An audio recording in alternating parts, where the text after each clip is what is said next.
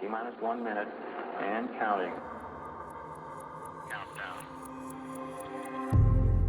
You give me love. Get up. What's going on? Do I want to know? I know it's getting me by, but I don't want that this time. Not just your touch.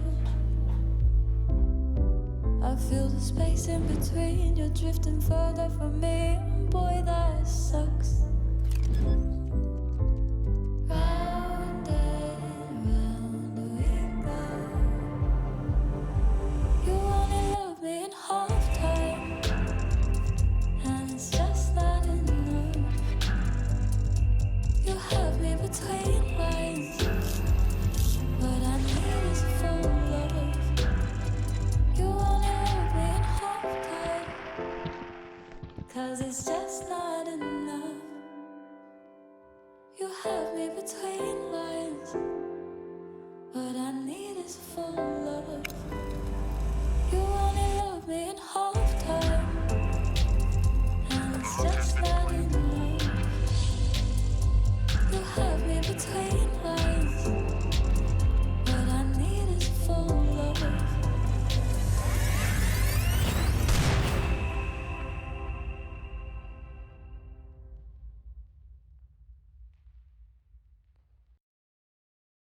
It's time to rise and shine because boy, oh boy, do we have some Counter-Strike action lineup for you people tuning in this fine morning. Welcome everyone to the final day of the Perfect World Oceanic League 2020 where we have 3 teams remaining in the fall and final RMR for the Oceanic region. Of course, we have 3 teams, the final 3. We're going to be battling it out for that one spot to make it all the way to the majors. And for those of you who missed out on yesterday's action where we had some pretty crazy games, we have a small little package for you guys. Kind of serve as a recap for yesterday's games.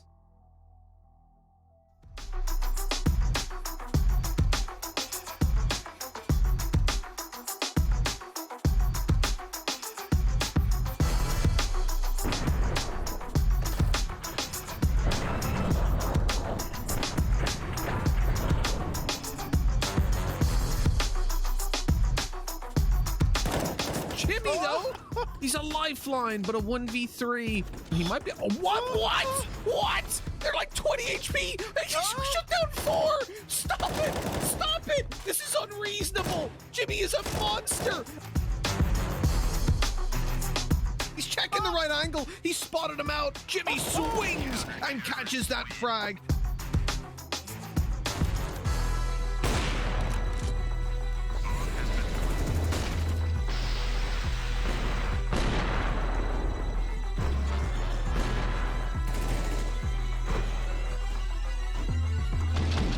The T's are now swarming onto this site. Savage, he is so confident.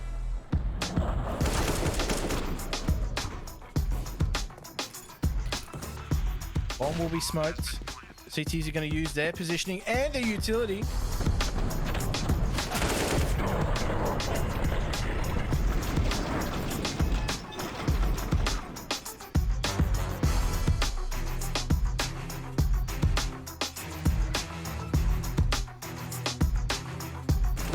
Flashbang is actually not good, actually blinds one of the teammates in Malta. Okay, nice spray transfer there.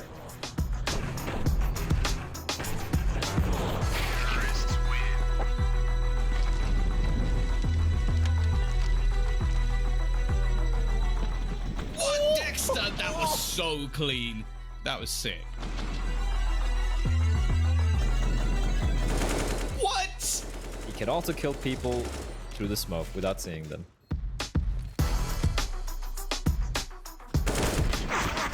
Dexter, stop it, dude. Oh no, they're already dead. They're already dead.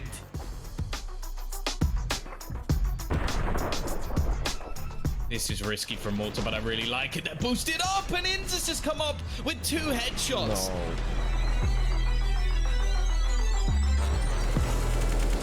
No. Oh my god, what?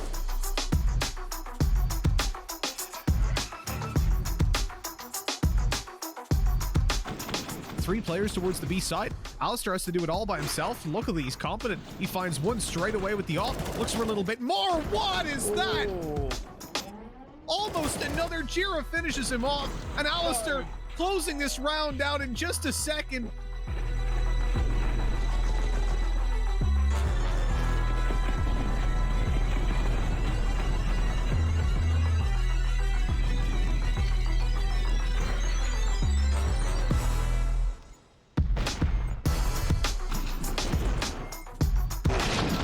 Alistair takes a headshot for his troubles. Estilo on another kill. He needs to stop this bomb defusal. It's going through as we speak. Alistair doesn't get there in time, but he does get the kills.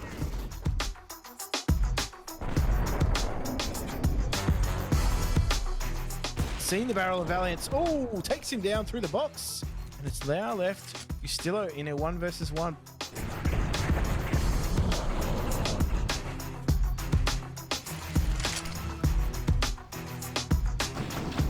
That is a great kill by Leaky. He swings to the back of the site for more. This man is unstoppable at the moment, locking down B completely.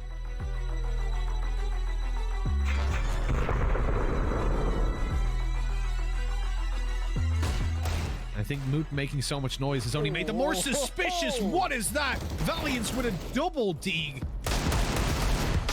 The back of that, the CTs are definitely ahead. There's only 15 seconds left. This bomb plan has to come through. If Licky dies, it's all over.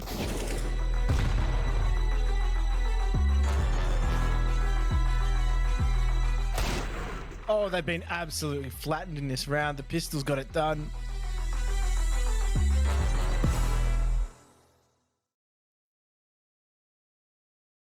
I hope all of you enjoyed that because I sure did. And one really cool thing about what PGL do is how they make these recap packages look so cinematic and cooler than what maybe at times what they actually are. But anyway, final games coming up of the day. It's going to be the consolidation final in the lower bracket, of course, followed by the grand finals, where right now Renegades are waiting for the winner of this first matchup to join us. And joining me, as usual, is going to be Tom. It's going to be Mitch, man. It's going to be Jim Nesso. Gentlemen, it's not that bright and early compared to the past couple of days, Tom, but you still look like, you just stayed up the entire night. What's wrong with you? You okay? It's pretty bright. It's bright Yeah, for you. it's still early enough. It's early enough. I'm a midday sort of dude, so the fact that I'm up even when it's 9 a.m. is early enough for me. Obviously, Mitch, this is the normal time he gets up, around 7 a.m., so I'm sure he's feeling chipper this morning. Are you, Mitch? 100%. 6 a.m. It's my wake up time every single day. Loving life right now. Not feeling tired at all. But while Tom's stuck inside of a projector, just what are those old things? Those old projectors, the like spinny ones. I think they're called Andros? projectors. Were But they? yeah, I know what you mean. They were like a picture projector. You had to click It's like it. I think it's called 8mm projector. I'm not mistaken. Oh, there we go. Fancy. See, There we I'm young. I've never seen one of those in person, but That's a I was movie watching called Mad Men. 8mm by Maybe with a Nicolas slide Cage. projector. You should Could watch be a that. slide projector. That could be the one. But yeah, guys, I think we're in for one hell of a day. Really, this is definitely going to be the closest of the days we've had in terms of 2 games we've got coming up, and I'm pretty excited because I think at this point we've got everything to play for. That spot in the major, it can go to Renegades, it can go to Order. It is a shame Chiefs aren't in the running for it. Like if they still had their points from the previous or more, that would be sick because then any of the 3 teams could make it. But we're kind of limited to 2. But it's kind of fun to watch Order go through the lower bracket, and the whole time we're wondering, can they make it to Renegades and can they then beat them? And we're pretty close to finding out. We are indeed, and of course, we can take a look at yesterday's results, where we had some pretty surprising, I wouldn't say like results at the end of the day, Jim, but some pretty impressive fights being put up there. I mean, Downfall, Mako Shock, that was a very close affair, and looking at it, we're like, all right, maybe Downfall's not gonna be struggling. I mean, rather, wouldn't really put up a fight against Order, but it was a pretty surprising performance from these lads. Inferno, Mirage going all the way to Inferno, Vertigo, and going all the way to Mirage in the end there, and even Chiefs putting up a pretty decent fight on Dust 2, going all the way to 30 rounds, Jim. Yeah, we had some really close matches, and I think it's safe to say that Downfall probably grew a little bit more into the competition as the day continued to go on, but you could see by the results there, it was a close affair against Mako Shark. It was a bit more of a brawl in the style of CS that we saw, but when it came to them playing Order, they had to be structured. They had to be a little bit more aggressive as well, and they actually delivered some results in a very surprising fashion. Even the map pick, of Order going the distance against Downfall was probably the real surprise for me. The fact that these 2 teams, on paper, they shouldn't be a matchup like that. They shouldn't be that close, but it was that close. And I think Order themselves, they said they were a little bit flat. They can't afford to be flat here today. They've got a tough opponent ahead of them, so if Chiefs bring what we saw yesterday, this could be really scary because they were really good on that Dust 2 pick. It was just unfortunate they couldn't get the job done against Renegades because Renegades were just far better on their map pick of Vertigo.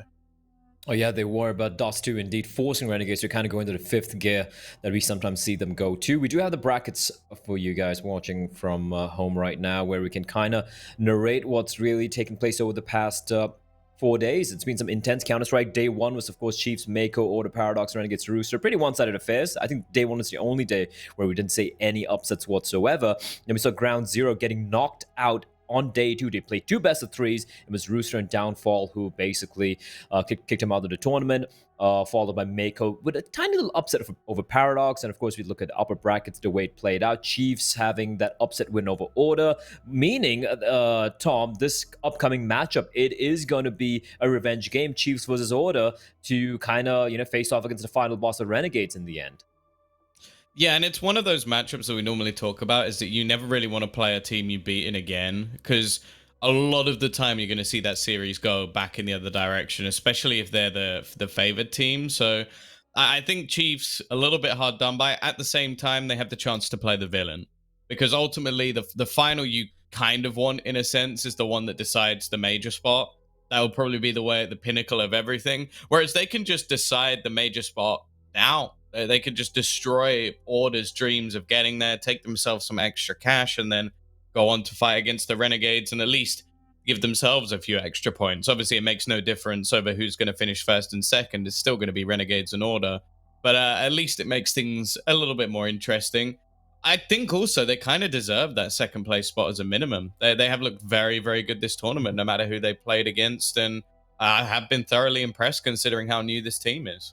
Yeah, I mean, it's not just RMR points as well. We do have the prize pool that these teams are going to be fighting for. And placing second and third, obviously, there's a little bit of a difference in the amount of money you're going to get. Let's take a look at today's schedule, though. It's a very simple schedule. We have 2 games.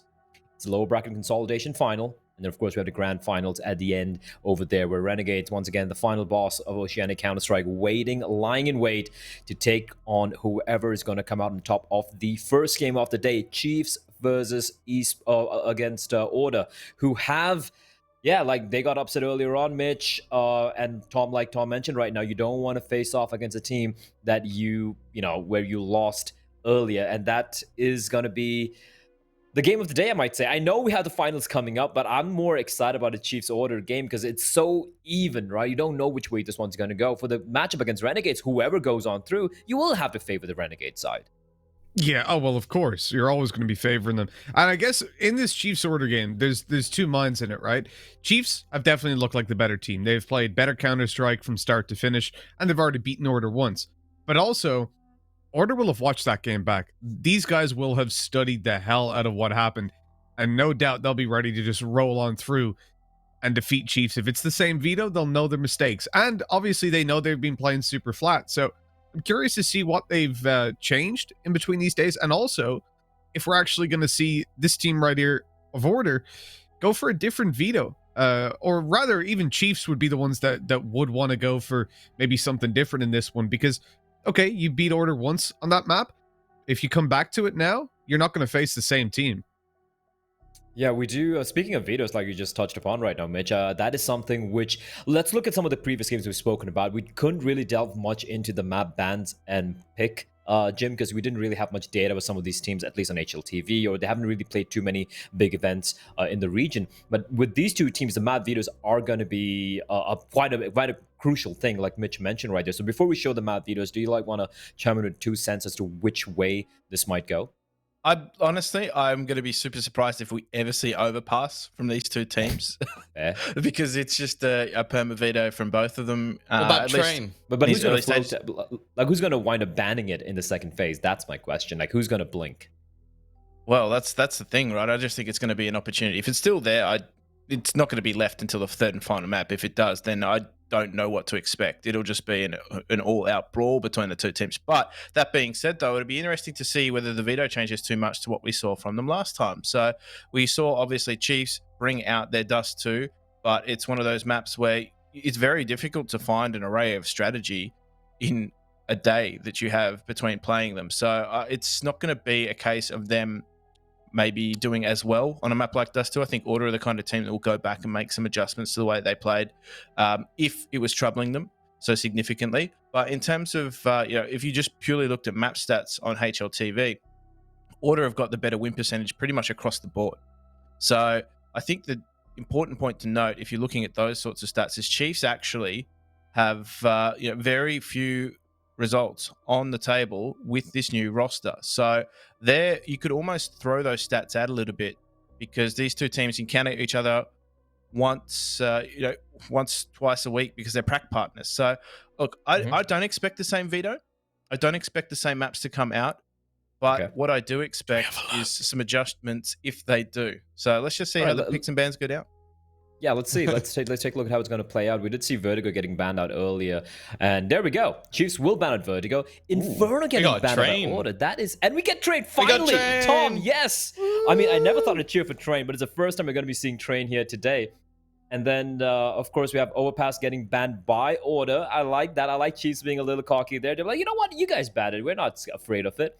And the Inferno ban from Order, maybe we can talk a little bit about this more in detail later on. But, gentlemen, very quick predictions because I do believe you're about to jump straight into the game right now. And, of course, it's going to be me and Tom bringing you guys the action. So, Mitch, let's go your way. This one's one of the harder ones. Who do you think this one's going to... Who do you think's going to take this one? 2-0 Order. Very weird veto. I didn't expect Chiefs to be the ones that were taking Vertigo out. I don't think Order would have played it. A lot of this just doesn't make a lot of sense to me. I'm going to say that veto favors Order. Okay, Jim? Yeah, looking at that veto, that's strange for me. Order on train look really good. So the adjustments will be made on Dust 2, and I think this is going to go the way of Order. All right, cool. We shall rather catch you gentlemen later on. Grab a coffee, grab something to eat, and enjoy the game. Tom, I want to actually go more in depth with this particular veto, though. It is a little surprising, right? You're talking about that Vertigo ban from Chiefs. Like, it's a map that Order, sure, they've played against some of the the Renegades and whatnot, but it's a map that you would most likely not see Order picking. It's kind of strange overall. To an extent, I agree. But when we spoke to Alistair like yesterday, I think it's something that they're clearly like slowly adapting to be within their map pool. And it's one that, in all honesty, I think they are the better team on, especially as a bit of a pocket pick. I don't think the Chiefs really want to be going in that direction. Like on the other side of things, they haven't played a whole lot of Vertigo. Their losses, like for example, their loss to Renegades was a 16-4. So if I'm looking at that, I'm actually going, no, you don't want to go anywhere near Vertigo. You've just been banged out by Renegades, and like Order spoke about it. They go like 16-14. They lose very, very close versus the top teams within the region. So I actually don't mind that ban. I think it's actually quite smart because they had an atrocious time on it yesterday. So why not just get rid of it completely? What I have, what surprised me a little bit is, or rather made me happy first. Let's talk about what made me happy first, Tom. Is the fact that Train gets picked by Order, right? That's something they didn't do yesterday. And I'm like, why don't you just pick it? It's a map that you're so very comfortable on. You have an incredible record on it, and you seem to really enjoy playing it, while most teams in the region don't really play Train that much. However, I'm surprised Chiefs let it through, right? This is a must-win game for Order. You're kind of expecting it to come out. Chiefs don't really play that much. They don't really have a great record on it, and they let it through and ban out Vertigo instead. I think that's just a little mind-boggling, but that doesn't really matter right now, ladies and gentlemen. Heading in straight into Dust 2. This is the pick coming in from the side of Chiefs. In Order, they're going to opt to start on the T side. Now, the question, it's for me, Mitch, is going to be how much are they going to try and abuse this B-bomb side? Tom. Who Sorry. you calling Mitch? That's the I'm biggest sorry, insult Tom. I've ever received in my life. I'm so sorry, Tom. I apologize. That was terrible of me. Mitch, of all people. Yeah, you'd be okay with Jim, right? Yeah, yeah. Jim's got style. I don't want to be compared to that. Either way, we are gonna have to push it onto the site. It's Gerard to kick things off. Illo looking to go alongside a bit. The kill that's going to be thrown away once again by the in-game leader, and this push on towards the A site is looking pretty good. Only Soju going to be remaining, and realistically doesn't stand much of a chance. Does manage to at least find one pick, but this is going to be a rough take. And Order are going to grab themselves a pistol with a fairly basic strategy, just a straight up push down long.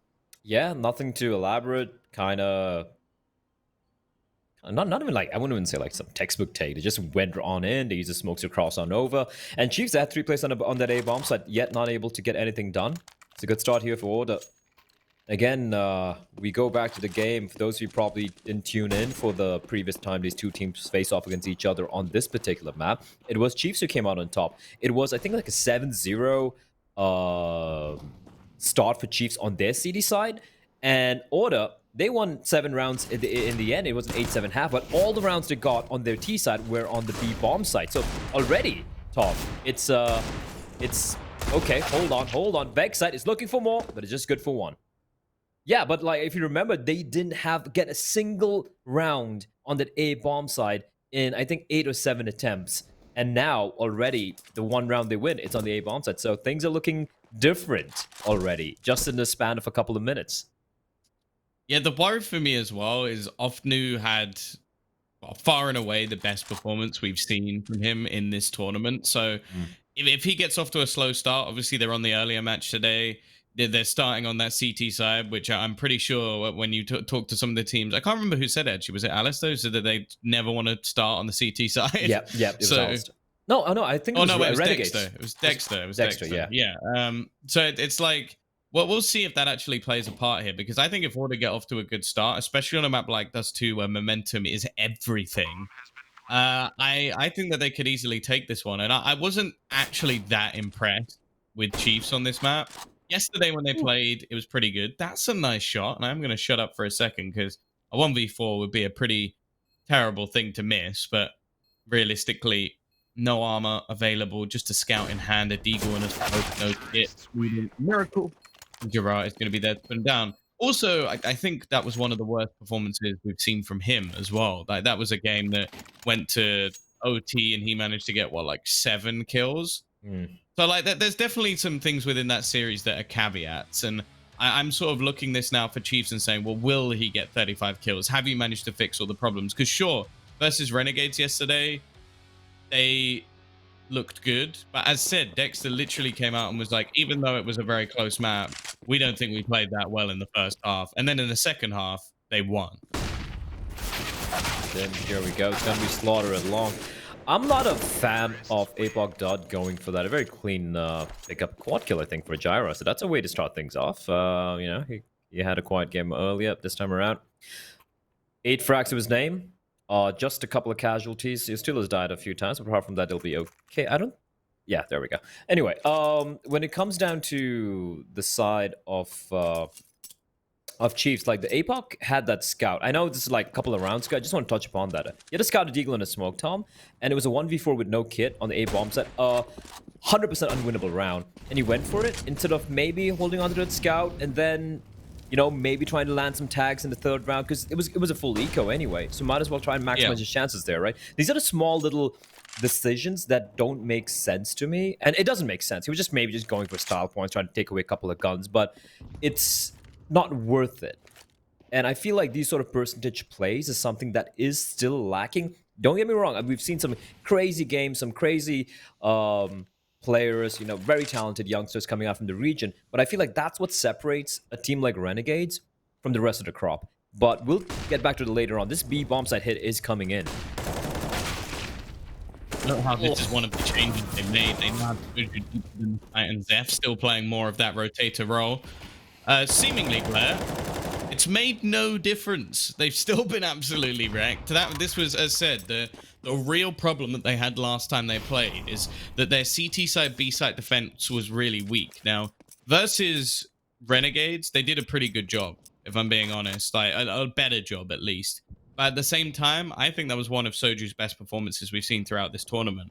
And as said, when this is your first map of the day, I don't know if you're going to be recreating that. That's a rough thing to basically go, okay, Soju, you need to have your best performance straight off the bat, otherwise we're going to lose. And even in the game yesterday against Renegades, if you remember, he wasn't really having like a crazy performance. It was near the end of that map where he had a crazy hole in the B bomb side, the 4K, right? So he kind of warmed up into it as well. Yeah. Here's the thing, though. 4-0 for Order, you know, it's a pretty slow start for the Chiefs. But the thing for the Chiefs is it's their T side, which impresses me the most. And which is their strength, right? So I don't think they're going to be too worried yet, but they still need some buffer to work with here. Yeah, and they got, what, I think it was 9 rounds, right? Versus the Renegades on their T side. So solid T side, especially versus a team as good as the Renegades. But yeah, as you said, they need to be pulling up something here. And it seems like so far the side of Order are just going to continue to try and pressure where they pressured before. And I rate that, because that's something a lot of teams will start to second guess themselves, going like, oh, should we just keep going B? Like, you play your silly matchmaking games and go, well, we went B 6 times, that means number 7 we have to go A. Oh no. Not in their case. They're just going to go pushing into that B site again and again. Valiance, though, he's going to catch APOC, Dad.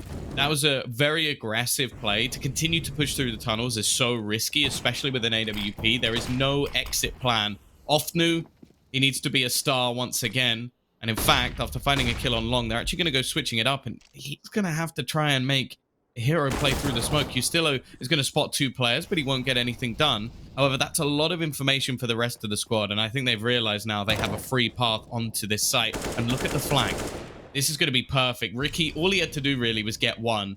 Now they're going to have the thought in the back of their mind that this man is behind us. Well, they do know that at least Offnu's there towards short. They're not aware of Zev's position, though. But yeah, I agree with you. For the side of Chiefs, they're like, okay, Ricky's around there behind towards top of mid. They need to make something happen. Zev going to be flashing for Offnu. Come charging out. Ricky's going to be falling back, but with Gyra getting that kill, this one's done. Unless Zev finds a second kill. He's done a bit of damage into Gyra. Nice flashbang to help out his teammate from Ricky. Ricky's in the perfect position. Oh, that Molotov should seal the deal. There's not much time remaining. 9 seconds, and it's going to be Gyra's going to finish it off. Nice hold coming out from Mortar. And then 0. Look, I'm not a big fan of that aggression from APOC alone, right? You have an AWP. It's like, you miss, you're done. And even if he landed the shot, the trade would have been immediate. Is it worth losing an AWP on a map like Dust with such a heavy investment for a one-on-one trade on the CD side? I don't think it's worth it. And he dies, and then the solo aggression up long. I mean, the teams are going to be expecting this. Like, Order are not a bad team at all. And they lost 2 players like that, aggressing and just getting, wrecked with no trade potential. I like the push towards upper tunnels with 2 players. That was much better. But this is the problem. I'm not a... My God. Well, it looked a little scary with the 2 kills, but, well, the T's reply back. This is what I'm talking about. These timed aggressions, they're trying to get the timing right, but Order's defaults, they're not going to allow it. Like, you need to, make some massive distraction for them to fall for it. But there's still a chance here, Tom. They're kind of low on a couple of players. If he gets this first kill, Alistair, he's switched over to the AK and just absolutely ruined him. APOC Dud is the healthiest man, but unfortunately, he doesn't have any sort of weaponry. A single flash and a P2K, the flashbang, even just off the corner of the smoke. They don't actually manage to cross off of it. They're just going to play things very, very safe. Same sort of Molotov that we've seen used regularly. And although Zef has managed to retrieve himself an AK, it's kind of awkward where this goes. They're going to go for the boost up. Oh, no, he actually jumped twice. They should know. They should 100% know that both players are going to be here. That's the luckiest kill I may have ever seen. Blind completely, just going to hit the shot onto Alistair. With both remaining players low, this could get rough. Nice work from Valiant. Should make this just that little bit tougher. And look at the position of Ricky. He's just holding into the pit. There's absolutely no chance for the cross. That kill from Zef is absolute BS. There couldn't have been a luckier kill, I think, if you'd ever seen. Nice shots from Zef initially, though. Like, these couple of D kills at least makes things costly, but at this point, Blair, the money is pretty damn good for Order anyway. Yeah, right now it's not about putting the... This is ridiculous. Just... Alistair is going to be a little annoyed with that, but it's okay. He's got his favorite gun in his hands. They've got a lot of money to work with. Bot still $7,000 in the bank, but quick trades towards long, and Val's going to fall off. And Vexat going to strike together. Although, in the fray, Vexat will lose his life. But 3v4. First time in a long time, we're going to be seeing, make that a 2v4. We're going to be seeing a pretty heavy advantage for the Chiefs side. Maybe the first round on board as well, Tom. It's been 6 rounds of drought, and now maybe some early success. Yeah, this is one, though, where they still need to be keeping this clean. Like, I don't want to see another player go down, really, for Chiefs if I'm going to be feeling confident, especially because this double orb setup is not going to be something they can recreate if too many players die. I'm sure Vexite's got a little bit of extra cash, but realistically, you don't want to be losing one of these AWPs. APOC Dud, though, a simplistic kill onto Ricky, and with a disjointed defense... What are you doing, I don't know why you're doing that. That's just silly. That's such an easy kill for Alistair. And you hand him anything like that, he could even find some space. That's risky, but it almost pays off. Nice work from Zef, though. He's one of the only players who actually had a good early start to this game for his squad. Everybody else really struggling. Well, all of them combined currently have 1 more kill than him, so it kind of says it all. But yeah, this from Vexite, well, we're going to see him challenge for long a lot. I think that's what we've learned from him, that being so young, he hasn't got that sense of fear yet. It hasn't developed. So he will just run in, die, and early trade's not too bad. Yeah, I don't know what that was. I kind of feel like I know what I was thinking, because the moment APOC got the kill from short, they kind of assumed, oh, they have to be together, which is a strange assumption to make. But that's what I think Soju was saying. Oh, the other guy must be short as well because his teammate just died right there, and it's a 2v4. He comes running and jumping around with a knife in hand. And yeah, these are small little things you kind of notice, which you don't notice when you look at like higher, like top tier Counter-Strike. These guys have the aim. It's just a small little nuances, which if they can fix those, if they can be a little bit more of a tighter knit unit, it'd be great. Is there the CS:GO logo in a football? I don't know. I wasn't paying that close attention. There is a CS:GO logo in a football, but I don't know if it's actually there in the game because I don't think I've ever seen it. And I spent a lot of time kicking the football around. Well, long hit coming out. And Chiefs have relinquished it. Yeah, something they challenge for quite regularly. Of course, this is a map where you can't challenge for everything all of the time. You don't have enough personnel to go for that. Again, a very aggressive position from APOC Dud, and one that, again, makes me a little bit uncomfortable. It's a spot where if you get pushed from short, or from tunnels even, you're basically dead, and there's very little chance for a trade. And considering he's found nothing, they're going to have to try and reposition, but hold on to short control. They can't allow that to slip away. The setup, though, is going to be a bit of a rough one. They're going to need him to hit some shots, especially watching over the pit. Oh, that's a tasty headshot onto Alistair. Even the second one as well. Just holding down long with the AWP. It's been retrieved by Ricky, and he's got to be careful not to overface it. You've already got the two-man advantage. Your teammates are going to be able to get into position. You don't really need to be taking any more risks. He is peeking around the smoke. He's smoked off towards the top of ramp, and he's holding the edge of the smoke, and he gets taken down. There's no need to do that, APOC. You've done your job. First incredible shot, follow-up as well, finding Gyra, and now you just give your life away unnecessarily. You play a little bit more passively. Nice flash from Vex side. Not really blinding Valiance, but you know, it does the job. And now it's a 2v4. What I'm saying here, Tom, it could have been a 2v5. It also could have been a 3-on-3 if Vexite didn't win his duel, so it did. Yeah, I guess they managed to make it work elsewhere. He's normally pretty good in this situation, but 1 versus 3 with 1 HP, he's not going to stand a chance. So Chiefs are going to convert their second round. As said, as long as they get themselves, say, maybe 6, I would actually feel pretty confident in them going into the T side if they play like they did yesterday. But for Order now, money's still going to be all right. Valiance with some extra cash. The bomb plant will help them out significantly. Sure, Jiraiya's a little bit low, and his 10-0 start has slowed down a little bit. That was dirty. I think that must have clipped the wall, because I think if it clipped the floor, the guy probably would have survived. Ricky getting tagged, and that is unreasonable. Gets tagged and then gets wall banged through the car. Some good shots coming out with the ops from APOC Dud and Ricky, and they will. Sorry, I think it was APOC Dud and it was Zeph there, and Zeph getting tagged down by Alistair. Like you said, Tom, our money has been whittled down now, but for at least the time being, they have all the money in the world, all the weaponry in the world, rather, to work with. Although Zeph being low here could be a problem.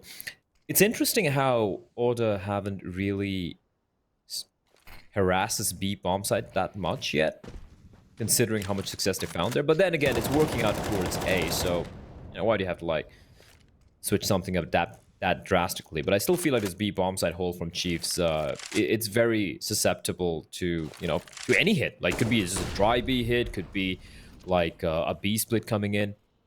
Haven't really been convinced with it so far. Yeah, they really struggled with this.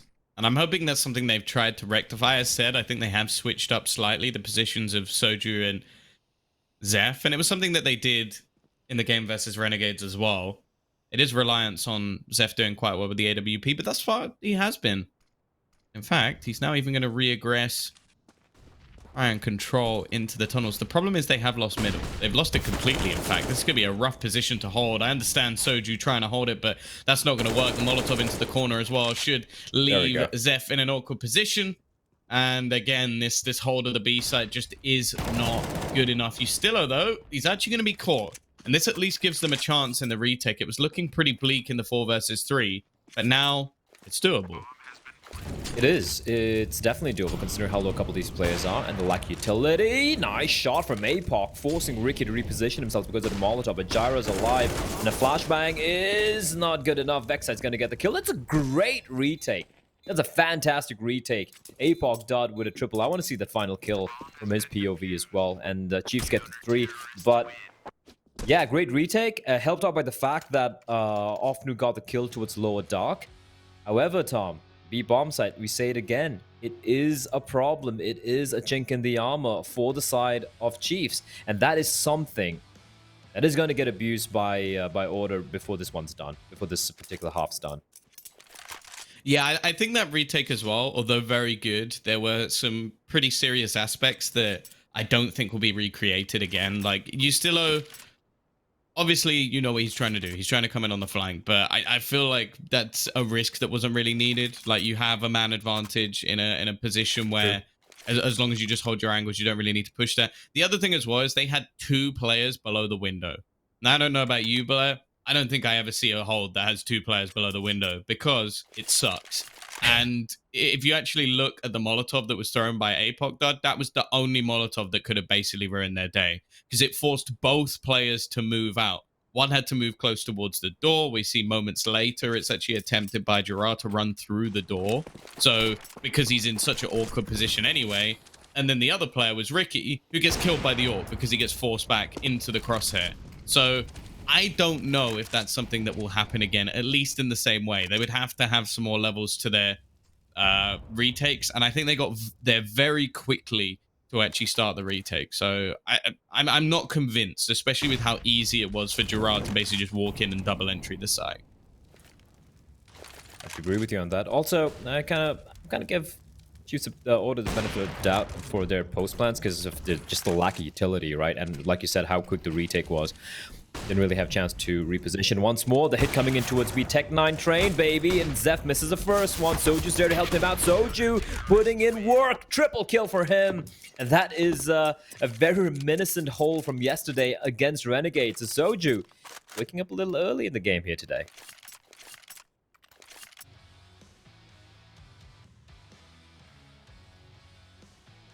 Yeah, they're definitely padding their stats a little bit here. I think Zeph's been pretty good with the AWP. The problem I have is that I feel like he almost has to dominate in mid for that hold to work. Hamming shot not quite going to land for Alistair, who... It's actually interesting. Like, we talk about prominent AWPers. So far, when I've seen him play Dust 2, he has struggled a little bit. I don't think he's quite had the impact I'd like to see from him today. And there's been a few moments where I'm like... You know what, I expect you to at least be doing a little bit more than this on a map such as Dust 2. So maybe if he can step up to the plate, especially with, well, we talk about how the one underperformer on this squad is normally Gerard. He's currently top of the board by quite a margin, in fact. I think he's on 12 kills. So we need to see some other members of Order step up. This could be a very dominant half for them, but unfortunately, it's not quite happened yet. And how's Ofnu just got away with that? He does end up getting taken down, which I guess actually favors the T side, but just spamming through the door, Gerard is now gone. He is gone now. He still is aware that there was an attempt to push up towards tunnels. Now, I don't think he knows there were 2 of them. Now, again, heading towards A. APOC dud. All the time. Oh, you hate to see it. They're going to run in through the flames, aren't they? Yes, they are. 2 players just charging out, and APOC's going to do a smart thing. Fall to a CD spawn. There's no point sticking around taking the fight. But that's going to leave Vexite alone. Now, his attention straight on that A bomb side, but his position has been compromised. Now they know where he is, and that means this flank in the form of Ricky, he can create a lot of problems, and Vexite's aware of this as well, so he's trying to be a little bit more aggressive and trying to take care of that flank before it gets up to no good. And here comes the retake, rather, and it's okay. Soju out of nowhere, 2 kills in a very uncomfortable position, make that 3, and somehow he's turning it around for the side of Chiefs, and Ricky's gonna be left alone. They know where he is, and it's gonna be Vexite to seal the deal. What was that from Soju? We didn't see it from his POV, but we talk about shooting Hopefully fish in a barrel, Tom. The fish, they shot back. No one ever suspects the fish. Look at this. 1. Oh, that's some clean stuff from Soju.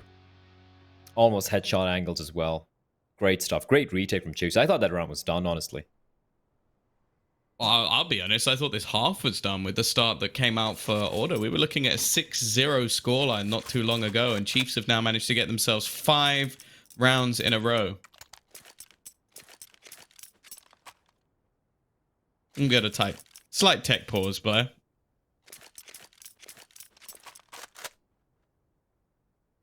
All right, It will be just a moment. I think Ofnu has disappeared. Now he did have a bit of a quieter start, so maybe he's having a skill restart.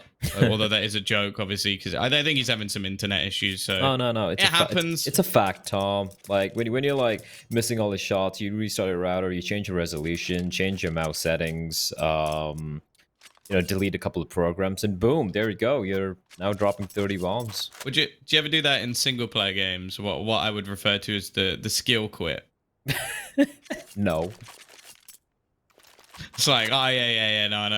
I'm definitely better than this game, but just there's some BS going on, so I'll skip. That was actually something that was quite common in online FIFA. It's like you're getting banged really hard. It's like, oh yeah, I'm gonna skill quit. It's like, well, what's skillful about that? It's like, well, he doesn't get to destroy me any worse. Well, that's I the way. am That's the way to not handle good it. at FIFA. That's one of those games where I feel like no matter how much I play, I don't get better at the game. Like if I play CS repeatedly for weeks and weeks, Mhm. I can find myself getting better and better. Like my individual aim, just because of constant muscle memory, I'm improving. If I play FIFA again and again, I will eventually come up against someone who will beat me 9-0, and I will never want to play it ever again until the next day, and then I'll play again. Which is what's terrifying for me, when it comes to Diabolical, because I played a beta. I've been following the I'm game for so a bad while. at this game. I love I'm it. I so love bad. it. I'm okay at the game. The problem is, listen, I mean, I'm a boomer, but there are like mega boomers out there who've been playing. Like Slasher. Yeah, people like Slasher and people of his ilk who are like these close to 40-year-old dudes who have like, kids. The kids are about to head to college, and they're like, now is my time to shine. Now is my time for my Quake 2 skills to shine. And these are guys who are outfragging people like when I was just discovering video games, and they are terrifying. They're super nice though. I remember playing Diabolical when it came on beta on one of the Singapore servers, and it was a 1v1, and this guy he's destroying me, and I'm like, I'm still like, okay, fine, I'll play. And then this guy in all chat is like, you're new to the game? I'm like, yeah. And he's like, have you played similar games? I'm like, I've played some Quake, but I'm not like that great in the game. And he's like, it's fine, I'll teach you. And he spent the rest of the game just teaching me some movements and some tips and tricks. I'm like, wow, these guys are super nice. It's a very different scene compared to a lot of the other gamers, so to speak, when it comes to, let's say, Counter-Strike or some of the new up and coming games. So it's a boomer game, but it's a game which will teach you the meaning of humility, Tom. Well, yeah, it's like I've watched like little bits of like Quake. I always enjoyed watching Cypher play. Oh, Cypher, Rafa, yeah. He was just it was just nuts. Like you watch what they do, especially the movement, because there's a lot of people who like talk about how like the movement it is probably one of the most important things in that game. But it's just the way that he's moving around at the speed of sound, and I'll try and do that, and I'll be like hitting a wall. I'm like, you must have spent so much time like memorizing these maps. And the thing that's really interesting to me, I don't know if you knew this, but so I was like, watching a fair bit of Apex Legends at a time. And he was actually the coach of the Na'Vi Apex Legends team. Oh, okay. So he like I obviously that game there is a lot of aspects that movements come into play rather than other battle royales. Like if you look at PUBG, it's fairly static. But if you consider Apex, there is a lot of like sort of bee hopping, like movement, being able to swing yourself up into certain positions. So I wonder if that was part of the aspect or part of the reason that he was actually brought in is just because in terms of like movement and raw individual like insta aim and reaction times, like that man was always up there. I think he still competes to like a very, very high level of 40. I think it's like just look, he's got 14 years of experience playing that game. So the fact that he then went over and coached some of the youngsters, and to be fair, the Apex team from Na'Vi, if you're going to pick like raw individual players, dear Lord, some of those guys are absolutely ridiculous. Like you know when you see someone like just post a like clip on Twitter, just like, oh yeah, I did this today, and you look at it and you're like, get out. Yeah, I can't do like, that. I can't. I could spend 10 years playing this game and I wouldn't be able to do that once. It's ludicrous that the skill ceiling in some of these FPS shooters, and I'm actually a big fan of like really never got on the Apex hype train, but I did enjoy watching a bit of it. And also like if you look at Diabolical coming out, I like shooters which have a very very high skill ceiling where it's like you look at a pro player, like a really good one, and you're like, there is no way I can do that. No matter how many hours I put into it, I can't do that. And I feel like that is the sort of skill ceiling I want to see in competitive games at the very least, right? There are many other games out there who've come out in the past 5 years or so where it's like they want everyone to play the same level. So it's more like, oh, we want a new player to pick up the game and feel like, you know, a pro player. Like, get out of here. That's not how video games work. Anyway, we're back in the game. Often is reconnected and is ready to drop his 30 bomb. As Zeph with the AWP, he's gonna not, well, he gets tagged, but he still managed to win the duel. Nice flashbang, but not able to peek around and get the kill as it's all done to Soju in basically a 1v4, and it's gonna be smoking off the flames. They're gonna come charging out. No one checking the corner. No one checking the corner. He's gonna find two, and now it's a 3v2 as the bomb, well, it's been retrieved, and the Steel is gonna find two, and suddenly things are looking a little tricky here for Chiefs. That was a mistake from Apoc, Dud. That was a big mistake. That was a completely unnecessary peek. You have yourself a man advantage. Your teammates are not close by. And you decide to peek into the window. That was the only way that you still is getting a kill. Ofnu ready to push through, and it's a little bit of an oversight. But Alistair, he hits the headshot instantly anyway. That is a round that they never should have been able to win. And again, that's the second time now where we've seen Apoc Dud in situations where I don't doubt his ability to find those kills, but they weren't needed. They weren't needed, and I completely agree with you. That was unnecessary, and for the in-game leader to do that. Look where his teammates are. Look where his teammates are as he died there. No one nearby. Nowhere near. Yep. Nowhere near. That's silly. You're the in-game leader, lad. I mean, you're supposed to lead by example, and these are the small little mistakes where, like I said, you could probably get away with it against a team like, let's say, Mako Shark, maybe against a Paradox, not against Order. What is this round from Order? Like, two players just ran out short with, like, no smokes, nothing. It was a forced buy. It was a buy as well. They won the round. Yeah. So sorry, what am I even saying? Like, I'm losing my mind. Yeah, that made no sense. Maybe that fast, long one player was trying to sell something there, and they thought they could catch players off guard. And okay, that does catch Apoc off guard. Ouch! But Ofnu replies back, leaving Alice to Ali. Beautiful hair of his. I'm sorry, I can't get enough of it, Tom. He's left in a 1v4. You have a crush, don't you? Listen, if you don't have a crush on Alistair, are you even living? Plus the shots, man. They make it even better. Here we go. Yeah, it's kind of it seems unfair. I'll be honest. That he's that good looking and talented, whereas I have neither of those things. Ofnu is going to be able to close out the round though, and it seems like his internet restart has worked wonders because he will get himself a triple kill in this round. 7-6, still in favor of Order, but as I said, considering this was a 6-0 scoreline. And the last round was so close. This is going to put the pain onto Order. And I think maybe we did just see Chiefs get off to a bit of a slow start. It's been quite a common trend within this whole tournament.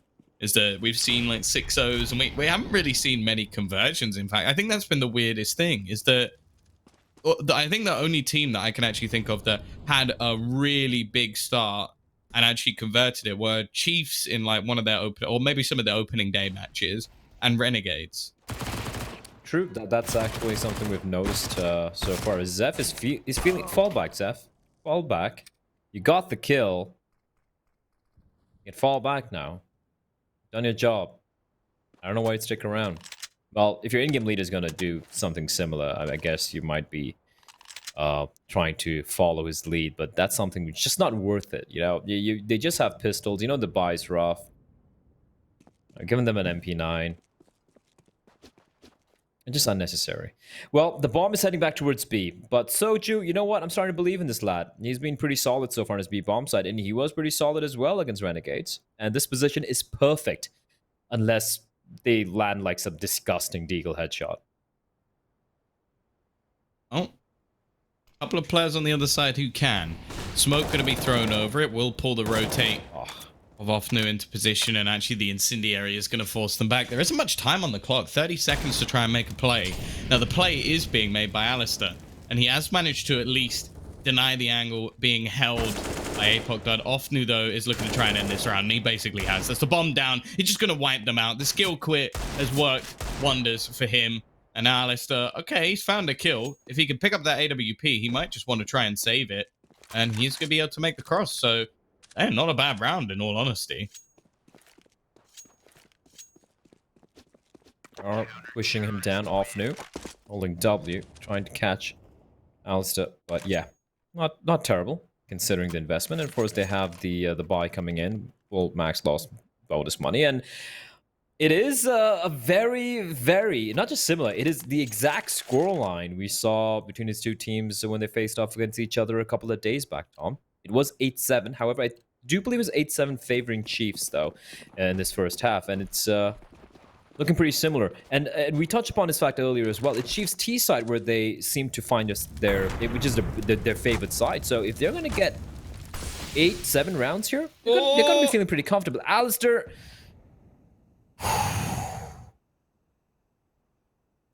Too close. Yeah, he wanted that kill really badly. The thing that's been weird about this, though, is that in the last game that we watched them play, it was Order.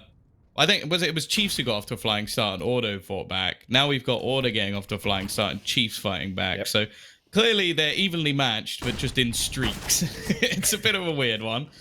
Nice nade as well. Like, this is so much chunk damage. All of this has just been done by utility so far. Not a bullet has landed. Oh, that's a risky peek from Apoc Dud.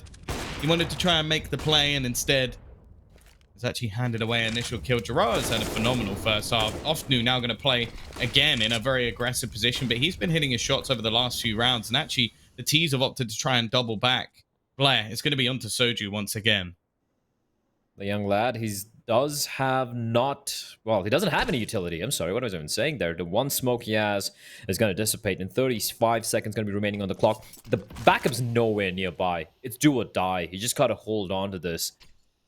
He has to be the turret. He has to hold on to this bomb site all by his lonesome. There's no one marking mid for him as well. Luckily for him, there is no one at mid. All 4 T's making their way in. He spots out a barrel of the gun. No one checks him, and he's going to get traded. Ricky finds a frag, but the rotation's so far away. Often, at least kind of close by. He's going to be making his way from the tunnels, but 3v2, if Alistair gets taken down, there is a chance. But just a sheer lack of utility for the CTs is going to make this retake nigh impossible, Tom. Especially with the Molotov. There we go. The Molotov getting tossed in. Valiant finds Vex site. That's going to be the round. Order's going to get her 8 rounds here in the first half. Yeah, it's one of those situations where I think they got basically disjointed because of that. And while Alistair just holding the angle ready and waiting. So 8-7, similar scoreline. In fact, maybe even identical scoreline to what we saw last time, but in a very different manner. And Chiefs now going onto the T side, I'd be feeling fairly confident with them, especially with how things started 6-0 down to bring it back to a very respectable, in fact, probably the default scoreline we normally expect to see on Dust 2.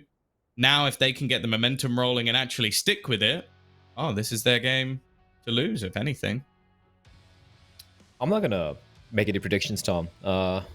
It doesn't seem to work in this particular region. That's boring. True. You know, one of the worst things about working the desk, or like being an analyst on the desk, and you've done a few desks here and there. Mitch? I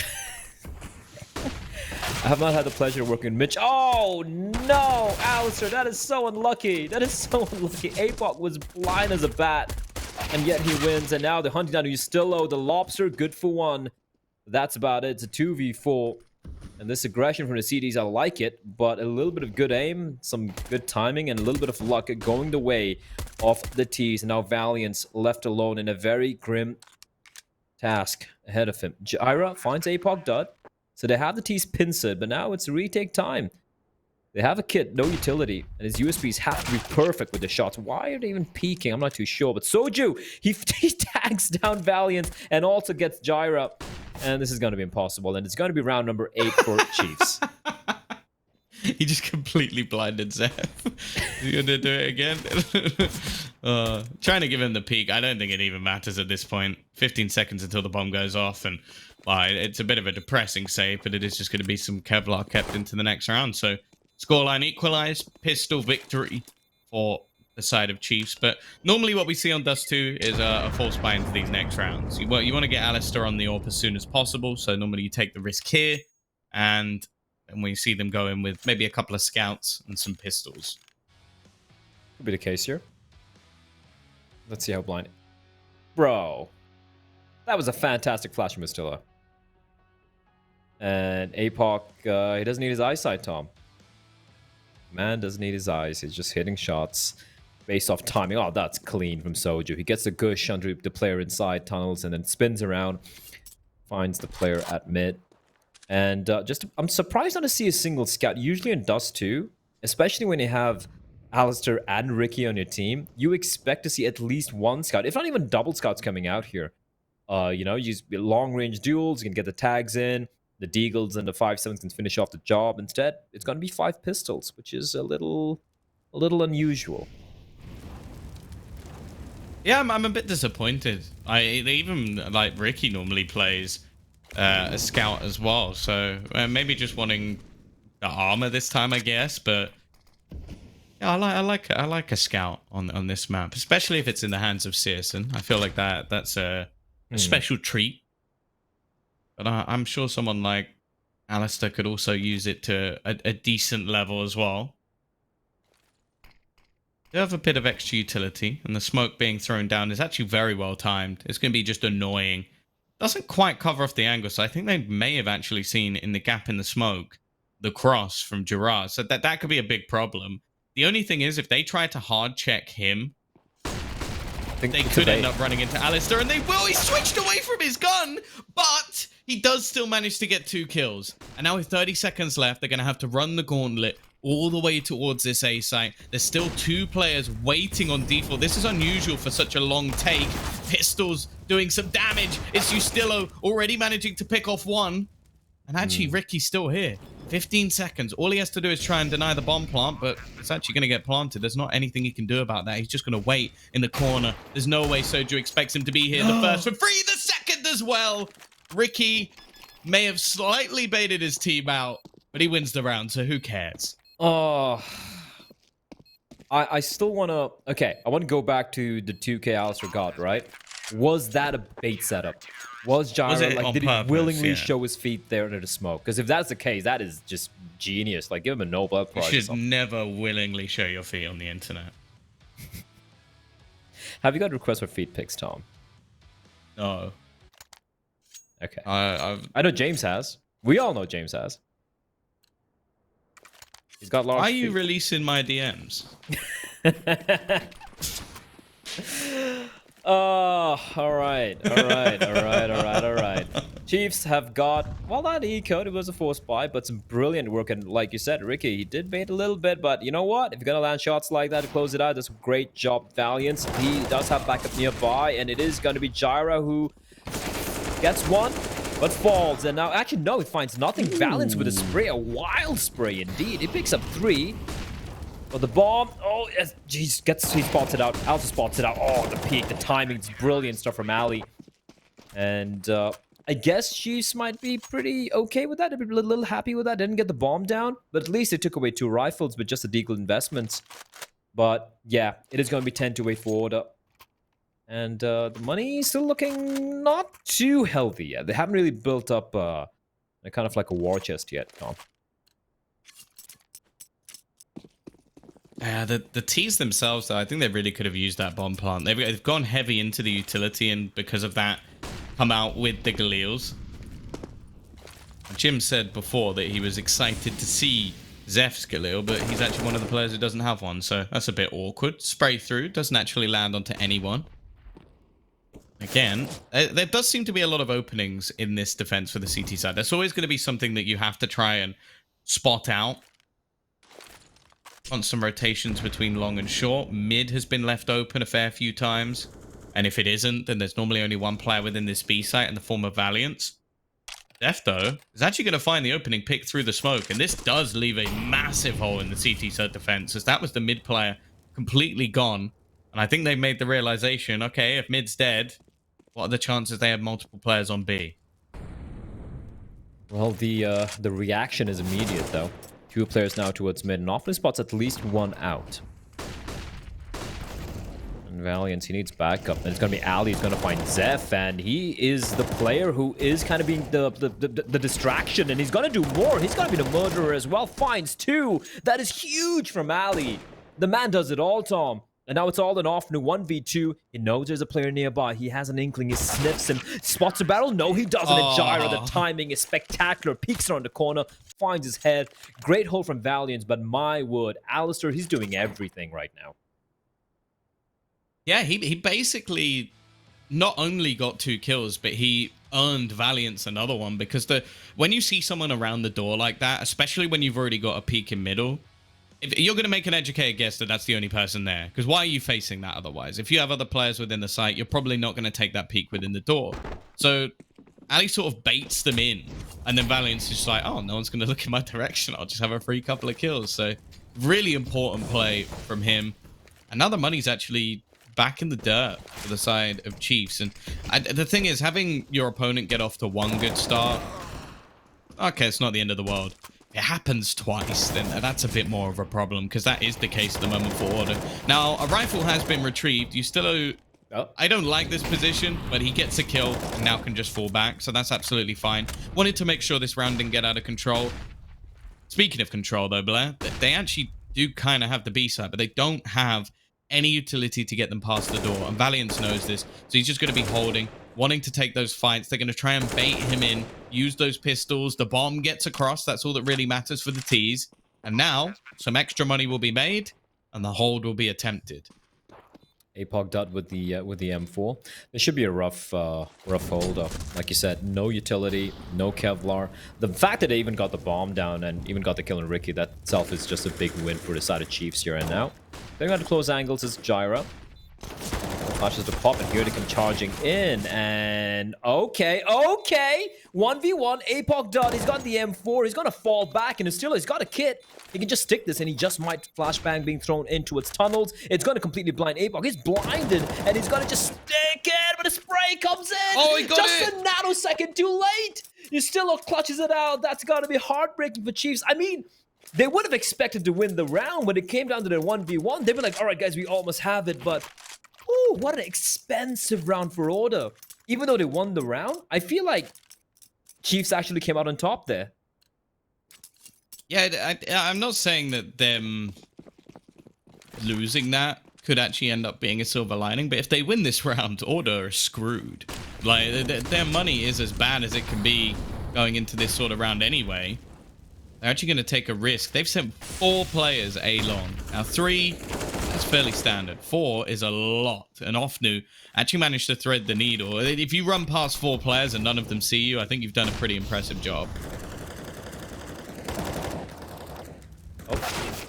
Nope. What? What? Oh. Oh. That's just filth. He's got away with murder. He's alive. He's still alive, Tom. In the meantime, he's got to get another one. That's illegal. Often you can't do that. There are 4 players in long, and he finds 3 of them, and he's still alive. And with that, shot's been given up. There's nothing Yusilo can do. And in fact, Tom, I don't even think he can save.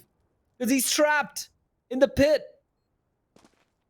What was that from Ofnu? How does he get that? How does he get the second? How does he get a third? I don't know, but this is what you want to see if you're a Chiefs fan. They might not expect Ustilla to be here, though. That's the only thing. There we go. It's finally been spotted out, but obviously, as you said, they killed 3 players on long. I don't think you're going to be expecting player number 4. Ofnu's actually going for this, and he's going to get his 4th kill. As said, at the beginning of the round, this was a 4-man stack. They faced off against 1 man. A man's face is on your screen at the moment, and he managed to come out on top and survive the round more disgustingly. I said at the beginning, like, I don't know if he's going to be able to pull off the same magic that we saw with 35 kills. But I'd be impressive if he does manage to sort of pull things back. He's been very, very good. That flashbang was so sick from Ustilla, though. Look at the defuse. What? 1 second. The spray comes in, and yo, He killed him like a tick later. Yeah, that's like almost the moment he got a defuse. That's insane. Just the timing on that is ridiculous. 0.69. Point. Well, no, that had to let's- hit 0 because otherwise the bomb's not defused. That's true. That's true. That's true. So like, it literally just hit 0. But I just saw 0.069. Tom, I got excited. But 912 and attack time are getting called by order, or I guess by chiefs. I'm not too sure, but that was a round. You said it could get very scary, and it got very, very scary because they've gone for the force. I mean, yeah, you do have a 12-9 lead. Yeah, you have no money, and plus you have a lead, so cool, makes sense. It's like the next round, and unless you're going to go in with SMGs or just, again, some pistols, it's kind of worthless. So it's fine. It also means that Alistair can save up that extra cash, and he'll probably be coming up with an AWP in a couple of rounds' time. But yeah, this is looking very good. And the thing is, the manner in which Chiefs have been able to do this, they come very close in the round prior with the pistols. They then come into that round and win it very cleanly off the back of some brilliance from Ofnu. So they've now given a huge injection of cash into the T-side economy. Great flashbang coming out from Jura. Unfortunately, not going to be able to do anything in the USP. And now he's the only one remaining. It is a flawless round. So Chiefs have pretty much started their comeback at the perfect moment. Cash is booming. And more importantly, Blair, they're now going to come up against, well, nothing. So this could be an even better start for them. Yeah, this is their opportunity to try and tie things up here. And this map's not quite done yet. And every time Autoplay does too, it's like, it's so close, right? The first time they beat Chiefs yesterday was 16-14. Renegade just sneaking away with the win. Ugh, nice tag there from APOC Dot. But don't really see anything taking place here. Even if they go for a stack or anything mental, I really don't see the USBs coming out on top, especially in a map like Dust 2, where just the rifles at distance, it's going to be a problem. Another attack for APOC Dot. Finishes off Alistair. Overkill with a headshot. This one's, I don't know if I ever asked you, you did predict Order to win, right? 2-0, because I like the other two. I don't know about 2-0. I obviously it's kind of null and void saying it now because we're halfway through a map, but I think the Chiefs should be able to at least steal one. The only problem is we're kind of looking at it as what map. This one, it's kind of questionable, and the next I think is impossible. So it has to be here if they are going to take one. But they're looking good at least now. So I'm sure if I do predict them to take a map, no one's going to take it anyway because we're already into the map, and I have some data that no one else would have had. But I think they can take this now, especially on the T side. I think they've looked very impressive. They had a stellar first half. Sure, they've now got off to 2 slow starts. But that's the thing, Blair. Like, if they've had the slow starts, the thing that's been fantastic from them is when they finally have economy in the buy rounds, they have the economy in the buy rounds. So I think Order are going to have to step up significantly. And the thing that scares me is in the games where we haven't necessarily seen the best from the younger players, we've seen the sort of old guard of this roster perform fantastically well. Now, granted, a lot of the younger players started very well in this game, but we have started to see a few of them fall a little bit flat, and Ricky and Ustillo are nowhere to be seen. True, and it can kind of be said of Chiefs as well. If you look at all the players, APOC Dot, even as in-game leading and everything, he's still very young. He's like 21. You have Vexite, who just turned 16 yesterday. You have Zeph, who's 18, so just pretty young as well. And you have Ofnu, who's kind of like the veteran in this lineup, right? He's like thing. And he's the one who's been stepping up here. He had a little bit of a quiet start, but I gotta agree with you. But I feel like for Ricky and Ustillo, it's more like, I think Ustillo, for me, is, apart from some of the players in the Renegades lineup, has been the most consistently good player so far in the tournament. He hasn't had a bad game. He hasn't even had like an average game. It's always been good or excellent.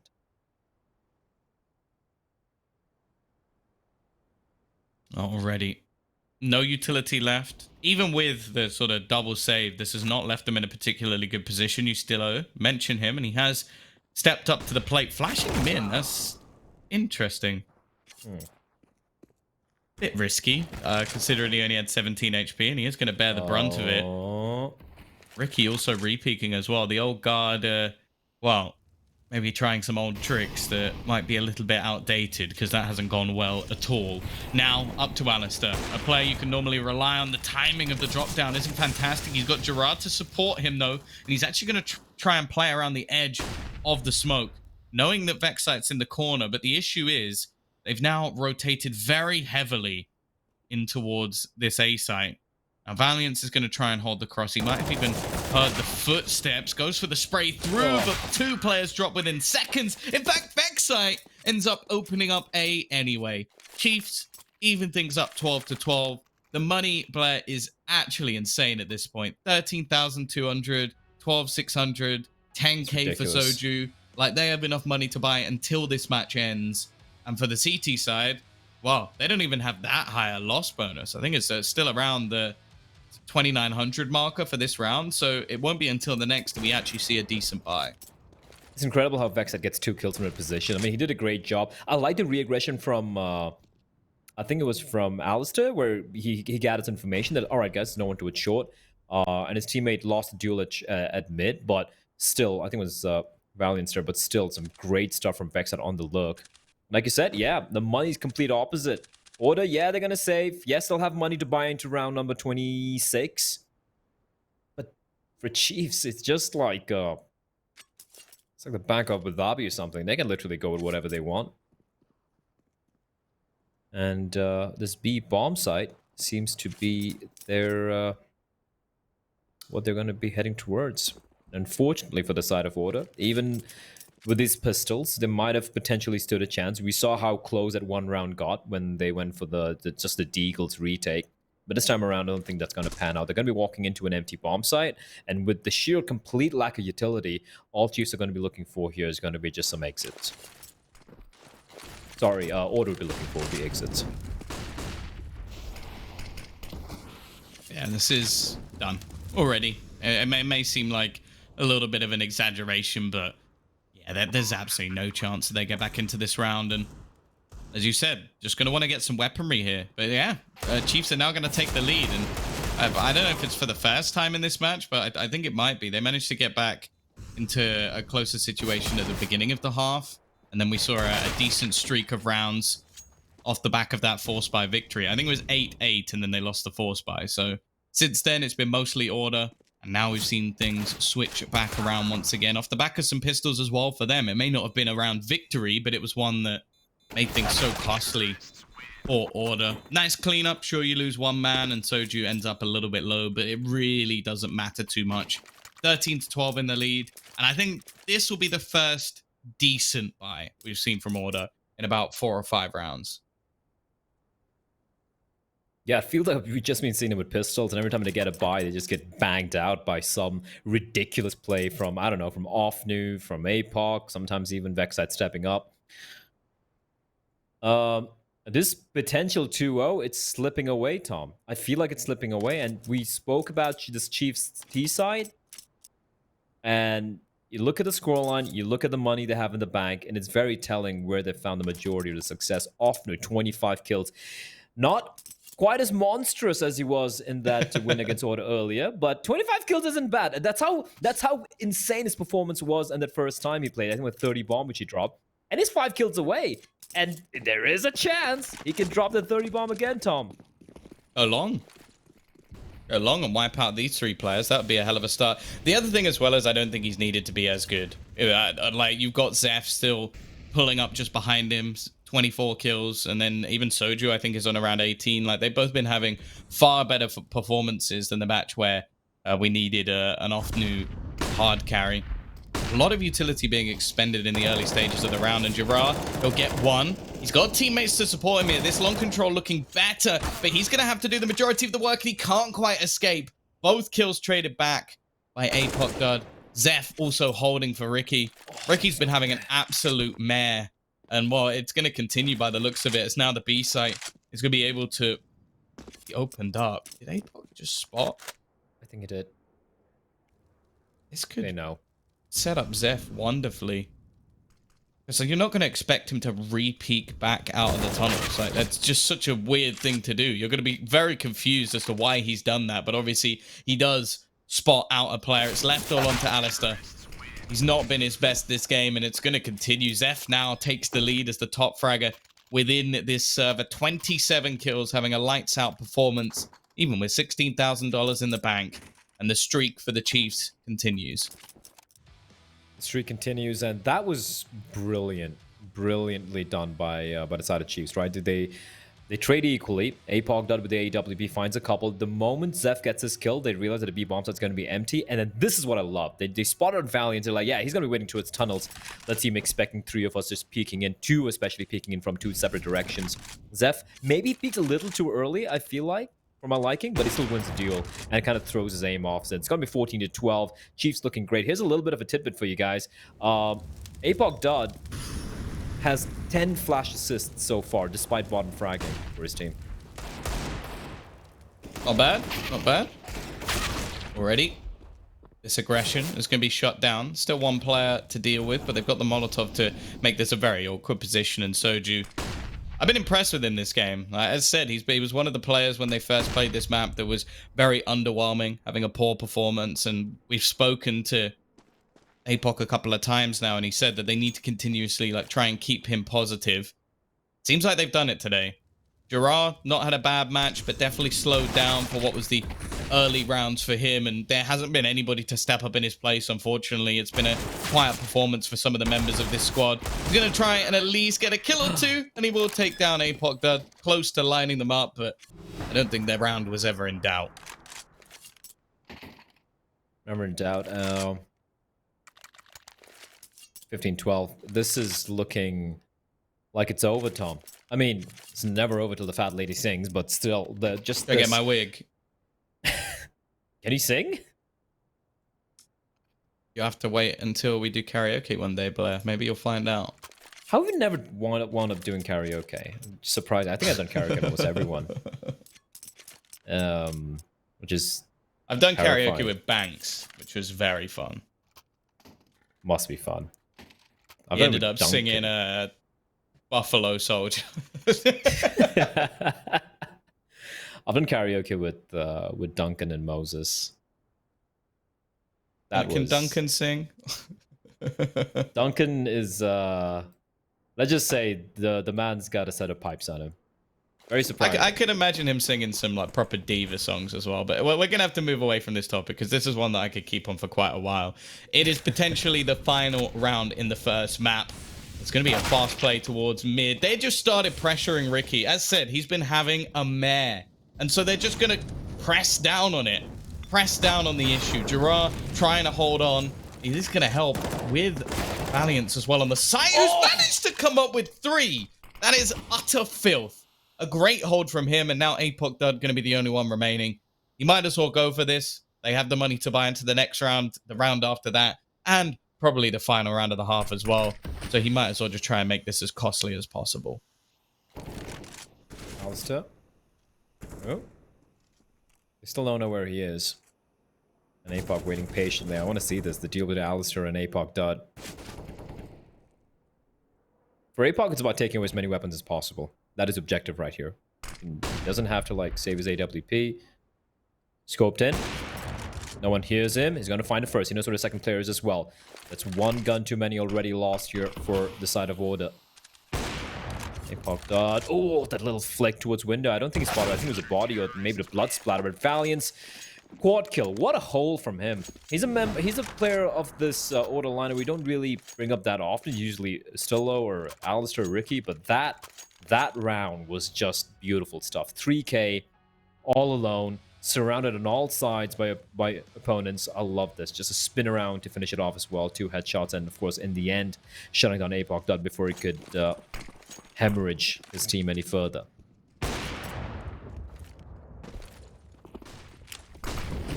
Still a chance for overtime, and if Chiefs could choke this one out, Soju, though, is there to start things off on long. Gerard just has to fade away. Not the start they were looking for. Oh, who's going up? Only one of you can. Makes more sense for it to be Alistair, if I'm being brutally honest. Get that AWP. But just look at the T's. They don't seem to be dedicated to this just yet. Still hesitating slightly on where they want to be going. Of course, in these sort of situations, the calling is everything. You get it right, potentially win yourselves the game. You get it wrong, and you might have just given Order the lifeline they needed. Still going to have Ricky lurking in mid, but this time he's got an AWP, a secondary up saved over from the last round. And as said, he's been having a bit of a rough one. You're going to see them crab walk, duck their heads down just in case there is anybody watching mid. And with the lurker of Offnu beside them, looks like they're going to put the pressure on Valiance once again. I like this. I really do like this from Vexide and Apoc. Trying to sell this, and that's trying to keep 3 players here, and they're continuing to push ahead. It's not just the smokes, they're making a lot of noise, barreling up ramp. 2 ops lying in wait, and it's going to be Apoc that is going to find one. They're aware of the position, but hit comes in towards B, and Valiant again at 2k. It's going to leave Soju alone. Vexide finds Alistair. Now it's a 1v3. Gyra, if he can find his kill onto the player on B, he could maybe save it, but Soju says no, and pours out a cold one for Order. 16-13 Chiefs. They win their map pick, Tom. I wasn't believing it. I won't lie, but they make it happen. And, well, what a game. That was fun. Yeah, we're going to bring the others in. I know that obviously Mitch and Jim are going to want to give their fantastic analytical opinion on this one. So I'm sure we can bring them back. Yeah, Jim, go on. 2-0. Ha! Look, 2-0. Look, to be honest, I think I maybe underestimated Chiefs a little bit in the sense that from what I was watching early game, they were making a lot of mistakes that were maybe just overconfident peaks. We saw players entering into retake situations when the rest of the team, for example, weren't quite there. So I think in terms of what Chiefs were able to do, though, was that steady that ship. There were some great performances coming in from individuals in rounds where obviously we see Soju here just shooting the fish in the barrel when he was, in fact, a fish in the barrel himself. But in terms of being able to provide them a solid platform, it was the younger players that were able to come through. We saw Vexite, whilst he wasn't huge on the scorecard, he actually played a pretty critical role in just also selling some fakes there on that, both that T side, being the Splinter Cell inserted, and then also on the CT side, just holding things down. So despite the fact that the numbers might not have been on the board for some of the players, there were still some critical moments. If anything, I'd probably be a little bit more disappointed if I was in the Order camp, because again, they were seemingly just roped back in, and Chiefs were able to make the adaptations. That Deagle kill was the last kill Ricky got for the entire match. Oh, wow. Really? He got 9. That was his 9th kill, and I don't think he got a single kill for the rest of the game. Oh, that's so in rough. round 16, and we went all the way. What was it? 16-13 in the end. So yeah, he didn't have a kill for a very, very long time. Also, You could like, see. yeah, go on, Mitch. I was going to say, you could see the pressure that was being applied to him as well over on the CT side. I mean, they were consistently going in for those early kills towards him. I felt like that mid hold was never really there for Order. And it is a little bit concerning when we see Ricky, because especially himself and Ustilo, those are the 2 players that we look at. I mean, the Lobster himself had an all right game, but it was just all right. It was probably even less than that. And they're the players we need to step it up for Order to be taking those wins. It's what we've seen all through their lower bracket run. They were the reliable pillars for these guys to fall back on. Yes, Alistair would come through with like nearly 40 kills every now and then, but they were the consistent factors. And in this round, or in this map right here, that wasn't the case. Indeed wasn't the case. We do have a scoreboard which should be coming up here, but the funny thing is we don't have an MVP graphic, but I think it's going to be very clear very quickly who the MVP is going to be. Zeph on dropping the 30 bomb, closely followed by Offnu. And here's the thing, we didn't really see any highlight moments, so to speak, from Zeph. It was Offnu with a 4K at long, Soju with a hold, Apoc done with some crazy shots. You don't really see those crazy frags from the side of Zeph's no highlight reel, so to speak. He went 7-0 in opening duels, Jim. He had 8 multi-kill rounds, over 100 ADR. But the other MVP for me is Apoc Dud. Yes, I was not a fan of a little bit of the re-aggression which was coming out from the in-game leader and the primary opera of this lineup. But at the same time, 9 flash assists, and he ends that map with 12 assists in total. Like he was really setting up his players for success, especially Offnu and Zeph towards the long area. It seemed like a mirrored performance from yesterday, what we saw on Dust 2 from Chiefs as well. We saw the same thing. We saw the same players on Dust 2 performing for them. Obviously, this time they were able to get themselves over the line. So I think that's the difference here. Order, on the other hand, they didn't have any standout or breakout individual performances. They did look a little bit flat. So we've said that about them all competition. However, now they have the worthy rivalry sitting in front of them, but they're in the lower bracket. So they really need to step things up on this train pick and take things to that third map. Third map, train pick, that's going to be coming up next. We're going to be going to a very quick break. Can somehow Order bounce back and pull up the reverse sweep to face off against Renegades later on? We're going to be finding out. But before that, coming in next is Train. I'm excited. The first time we're going to be seeing Train so far in the tournament. But before that, these few messages.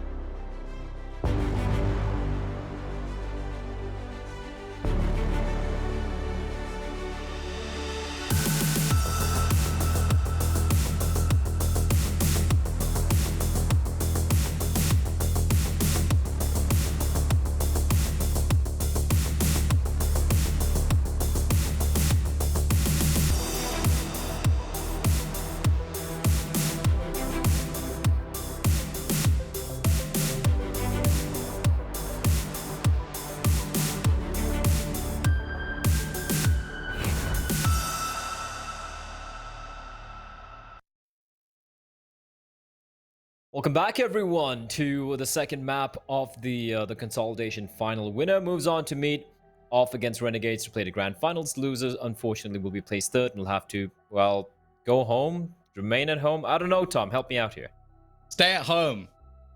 Stay at home. Stay home. If you don't need to go anywhere, obviously, if you have a real job, I apologize because We don't have a real job. I get to sit at home and shout at stuff. But yeah, first map obviously done and dusted in the favor of the Chiefs. And we kind of go into this next one saying that this should be a fairly easy map for Order. This is their highest win percentage. It's one that I don't think they get to play against too many teams because a lot of teams will just ban out Train. The only real matchups that we look, even if you go through the sort of like the last 5 games they played, 4 of them have been against Avant. The other has been against Skyfire, who I don't know who that is. They got a player on their team called Dirty. But yeah, and those are normally fairly close matches. The last time they played Chiefs was obviously with a different iteration of the roster. They won 16-7.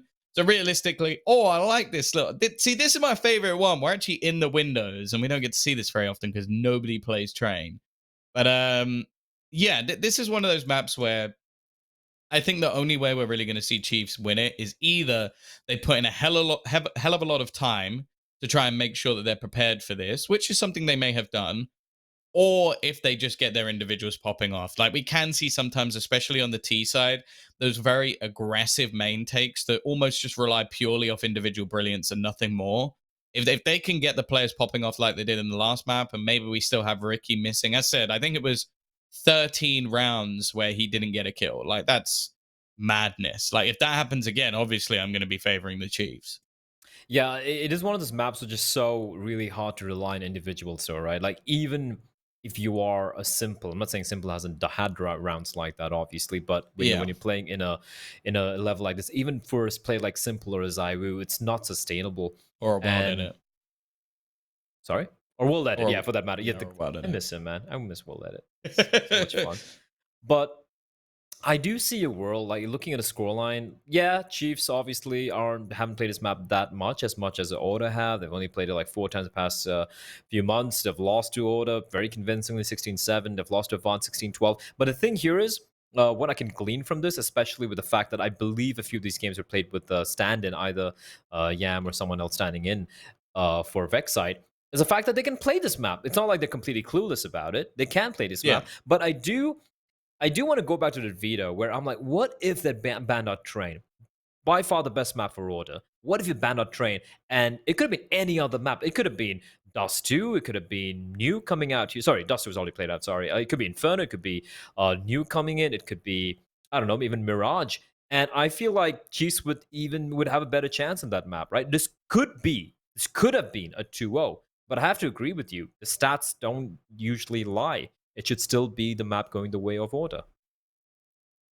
It does make me think that there might be some sort of plan here for the Chiefs. Like, as you said, like it might make a little bit more sense to head in towards something like a Vertigo if it would be picked into. But I don't know. I think that there must be something that they've been working on. Maybe not being willing to ban out Train or maybe not being willing to pick Train just yet because they're not quite prepared for it. I do like, even though 2D might be out of the tournament, he's still giving us some wonderful little pieces of insight. He's just tweeted, Apoc Dud better be counting his lucky stars that he's only playing against Order today and not 2D and Co. He's taken that quote from PGL and just made that his thing now. Like his team name is now 2D and Co.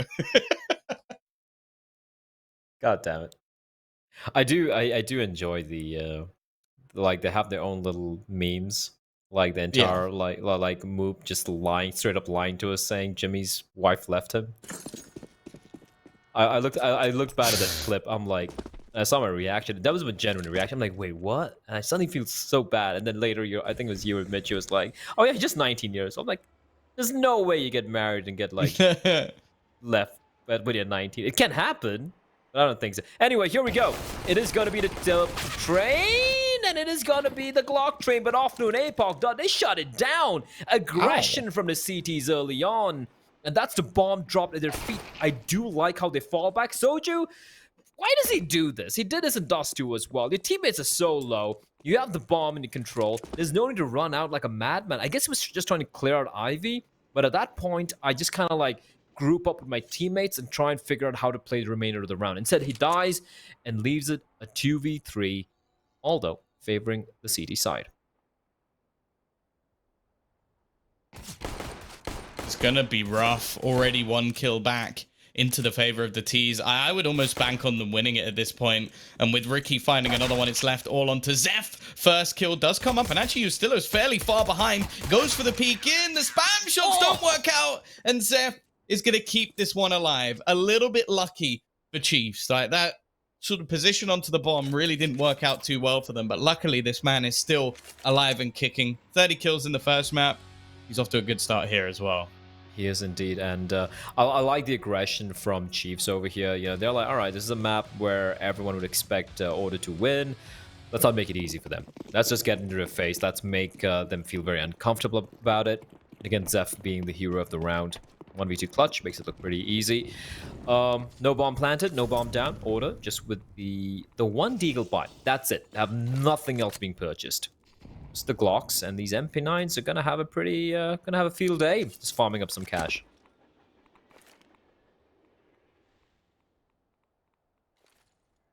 Yeah, we're gonna be able to bring in the AKs in the next round, of course. So the main goal here, any kills in a bomb plant. That's basically all you can ask for. Ricky, with the extra kills he got in the last round, has invested into a deagle, which at least gives them a slightly better chance at an opener.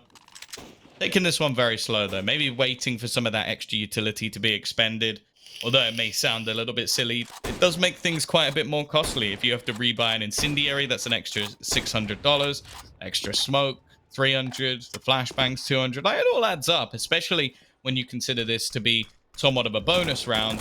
It means if you can even win the next one cleanly, you've forced so many rebuys in terms of utility that it can actually work out very well for you. So playing things slow in these sort of rounds, although it's very common, and I will admit I'm very much guilty of this myself, to just want to get that round over and done with. To actually wait for the first, say, 30, 40 seconds, although boring, probably the smart thing to do.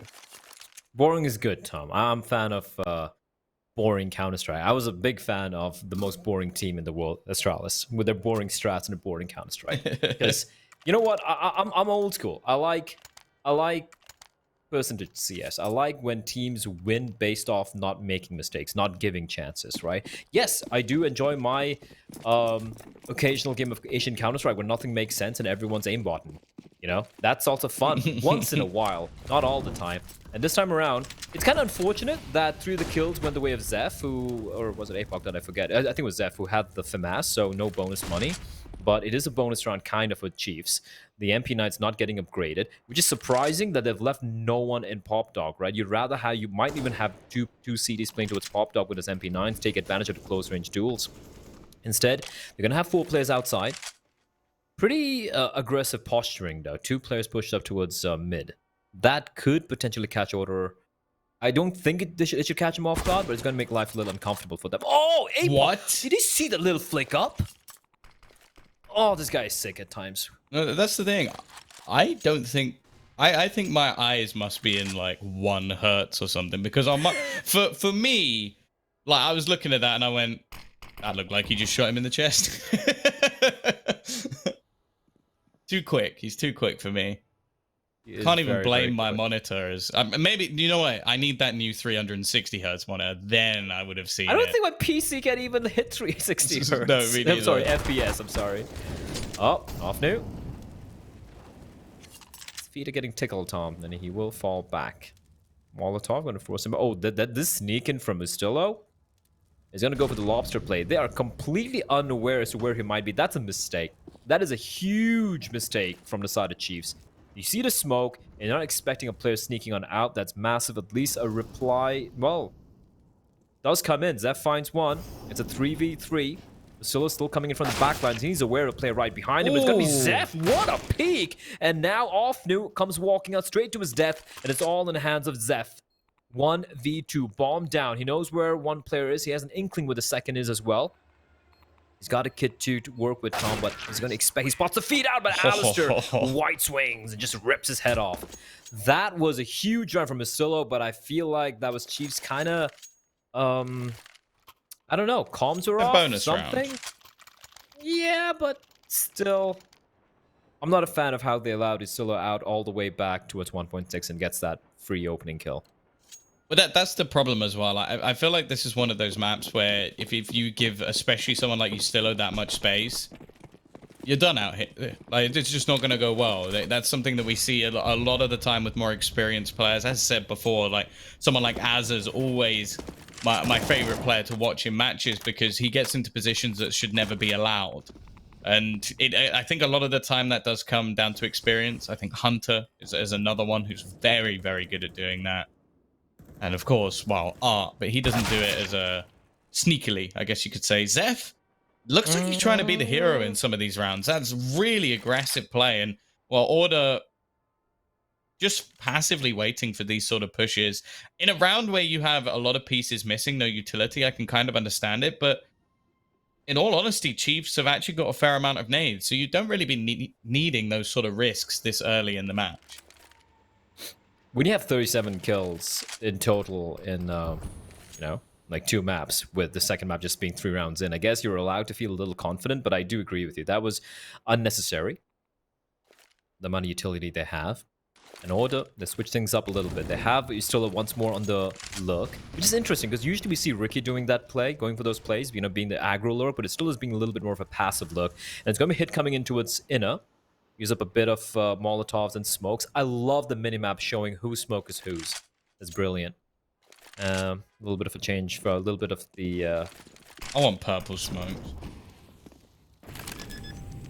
Just for me. Tom. Just when I throw a smoke. Okay. That's coming soon. Did you know that? They're going to be it's going to be a new thing that you can get in cases, is colored smokes. And I know you're kidding. I would like some purple haze as well, but let's not give Valve any ideas. What? They've Hey, never Valve. had any problems with their smokes before. Why would it be a risk? True. Hey Valve, we're having a lot of issues in Counter-Strike. There was a guy who already got the upgrade though. Do you remember the guy who got the see-through smokes? Like that was a really good purchase that people had. That was nice. And even the StatTrack music kits, I think that's the best. I remember, like, I think it was someone on HLTV Reddit where he just memed, is like, yeah, sure, what next? When they release music kits, he's like, what's next? StatTrack music kits? And Valve said, huh, that's a good idea. I still remember, like, Starladder with the gloves, the team gloves. And it was like, no, that's a terrible idea. Valve were like, no, we're not really a big fan of this. And then like, a few months later, gloves, buy them now. It's like, oh, yeah, wonder where you got that idea from. I would be so annoyed and tilted with Starladder. I do believe they were. Have you heard about, so you know the Nintendo Battle Royale thing that they have? Have you seen that? The Mario thing, where it's basically you all play like the same Mario game at the same time, and if you are like the weakest link, you get eliminated. They've released that recently, and that was basically a game that someone made online, and they copyright strike them to get it deleted, and then made it themselves. The best business ideas sometimes aren't your own. You just need the rights. I mean, Valve at least didn't do something that nasty. Like No, when Counter-Strike came out, right? They literally just bought the rights directly and even hired the... That's what Apple do. Yeah? Yeah, like, they didn't make Siri. They didn't make that. That was just a company. They just went, oh, that's cool. Price. Here you go. Yeah. Well, how much is that? How much are you selling for? $100? Well, here's $2,000, and we're gonna call it the Smack, the Apple, whatever.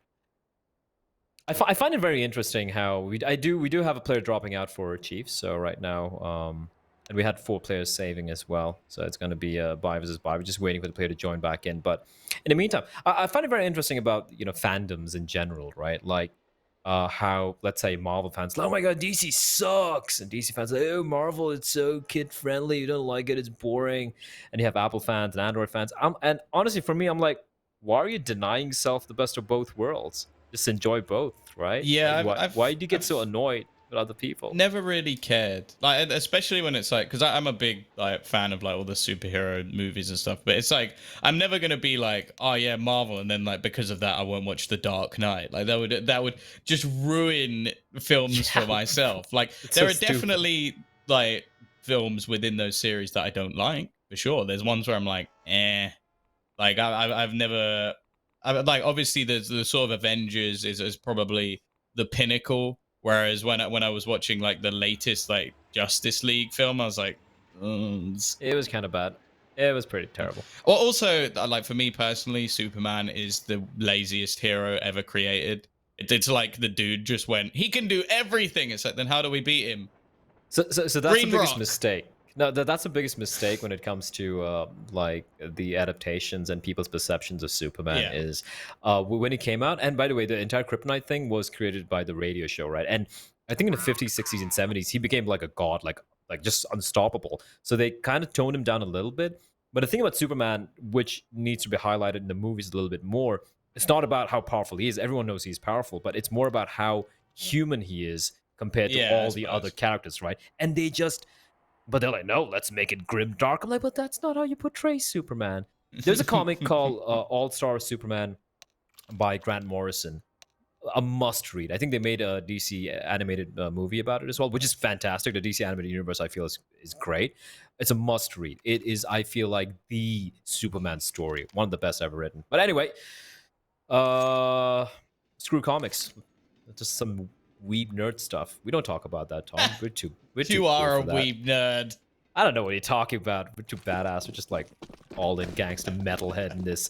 But here we go. Player is back. We're jumping straight back in. Scores are tied. As Order, losing the first couple of rounds, they strike back. A little bit of aggression from the CTs, not quite panning out. This I like, though. The MP9 coming in towards Pop Dog. Zeph, this is a good position for him to be in. And they have a little bit of posturing from Chiefs towards the Ivy area as well. They're not allowing Order to really get much control. Soju. Oh, that was scary. They're still firing off bullets as to his exact position a couple of seconds back. No, they're taking a sweet time. Just feeling it out, setting up the smokes, and looks like it's going to be hit towards outer and outer take, which could go the way of Chiefs, considering how many players there are waiting outside. Gonna have a fast flank as well with the Pop Dog player still waiting patiently. Of course, there's still some weaponry pieces missing here. So it's not like this is just going to be a clean-cut take. And as I said, a lot of the time when you see these bursts out of A main, it can be very, very difficult to hold. Speaking of holding, though, the Chiefs have held onto an awful lot of utility. The spam through the smoke does a hell of a lot of damage to Jarabi. He's just going to continue pushing. Alistair with a lightning-fast trade at least keeps things even.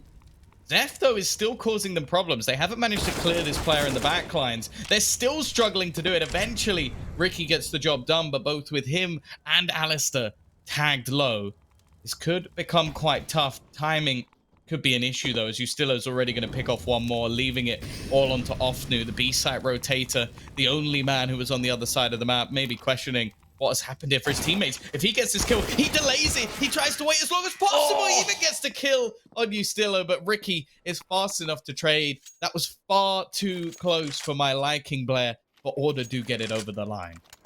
Considering they actually walked out to like a 4 stack, we had even that little sneaky play from Zeph, and just getting the timing right, pushing out from Pop Dog. I'm actually surprised he just got 1 kill. I feel like he should have won this duel against Ricky, but good recovery, I feel like, from Order, and valiant effort from Offner. This guy is just a beast. Just the timing working out for Ricky. 3-2, and they finally forced Chiefs to go for an eco. 3-2, your map pick. That's a pretty good start for Order, considering they lost the first 2 rounds. Yeah, and this is still the map, although we were talking to Mitch, of course, Mitch Man, statistics man, about how Nuke Is that a seems to superhero come name? Mitch Man. Yeah, it's not a very good one, but you know, It's terrible. he's not a very good superhero. But we talk about how the higher the level of Counter-Strike seems to go, Train becomes then that tough map to play on the T side. A lot of the time, the CT side is just a rock that needs to be broken down, and already being off to a good start is a very positive sign for Order. The other thing that interests me, I don't know if you make the same sort of comparisons, but a lot of the time the B-site defender of Dust 2 similarly crosses over to the B site defender of Train. Like, you have that rock of your team who a lot of the time tries to stay in similar positions. It does change on this map, and to me it actually makes a lot of sense, because Ofnu, we've seen, is a king of the multi-frag, also seems to have some pretty stellar decision making. So the idea of him being on the B site is actually something that excites me quite a bit. Oh yeah, indeed. And the B bomb side CD player usually, I mean, there are of course like some exceptions to the rule, but usually you have your most experienced players playing that bomb side, right? It requires a lot of decision making. It's not just about shutting things down. It's about decision making as to how to use your utility, how much do you retain, are you going to get faked out by the T's, how long can you stay alive, how much space can you create. So much responsibility for that player, and yeah, you usually leave your best player there. Right now, for the side of Chiefs, I know it's still early days, and that was an eco round. And oh, okay, this is interesting. Double op setup. You don't see this that often from the side of Chiefs. It's gonna be Soju wielding the second AWP. And APOC looking to make contact. He should win this duel, but oh my lord, that was brilliant! That was beautiful. Alistair with a little bit of a shoulder peek, and then Ricky from above just decapitates the head of APOC that now Ofnu. Blinded and spotted, but can he get the timing right? 1-2. That's all he's good for, but he's done the job, making it very possible for this retake to take place, as a bomb will get planted, but Alistair is still alive from above. Yeah, I think Ricky thinks he's got him covered, though, and he didn't at all. That's a bit of a misplay in their crossfire, as Ricky was almost certain this was going to be a very easy hold for him. It looking like they're going to try and retrieve both AWPs, which, well, very, very common when it comes to Train. We are now going to see a 4-3. Of course, for Chiefs here, they really need to start stringing some rounds together. This can't just be a one and done. Oh, indeed. But I just love how great that was from Order, the way they just dismantled APOC.'s AWP towards the upper brown halls. But then again, Ofnu, this guy has just been fantastic, right? I mean, he might not necessarily win you the rounds all the time, but so impactful. It's great to see the kind of the veteran in this team being so very consistent, showing the young ones how it's done. Of course, for the side of Order, they're going to have no trouble buying back in. The only difference being no AWP this time around from Alistair. He could have gone for one if he wanted to. And APOC, very, very aggressive plays. A rattle off a shot and fall on back. And might just be falling back towards outer. There is Ofnu. Like we said, veteran, the most experienced player in this team, given the responsibility of shutting down this lower bomb site. In a bomb site, rather. Still plenty of time to play with. Again, though, we are seeing Chiefs hold on to a lot of their utility. It's a very common thing for teams to almost just blow their load all over that A main position in the early portions of the round. Just like, okay, I've thrown 2 Molotovs, a lot of HEs, a smoke, and they haven't got through. It's like, well, they're everywhere else on the map now, but congratulations. This has been a part of Chiefs' positioning, though, that I haven't particularly liked. Now, this flank isn't actually going to benefit them at all. The push has already made its way in. Ofnu again, though. As said, he always seems to be good for 2. Unfortunately, that's not going to be enough.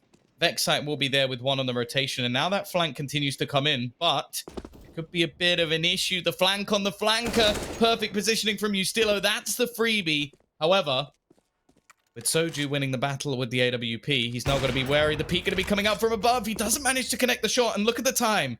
Under 15 seconds. In fact, now under 10, and he's even going to nail the shot. He didn't even need to be aggressive in that position, but this man has been feeling confident today. Yeah, but again, I'm going to point this one out for Order. Sure, you lose 2 rounds back to back.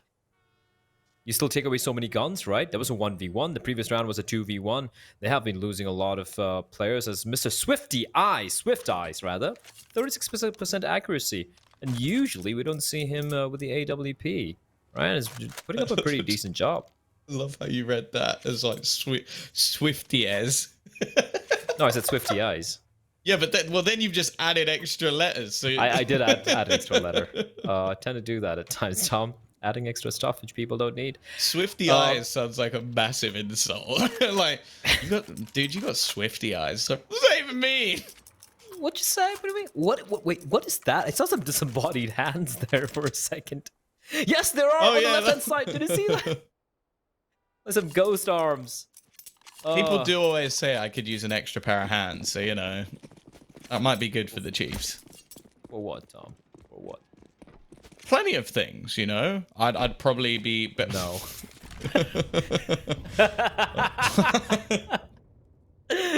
That no could have been for one of the many things we've been just rambling on about. So I don't know for what that was, but anyway. Probably about Superman being a good hero. Listen, I'll fight you. I like the force buy from Order. They know that the money is still in quite shambled for Chiefs, and yeah, if they somehow manage to break this or force Chiefs to go for the save, it's going to be terrible for the side of Chiefs. Already 4-4 is definitely favoring Order, if you ask me. It's one of those maps, right? It's one of those maps if... How's Soju here? What? Look at where Soju is on the map. Yeah. But the thing is, no one's rotating off based off his information. I mean, they have 2 players to its inner, so I guess they're still expecting maybe a full outer take. But now he's not spotted anyone out. It's about time for them to fall on back. That's whiffy. That's whiffy from afternoon. Rare to see that, but Zeph is good for 2, and he's looking for the 3rd player as well, and he's got not finding Astillo. Good for the trade, and Valiant is spinning around like a top, and he's gonna find 2 kills with the AWP, leaving it all in the very capable hands of Apoc Dud, but it's gonna be impossible. Valiant with the quad kill. What was that from Order? But that's the thing, he's not a man that we ever really would consider AWPing. Like, you have to go, okay, you've got Alistair, he's the man that we always are going to tend to have the AWP, and then it's normally Ricky, who in a lot of past teams was the AWPer for the squad. This round, he bought it glass cannon. Bear that in mind. And then he just wrecked absolutely everybody. A 4K off the back of the AWP. Alistair has to know that if he does have a poor performance, he might be losing his mantle to this man. Because this is a really sick round. Great positioning, clinical, and exactly what you want to be seeing from a prominent AWPer. I love how he also tosses his AWP away to Alistair. Like, we're like, yeah, here we go. I'm out. Drop the mic. Yeah, I'm out. Just take the AWP. Try that for size. But what Order have achieved is the fact that this was the worrying thing, right? And which is why I like the force buy. I'm like, if they can somehow do some damage, it's going to hurt Chiefs. They've done more than that. They've completely, utterly wrecked the economy of Chiefs. And with that, even when they go for the buy the next round, Tom, I think Zeph can purchase an AWP, but it's going to be a glass cannon. It's still going to be rough. They have to decide, do we go for the rifles, like Kevlar? They have to kind of like balance it out. Maybe some FAMASs coming out, maybe some SMGs, shotgun perhaps, just so they have the extra utility. Or if they just go for the full commit with the rifles, because if they do go for the full commit with the rifles, it is going to be a lack of utility. Zeph finds a kill on the Gyra, but that's going to be the tell. Gyra's like, yeah, at least 3 or 4 players outside. So immediate hit to its inner, and it's going to be the round here for Order. But I'm starting to worry for Chiefs here. It's not looking good. 6-4 T-side, yeah, that's rough. Yeah, that's the position that you never really want to find yourself in. And sure, we've seen some pretty decent map with this sort of heavier as a CT side favor. So I think it's going to be a very rough comeback. And if they do, I think they need to start it pretty much immediately. This can't be like another couple of rounds on the board for Order, because they've already got more than enough. Of course, this is what we expected coming into this map, but when you watch a team do so well in the last one, you always have that sort of hope that, okay, now they're going to come into this one and show what they've got. But Order have proven that this is why a lot of teams don't play them on this map. Like, you have to bear in mind that even the likes of like Renegades don't really play it. It's something that I guess it's just not really worth it for them when you have a team like Order who are very, very good at it. Avant as well are very, very good at it. So it works. It does work indeed. And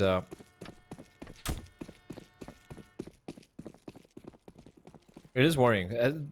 The thing for Chiefs is the way they're winning these rounds is either coming down to 1v1s or just as aggression. The problem for me is, like, for example, the previous round, I mean, not the previous one, the round prior to that, Shadow Spotted, that's what done for. Yeah. These are things you should know, right? You should be aware of that. But good replies back. The Vex and Apoc done. Valiants. Oh, the Molotov. Ooh, the timing of that smoke. That is perfection from the CD side. Great work. Bomb is spotted out as well. And now this... Whoa, okay, Offnu. That is very, very, very ballsy. Maybe a little unnecessary, but hey, you know what? If it's working out, it's working out. No way. Oh, you still actually expected it. He's using the dome, using his crystal ball. Unfortunately, he didn't foresee his own death. Gerard, this is all about damage. Even a kill or two here would be great to try and hurt the economy. Offnu actually going to continue his push. I like the fact that he falls back. Completely unnecessary. Doesn't need to take the risk. 45 seconds for Gerard to play with, and I'll be honest, I don't really see a way that he wins the round. But as said, if he can even drop an extra gun, force some extra rebuys, it would be a decent position. The only thing is the money for Order actually isn't great. Does it really matter though? Well, that's the thing. Like these half buys, the way they've been able to wreck Chiefs, it just seems like rather than they go for these slow-paced approach, I want to see them go for the inner bomb side again, like a fast hit. I know Offnu is quite good at holding on to it, but I still see a lot of hold to the way they're kind of like going for the retakes and whatnot. This was good though. This is a good reaction from Chiefs considering the loss of player early on. Well, 6-5 and a 9-6 half on train. If they can bring it back, or even an 8-7, it's workable. It's just if it goes back the other direction again, Offnu going to be getting aggressive here. Now, in a round where you might expect for their money to be a little bit lower, this might be a bit of an oversight for him. It seems somewhat unnecessary, and yeah, I don't know if he misread the situation with their economy, but now this buy goes from being pretty much just a few pistols to now an AK-47. They can give that over to Gerard, give it over to Valiants, who are both with Kevlar, and okay, Zeph's just going to play on the edge of the smoke. That's fine. That's something quite common to try and catch players out as they go rotating away. Alistair actually keeping the AK. I wonder if that's something that he will continue to do, or if he is just waiting for the right moment. They're going to peek him together. Oh, this is smart from Soju. Yep. Just smoke. Forced him to take a fight. Flashback's going to pop out. Oh, I love that. Oh, I love that. Double flash, and he's going to get taken down. Brilliant start from Order. This is looking grim, Tom. They've invested like virtually nothing, and now they have 2 rifles, but the lineup is massive for Vexside. He finds 1, finds 2, still holding the line. Triple kill for Vexside, and he's not going to get the quad kill, unfortunately. But this is what I'm going to point out. For Order, even if they don't win the round, it doesn't matter. Look at the money for Chiefs. Oh, that got too close. That was a little bit close. But look at the money. Yeah, actually took Vexite to sort of save them there. Of course, for Chiefs, they're still going to have a purchase. So I guess if we're looking at this as they have to win every single round for us to consider this a good half, then I guess it doesn't matter too much. But yeah, you're right. If this next one goes the way of Order, they almost have the half guaranteed with how much damage they've been able to do over the last few rounds. And I'm kind of hoping for Chiefs' sake that these are sort of the teething issues within their CT side. Like, okay, we've just got back on the board. A few of our players aren't quite up there just yet, but now we've won a couple of rounds in a row. We can start to gain in confidence. The other thing as well, though, is I still fear that if we do just see Order go back to that B site, they'll have it no problems. I haven't been particularly convinced, even with Offnu being able to get 2 kills most times. Zeph, oh, okay. He gets away with it this time for a moment. That's like, if you have your teammate playing mid like that, why isn't anyone holding towards Pop Dog?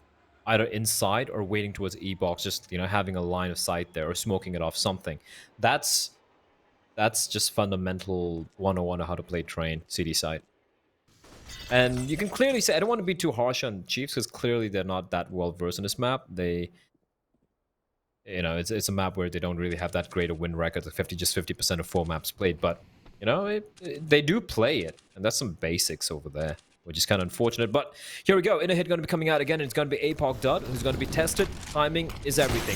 Molotov comes in. He misses the shot. He's so lucky to stay alive, and Apoc Dud at least burns a player. Helped out by Offnu's damage being dealt there. They still get the bomb down. Retake on. And all three players heading in from the CD spawn area from the back of the bomb site. Where's the bomb going? Why is the bomb They're pushing? just going to fight this. Yeah, they're just going to try and fight this. They've given Apoc Dud a chance. And look at where the bomb is. 15 seconds. Ricky's going to have to try and push it back into a better position. I think this is going to end just off the kills alone. And Ricky, nice shot from him. He's looking much better in this map. Already overtaking his kill tally from the previous, making it into double digits. And, well, we mentioned it. Money screwed now.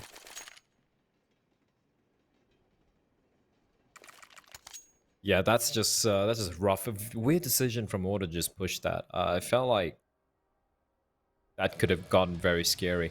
If Apoc had managed to land a headshot onto Ricky, now it's a 1v1. And yes, his position is compromised at 10 seconds. You can just play around, just keep playing the delay game, you know? Nice work from Ricky, just playing the headshot angle, making it so hard for the op to win that duel. As we do see Chiefs, a little bit of attack timeout.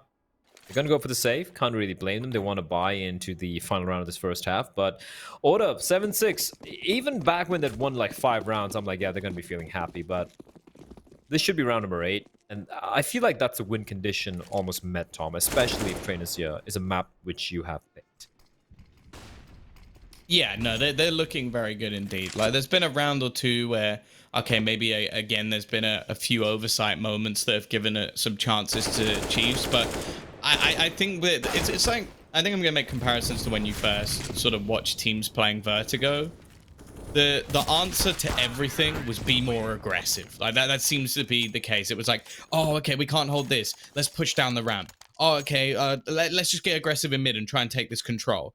That was always the response, and I think that's what we're seeing from Chiefs in a CT side that they don't look comfortable on. Like, think about the amount of rounds now that Zephyr's pushed A main. It's almost all of them. Think about the amount of times we've seen someone push down Ivy, and then consider how many times that they've gained both and still lost the round. Like, that's just not good enough. And Offnu, for example, the round where he pushes aggressively into the B site, it's their only response. They haven't got like other setups, it seems, that work well, at least. And again, sure, pop control being taken, it's a fairly common thing to do, but it's coming across the map. Different players getting aggressive. They're challenging around Ivy. They're looking to try and get into upper B. Offnu this time will be successful, but will it be enough? Ricky's just unfortunate, right? Like, on certain maps, he's the guy who's going to be the kind of like the aggro lurk, kind of like bait, so to speak, you know, just trying to make a little bit of noise, trying to draw out some utility, trying to draw out a reaction from the CTs. And unfortunately, that rule means that if they are going to counter you, there's no trade possible. You're just going to die on your own. Sure, you're going to gather some information, but because of how far you are, sometimes that information's not going to be that viable either, that useful for your teammates. As this is interesting. They are slowly creeping back towards Zinna. This is something Chiefs might not be expecting, though. They lose a player there, and they're like, yeah, there's no way they're going to be coming back in, but no, that's exactly what they're doing here. All the timing on the nade, that is so smart from Offno. Unfortunately, barely tickles Gyra. And Offno, Shadow not spotted out, but he's doing a lot of damage. He's going to have to drop back down. The peak comes in. He finds one, in fact. And now things are looking good for the CTs. The 4v3, 25 seconds. We need to get on the bomb side. And Zeph with the repositioning, getting a kill. Valiant's ball to steal. He's going to get the bomb done all alone. Tech9 comes out. The CD right there on his head at fixed site. He just playing a game of Mario with a rifle. And Istillo, the lobster, is good for one. But a 1v3 is beyond his reach. And with that, Chiefs, they ended in a pretty respectable scoreline, 8-7. Except if you put into context the fact that it's trained, Tom, it is going to heavily favor Order. Yeah, for sure. Like going into that second half, I think Chiefs are going to need to get themselves a pistol and build up some serious momentum. It's not out of the question. Like we've seen them on T sides just have that sheer individual brilliance, but you have to hope for Order here. They're going into a map where, as said, it's one where they have a very high percentage win rate. It's not a map that many other teams within this region actually play. In fact, the only other one is Avant, at least in like the top few teams. So realistically, you do have to favor them quite heavily going into their CT side. At the same time, there's definitely been some issues throughout the day. As said, like Ricky had a very poor first map, and even Ustilla wasn't necessarily playing to the best of his ability. We haven't seen those same sort of performances from Alistair either with the AWP, knowing that he can. His pistol round, though, is looking like the classic burst B. As they do set up, there's 2 players ready and waiting, Ustilo being one of them alongside Ricky. And there is a smoke and a kit available for maybe some cheeky antics, and a couple of smokes being set up to go straight into that connector and leave Ustilo out of the action. Actually going to be peeking in before the smoke blooms, and that's going to be a free frag for Ustilo, but APOC with a trade. Ricky replies back. Now 4v3, favoring order. Bomb will be planted. He's out of utility. But Zeph with the P250, he is the mini raid boss, Tom, and is making it work. Yeah, they put a lot of pressure on Zeph, but he seems to relish within it. APOC Dud, is he going to be looking the right way? He turns just as they're about to round the corner. Now Zeph is left with everything to do, and he can't do anything. Soju just trying to buy down the time. He is going to get rid of one. Now just trying to tap the bomb to bait them in, and now they're just going to put somebody on it. He needs to try and deny this defusal. He actually digged up Ricky, but he doesn't stop the defusal. Just 2 HP. And whoa, it's enough. A 9th round on the board now for order, but we get the force. That's rough from Soju. Nice attempt from him. That's some rough stuff. Coming very, very close. But Ricky, man's a veteran. Just sticks it. That's why I want to have the smoke at the end there, right? I love the entire counter, which you don't see that often anymore much, because we don't really see too many trains being played nowadays. But like what the T's do in a pistol round, they'll have like 2 nades. So even if the CT smoke off the bomb, just like toss in a couple of nades, and just like it's done for. Yeah. Because usually the player with the kit is the guy who doesn't have any Kevlar, right? So the nades will do even more damage. But here we go, force buy, like you predicted, Tom. It's not really working out, though. They've lost a couple of players, and they've barely done any damage at all. Yeah, I actually quite like that we've seen an investment into pretty much all rifles for Order. They've made the decision that realistically, this is just going to be some long-range battles, high chance of an investment. We don't really need the grenades here. We just need to make sure that we win the duels. Vexite will at least be able to get one, but I think it's too little too late. He's going to be flanked in by Gerard, and it is looking like a 10th round is all but guaranteed. The youngster would have to do something incredible, and this time it's not available. Very good round from Order. Like, that's one where I think even themselves, they would have given like a wiggle room of losing 2, maybe even 3 players, but as long as they get the victory, that's fine. To be up with 4 and all of them with rifles, that's fantastic. That is indeed, and yeah, that's a worrying thing. You know, you're facing off against a team who likes playing train, and they've already had like 8 rounds to the T side. It's only going to get worse. Like CD side, protocols are going to be ready. The aggression's going to be much more coordinated, and now there's going to be the Eco 4 decided Chiefs. Number of Glocks, 1 P250. I see in the only investment they have. That nade's gonna hurt. Oh, that nade's gonna hurt real bad. Zeph down 25, and this one should be a done deal. Farah having no trouble just picking up the pieces here. You know what? I'm just like mentally just prepping myself for nuke. I feel like this one's done. I hate to call it. I usually don't call it out, especially. But no, it's just the stats. It's just that Order just seem way more comfortable in this map.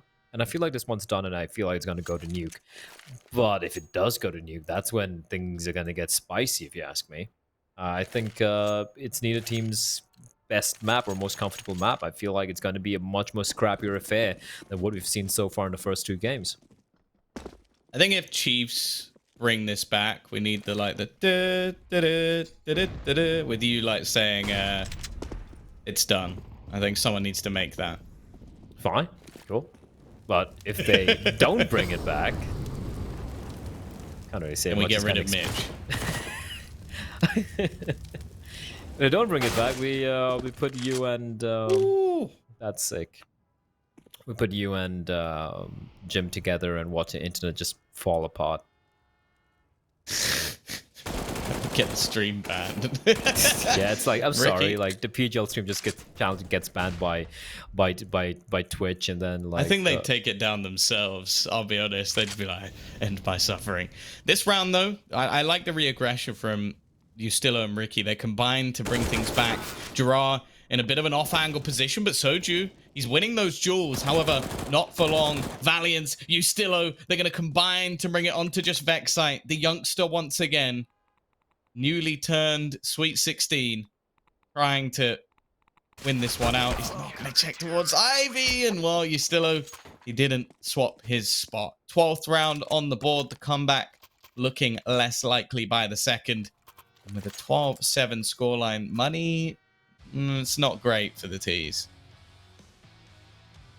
It's not at all, and that's the thing for Order. Yeah, they lose a couple of players, but just their positioning, and more than positioning, I feel like the timing, the rotations, it's just so very good, and there's no real obvious holes in the defense, right, where you can suddenly be like, get taken out from behind, and you're like, guys, where did it even come from? That actually happened for the side of Chiefs a couple of times. That's something can't really allow to happen on a map like Brain.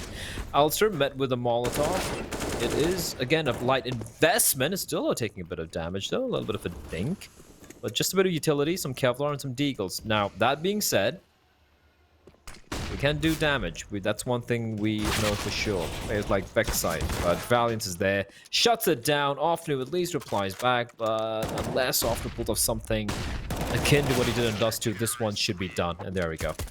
Compared to pretty clean. Valiance the only casualty. And for Order, Tom, the money is stabilized. Not just stabilized, it's looking very solid. And they're 3 rounds away from taking it to map number 3.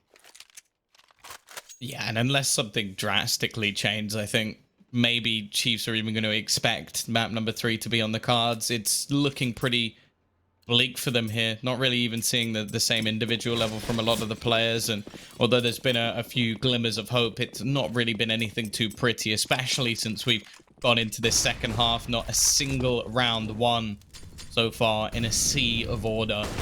And while Alistair even starting to gain in confidence, very unlucky not to get that opening kill, but Valiant, he's been a force to be reckoned with. Performing well on both maps. The nade even going to dunk in to give him his 22nd kill. I think he got, what, like 24, 25 in the last map as well. So maybe going on to try and be the MVP of the series.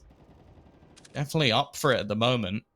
Apoc and Soju, wow, a 2v5 already. We're only, what, 40 seconds into the round? It's been a rough one. It was 1 minute 30 seconds, and it was a 2v5. I kept an eye on the clock. It was just pure, just a vulgar display of power from Order, as they're looking to just close this one out as quick as possible. Soju throws a smoke, the timing, it's tagged down. Yeah, I don't see them bringing this one back. The 3 players lying in wait, and Napog dud. I mean, the guy's a stud, but this time around, he's gonna be shooting blanks. I don't see him really pulling this one off. It's gonna be 14-7. Yeah, I almost question if it might just be worth trying to save the AWP. It's not an exciting way to end the round, but with 3,400 coming into your team's accounts, you'll have Zeph with enough, Vexite with enough. In fact, pretty much the whole team will at least have AKs. The AWP is the only thing that might be missing, although Zeph, again, could drop that. 20 seconds left. I don't really think this is worth going for, unless he somehow gets a bomb plant, which if you look at the current positions that are being held, there's no way. He's going to spot out one, though. That's you still down, but the position of Ricky is just too strong. And yeah, I would have just rather seen the AWP saved. Well, nothing saved, but they can eke out a buy. It's not the best of buys. We see a little bit of compromise on the weaponry just to have a little bit of extra cash. Apog dud. Taking one for the team, Mac 10 for him, so he can buy the extra utility. 3 Molotovs, 4 smokes, a handful of flashbangs. What do they do with this, though? They haven't really looked very clean or in their executes. Well, I haven't really seen many executes, to be honest. Vexite taking a bit of damage, quite a bit of damage, 56 HP for the man. All 4 players gathering up. Made a bit of noise as well. I'm not going to waste any time. It's going to be a full-fledged execute. However, 2 players lying in wait. It is going to be Ricky and Jyra. Yeah, their defense has been phenomenal, and they look to try and continue it. As said, because of that AWP not being saved, there's now a Mac 10 in the mix. It does have some opportunities, though, on this B side. Some close-range angles being held. Ricky in one of them. See some counter-utility being expended. The Molotov does at least force Gara back, and Zeph has managed to get the opener, but they haven't spotted out Ricky. He's having a much better performance on this map, up to 19 kills, and he's given his team a good chance. Zeph is just trying to drag them through, kicking and screaming. He himself has made it to 20. He's going to have to ace the round for them to get the victory, and he does have a chance at a couple of isolated duels. The AWP of Alistair around the connector, and he's got to be careful of Ustillo still coming in on that flank. Now, the bomb is not planted. In fact, it's down on the ground in the default spot, and Look at Alistair. realistically, getting it back is going to be a rough one. That play from Alistair, that's insane. I love it. They know Zeph's inside. They know Silla's coming from behind, so he's definitely not towards Brownhalt. And they're like, you know what? Come back up. Let's not give the 1v1s. Let's peek him together. Oh, he has no idea. Zeph's got no idea. 10 seconds. He's got his ticket somewhere. He's clearing out all the angles, and he's going to go for the smarter plant. There we go. He goes to the plant. Going to drop on down. Timing is everything. He's going to find none, unfortunately. That was so well played. That 1v2 was just textbook stuff from Ustillo and Alistair. That is brilliant. I have nothing but praise for that. The way they made sure that he wasn't able to find a 1v1s, that he had to face them together. It forced him to kind of like go on like a journey, trying to like gather some information, and he made the right call. It's like, okay, I've checked everywhere. I can't find the player. I know Ustillo playing towards Brown Halls. I just checked the lower ramp as well. This is the safest plan I can go for. And with the time not remaining, he had to stick it, and that's when he just pounced on together. Brilliantly played by Order, and with that, they are on map point. 1 round away, Tom. And I do believe, my math checks out, Mitch can correct me if I'm wrong, that have won every round so far on the CD side. 8 rounds in a row. Yeah, this has been utterly dominant from the side of Order. And yeah, it's a little bit disappointing considering we spoke about this when the veto came through, that it was a risk letting this through. So I was hoping that we'd have something from Chiefs, but it just seems like they wanted to try and have something else going their way. My feed's frozen, so this is all you. Oh yeah, well, you know what? I'll try to carry you, Tom. It's hard. My shoulders are weak nowadays, but off new. He is going to go for the peak, but Ricky is waiting, and Order, 3 kills away. 3 nails remaining in the coffin of Chiefs on this particular map at the very least. Soju affects out an APOC Dud. APOC Dud with the AWP out. He's got the bomb. They're spread quite thin. Soju towards Ivy. APOC Dud just with it AWP, just trying to hopefully find a pick towards T mid. Or team main, so rather waiting for a push to take place. But I love the discipline from Order. The CD side has been some textbook stuff, nothing too spectacular. They played it safe, they played it right. They've been able to just shut down this hit. And now, Chiefs using up the final bits of utility they have remaining. They still have a few smokes and flashbangs, but they need to find a pick. They need to get some kills, or else this one's done. This one's done, Tom. Yeah, I'm sure it is. Oh, I hope the round is amazing. Your feet's still gone? Oh, that's unfortunate. Well, Jyra... APOC finds 1. This could make things interesting, but he's now left alone. It's a 1v4, 1v... Well, he misses the flick shot, and he is getting hunted down, and Jyra's there, Tom, to seal the deal, finish off the round. Amazing, isn't it? And we have, of course... Best round I've ever seen. A pretty one-sided affair. I mean, you're looking fine, though. You're looking great. I don't know how you weren't, like, your feet's not working out, but let's get Mitch, let's get Jim in. I guess it was kind of expected. I think this result was kind of a foregone conclusion the moment we saw Train getting picked, right, Mitch? Yeah, pretty much. I mean, the second I saw the Train pick, I was worried. You mentioned that they've played it 4 times in the past, but yeah, that was with their old roster, Humongous and Yam on there. So, and even then, when they played against Order, they got wrecked 16-7. And Humongous was a main carry for them when you look back through the stats of those 4 games they played. So, when they came in with basically the first time with this roster, yeah, I wasn't too confident about their ability. And that's why I was really confused with the way the veto went down. I think that leaving Vertigo through, okay, there was a decent chance that, or some chance that Order might come in and pick it, but I highly doubt that. The reality is Order are better statistically. There was a very highly likely chance that, Order would be able to come through with a better pick for them. I doubt they would have went for Vertigo because it's not a great map either way. So the fact that that was banned outright and Train was left through just really perplexed me. I know that we were looking at basically Overpass being floated until the last ban, no matter what, because neither of these teams are realistically going to pick it. But Yeah, I don't know. Leaving train through seemed like a massive oversight for me, and I wanted to give them the benefit of the doubt. But this is why I called 2-0 for Order, because the likelihood was that they took this map easily. Well, and that's exactly what we saw as well, right, Jim? But heading into Nuke, let's just like try to talk a little bit more about the final map here. Order, they played more. They played against a lot of well, better teams, so to speak, and they of course have a 64% win rate as well. But Chiefs, can you really count them out? I don't know. Like, how do you think Nuke's gonna fare?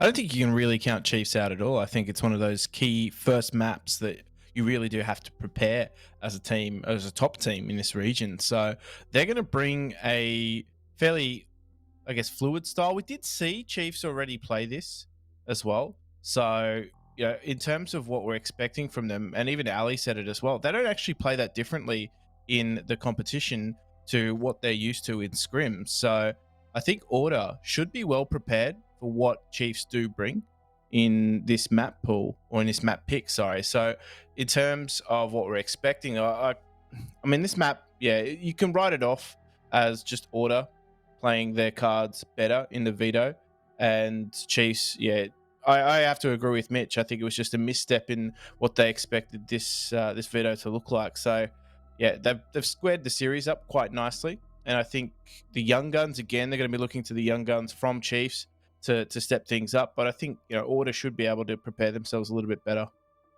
Well, hopefully we do see that. We, of course, have the MVP of that game as well, and it's going to be a little bit of a different name this time around. We're used to seeing everyone on the team stepping up, but it is going to be the youngster in Valiant's 24 kills. He had some crazy rounds, especially with that AWP, that 4K on kind of like a force buy working out for him. And even Alistair, surprisingly, if you look at the kill spread in the other four players, Valiant's, Ricky, Yustilo, and Jyra, it was 24 and 18 the kill spread. And Alistair only on 13 kills, but 9 assists, you know, as always, helping out his team in whatever way he can, the in-game leader, the primary opera for his team. And on that note, we're going to be, you know, heading into the final map to decide which team's going to go on, move on, and face off against Renegades later on in the day. And that's going to be coming up after a very quick break. It is going to be Nuke, the decider, ladies and gentlemen. Stay tuned to find out who's going to go into the grand finals.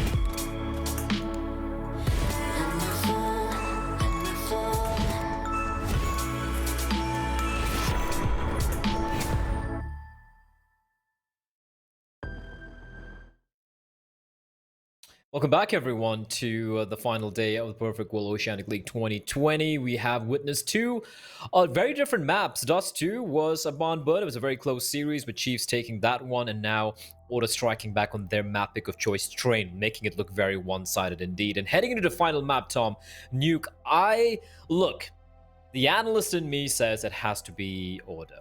But looking at all the games we've seen so far down under, it has been kind of topsy-turvy if a team called Renegade's not a part of it. Yeah, I think this has been, well, this map should be very 50-50, if anything. Like, this is one where you sort of have both teams having victories. Like, well, we look at it in the past, at least. Like, the last time they played, this was a 16-10 in favor of Chiefs, even within this tournament. So I'm not going to sit here and be like, oh, Chiefs don't have a chance, because they've literally already proven that they do. I will say, however, that was a poor performance from Order. Like, that was the game me and you were casting where they went outside every single round, and we were sort of sat there like, what the hell are you doing? Like, why are you doing this again and again? So I want to say they look back at that one, maybe even heard us cast and went, oh damn, we did go outside a lot, and then maybe like come up with a few new things that they should be doing. So I think it should be very, very close. The thing that sort of excites me a bit though going into this series is the fact that if you look back to that Nuke game, Valiant's had a really poor performance. He was 10-21. Ricky didn't play well either. So far today, Valiant has been the best player across both maps in total. I think it's him and Zeph who are fighting to be the top fragger within the whole server. I believe that Zeph got 20 and 30, so he's currently on 50 kills. I think Valiant's is on 48. So it's very close between the two of them. And if anything, him being able to consistently do that could be a big difference maker if he is going to step up in the most important match for them so far this tournament. Yeah, and you got to even like kind of talk about the storyline of these two teams, right? Like Order have a chance. There is a chance that they qualify for the major. If they win this game, if they beat Renegades, they are going to be the team that's going to qualify. Yeah. If they get knocked out here, they're out. There's no chance for them, and it's guaranteed Renegades are going to make it all the way to the major. But for Chiefs, for Chiefs, it's like there is no chance of them qualifying. Even if they win this event, they're not going to be making it to the major. But for them, imagine a statement they're going to make here. It's an RMR event, and they're going to take down two top dogs in the region. Sure, Avant's not playing, but for this lineup with a young player, Vex had just turned 16 now. He can play in all these big events. You don't need a stand-in anymore. You don't need Yam to be coming in as a fifth player, and they're looking good. They're looking sharp. Yes, there are a few mistakes here and there, which can only get better as time progresses. You're going to, tighten up the ship. At the same time, even the map pool, for example, you can clearly see they don't really have that deep a map pool. It's kind of 50-50 in a lot of these maps, but they are an exciting proposition. And for me, I've been watching AUCS for quite a while, and at least in the past year or so, I've been kind of sitting on the sidelines, kind of observing it. And it's just been Renegade, just like crapping on everyone. And Avant and Order just battling out for the second, third spot. No one's been able to really change the status quo. But the Chiefs lineup coming up, you have Rooster looking dangerous. You have a team like Downfall that surprised and raised a lot of eyebrows the past couple of days. I'm feeling good for the AU scene in a time where CSGO is having a kind of a midlife crisis. The Australian CS is looking fantastic.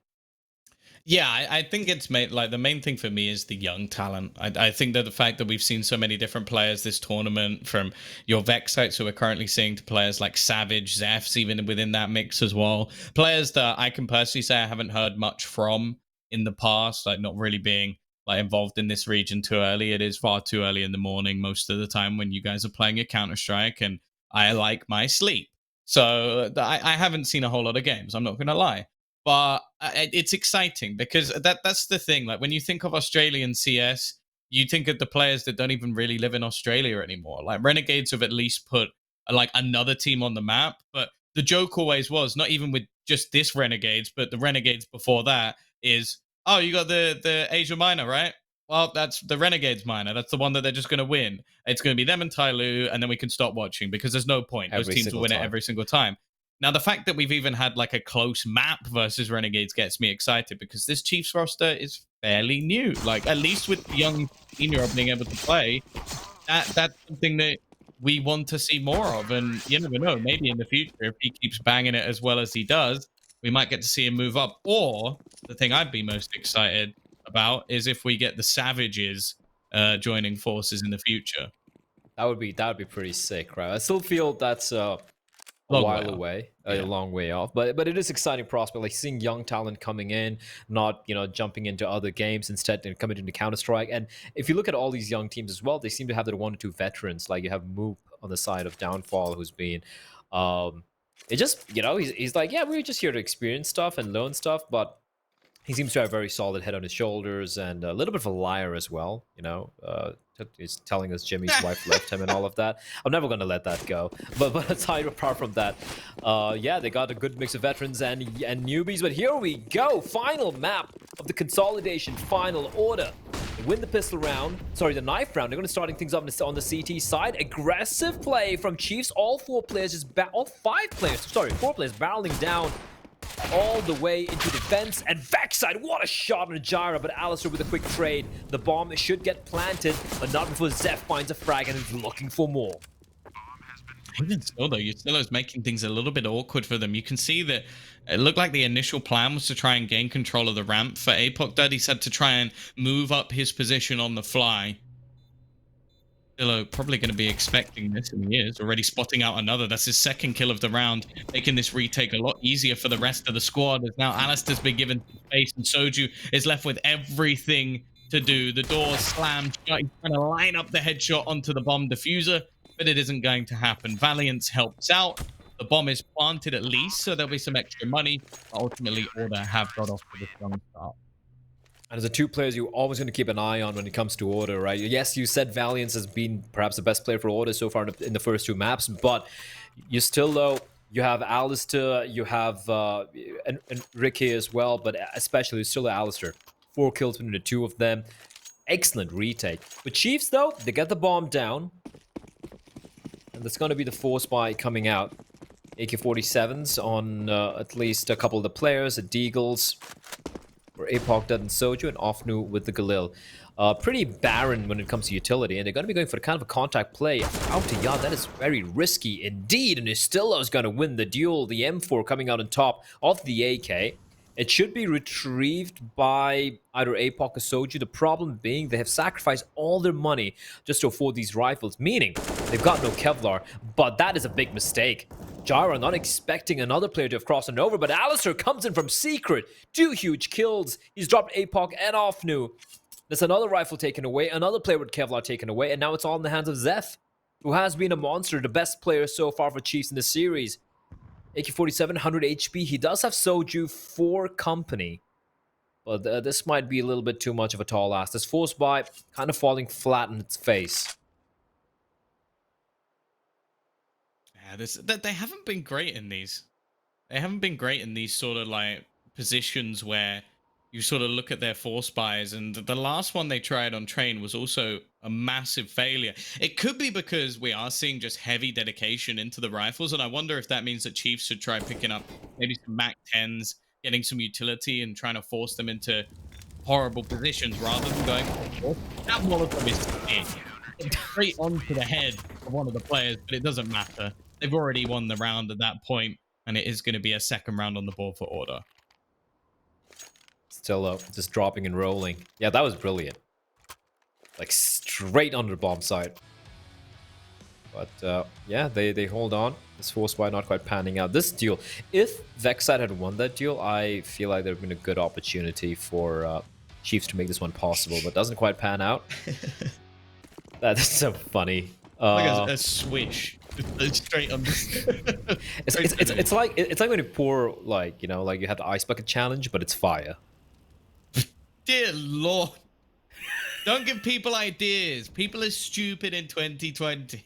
Do it for COVID, guys. A fire bucket challenge. Hi, my name is Zeph or Jeff, and I'm gonna do the fire bucket challenge for COVID-19. And that's how you separate the stupid people. Well, you still low? That MP9, it's gonna be okay, just the 1 kill. I thought he'd probably get a couple more kills at the very least, farm a bit of cash. But Ricky's there, always reliable.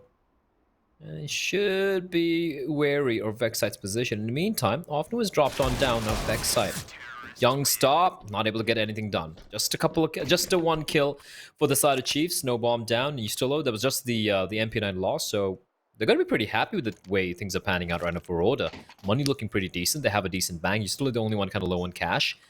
And for the side of Chiefs, yeah, the buy is coming in, but they haven't really been able to make much of any impact in these first 3 rounds, apart from the bomb plant in the pistol round. Yeah, and even then, their hold on the lower bomb site was rough. Like, it almost looked too easy for you to just pick those guys apart. Ricky, though, to get a little bit cheeky.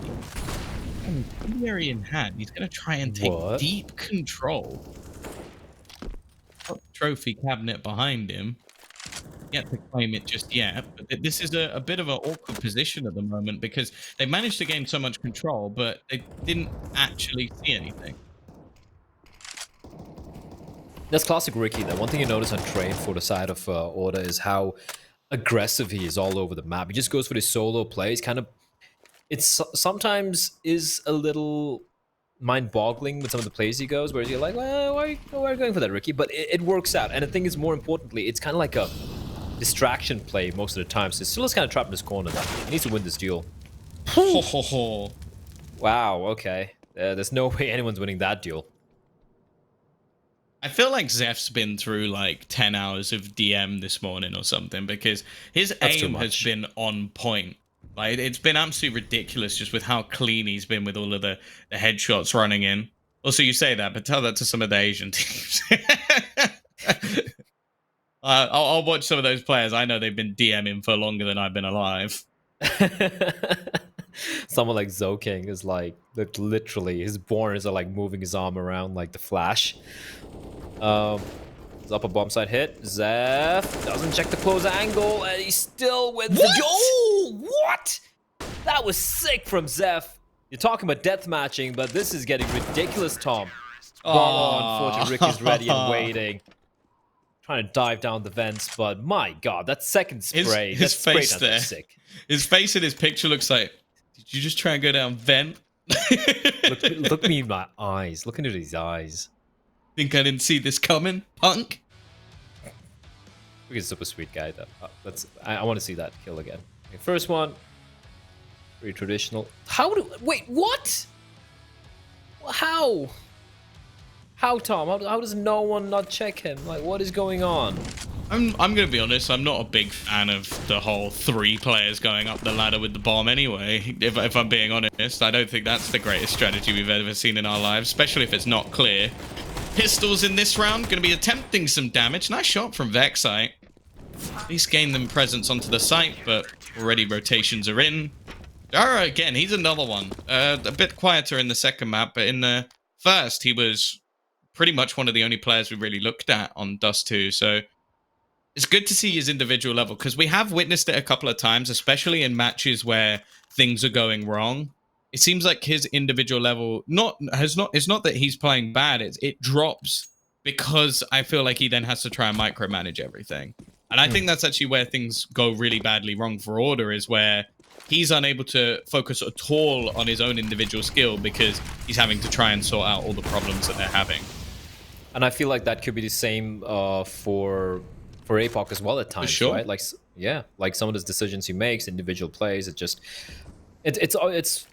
taxing, man. I've been an in-game leader in my time. It's always such a strain on you, yet you can't really concentrate on your individuals, which is why someone like Blamef for me is like, my god. Like, someone like, forget Blamef. Let's look a little closer home. Look at Dexter. How does he do it? It's just insane. Although, gotta say, when you've been playing together for such a long time with the lineup, it becomes easier, right? It does become easier over time because the teammates, they know what to do. They know exactly what the protocols are. As we do see Alistair with the aggression early on, getting punished. And now, they're not going to be climbing up the ladder, Tom. It's going to be 2 players walking on out from the outer ramps. They're going to find empty heavens, and they're going to be ready to rain hellfire down. 1 player, no one to be found. Aggression from the CDs towards Hutton. Balance will be found out. This could be the first round for the T's here. This should be. Has to be. You're still in Gyro left in a 2v5. The bomb getting planted. Much better from Chief. So helped out a little bit, yes, with that initial early aggression from Alistair, but still, round on the board. Yeah, I think as well is like you could see the way that Order tried to react was to get more aggressive themselves, which is not necessarily the wrong thing to do. It was just the strategy that then came up from Chiefs was very, very good. They took the outside control because nobody was fighting for it, wrap around and have the heavens in their control. This time not all barreling up a ladder. And yeah, they're going to win their first round flawlessly. Like, there's nothing more you could ask for in Counter-Strike than having some extra cash based off like getting bomb plants and doing damage, and then having a flawless victory. Because you can see how much cash they already have. Even after their purchase here, they are going to be in a very good position when it comes to the next round. You got to remember as well, like if you go back to the new game which Chiefs took against Order, it was Chiefs starting on the CT side. No, we really didn't get a chance to see much from Order's CT side because they just didn't have enough of a buffer to work with. I believe they lost pistol round as well. So this is kind of, I would say, a revelation, but it's more like we haven't had a chance to see what Order can do in the CT side. Right now, it's looking promising.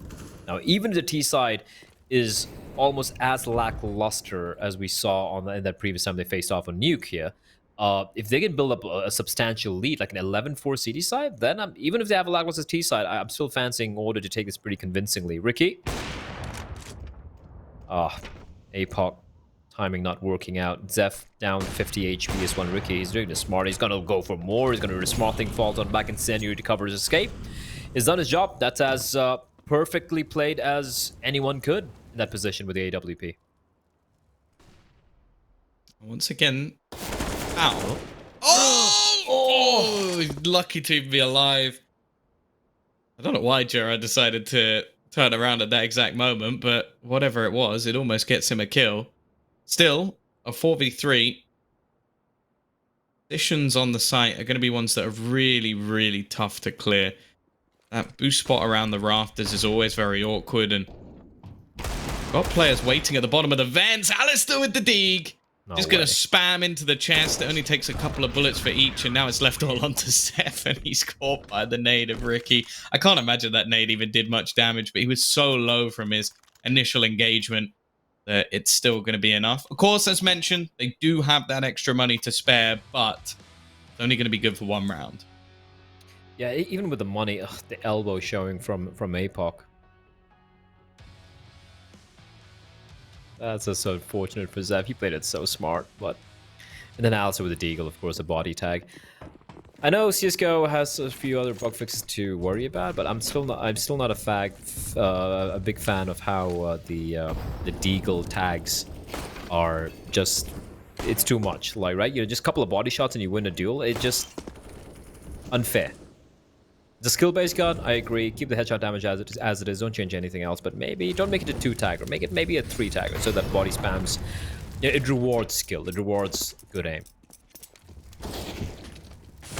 Okay, up a hit. Valiance, just good for one. There's no one else on the bombs. It's gonna be a retake scenario, but he's still though. He finds one. He's looking for more, but after he shuts him down. Bomb yet to be planted though. Alistair's position from outside, from above, he gets nothing, but he doesn't have to do anything. Ricky, where's that from? 2 kills out of nowhere. 7-1. I think Chiefs should take a pause. You need to slow this down. This is starting to get out of control, even just on an individual scale. Ricky 8-2, Alistair 9-2. Like, it has been good performances. Valiance hasn't had a whole lot to do, but you've seen Ustillo still chime in with frags, and this is becoming a real problem. Even just on an individual level, they're not getting anything done. So take some time, give yourselves a moment to come up with a proper strategy. The money in this round still is pretty decent. Sure, you're going to have APOC dud potentially on a MAC-10 or an SMG or something of the sort, a Galil, if he likes. But realistically, you can still go for something in this round. I wouldn't mind seeing them try again to put some pressure on the ramp, but do it a little bit quicker. Because the last time they gave Alistair the chance to have an easy duel. Like, if you give him the shot, he's going to take it. Whereas put some pressure on, maybe sacrifice a man. But if you can get control, get to the B site, maybe you can take the round. APOC Dod's yet to get off the get an opening frag so far. He has been extremely quiet. What is that? You just don't walk out like that. You know they have 2 AWPs to work with. You know, there's one going to be towards Ram. There's one going to be towards Outer, maybe towards Secret. You have to be wary of that. And Zeph, he didn't even like go for any shoulder peek. He just started jump spot, didn't see anyone out in the open. It's okay, cool, just gonna walk out straight. And man, like there was a minute and 30 seconds on the clock, Tom, and they've lost 2 players already. Like we spoke about Order's T side earlier on Nuke, like a couple of days back, looking pretty terrible. This is very uninspired so far from the side of Chiefs. They have at least set up kind of like a wall of smokes, yeah. Slowly creeping up our 2 players. Alistair from above, like an angel of death, looking to find something. But they should have no trouble crossing on over. Problem is, the Lobster's waiting for them, Tom. Oh, okay. Okay. That's nice. That's cheeky. I love that. I didn't expect that either. So I'm not surprised that they actually managed to catch a player off guard. They've gained that out of control once again. They got 35 seconds to play with, and I like this from Ricky. A reposition that's going to make things nigh on impossible for them to get back into that A site. This is so smart from him. They're going to throw down the smoke, and he gets the timing shot as well. He is having a phenomenal map of Nuke. And now with 20 seconds left, Vexite has to just try and barrel in, but they've got the positional control on the site itself. A crossfire setup. Wonderful stuff from Order. A great adaptation, because that was a moment where that round went a little bit wrong. Alistair gets caught out, but everybody in the way they react was perfect.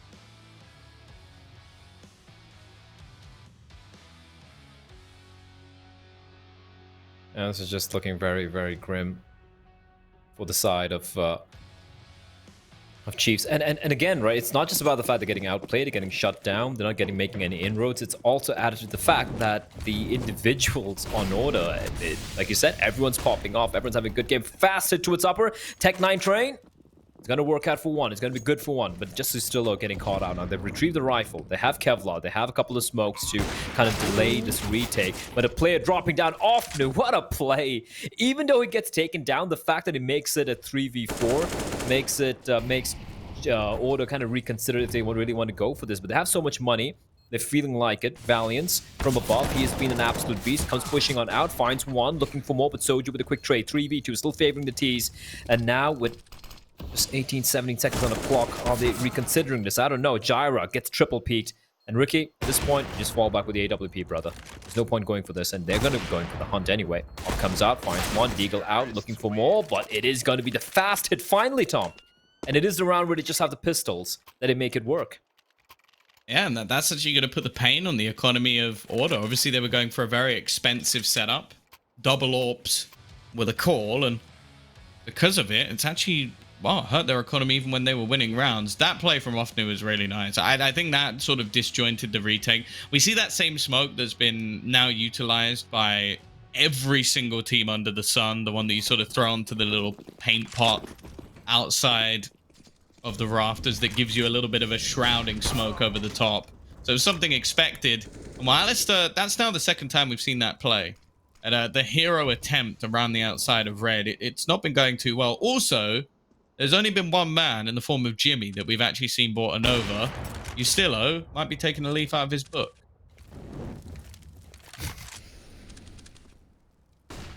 Listen, I don't like the Nova. Also, I love shotguns, and even I think it's trash.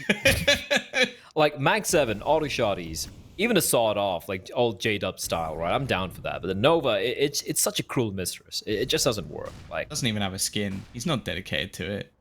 yeah, I mean, where's the Gator skin? I know, that's for the auto shotting, my bad. Do you know that the Negev is actually banned in a couple of tournaments? What? I read this yesterday on oh! Well, Yeah, he finds one. there we Yes, go. it actually got a kill. Tom, and it's picked up an AK-47. Ustillo, the Lobster. Of course, it's going to be him. It's going to make it work. As Ricky, the two veterans, it's a 4v2 bomb. Oh, it just gets planted, but Ricky and Ustillo teaming up together. Apog does 7 HP on the bomb site. He cannot afford to miss a single shot. And Ustillo is on the hunt. Apog trying to jump around, spot something, but a foot gets spotted out, and somehow the two veterans, they make it work. They're all dead, Ustillo. They're all dead. You don't need to even smoke it off. How has that gone wrong for the side of Chiefs? That was at least a 4-on-2, and one of them got killed by a Nova, for God's sake. How's that happened? Like, you have to consider that round probably doesn't happen if it's not for that Nova kill, because he gets an AK off the back of it and manages to get a kill right towards the end of the round.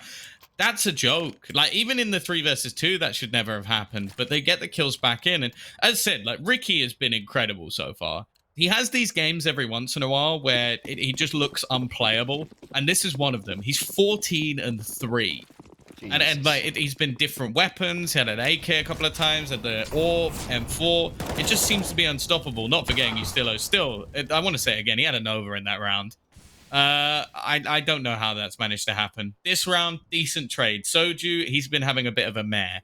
Tried to go towards the squeaky door in almost every single round. As you can see, he's died 10 times.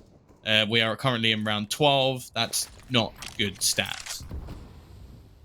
Alistair, again, I'm surprised he wasn't wary of the fact that Ofnu would be waiting towards on top of Marshmallow or Red Rock or Silo, whatever you want to call it.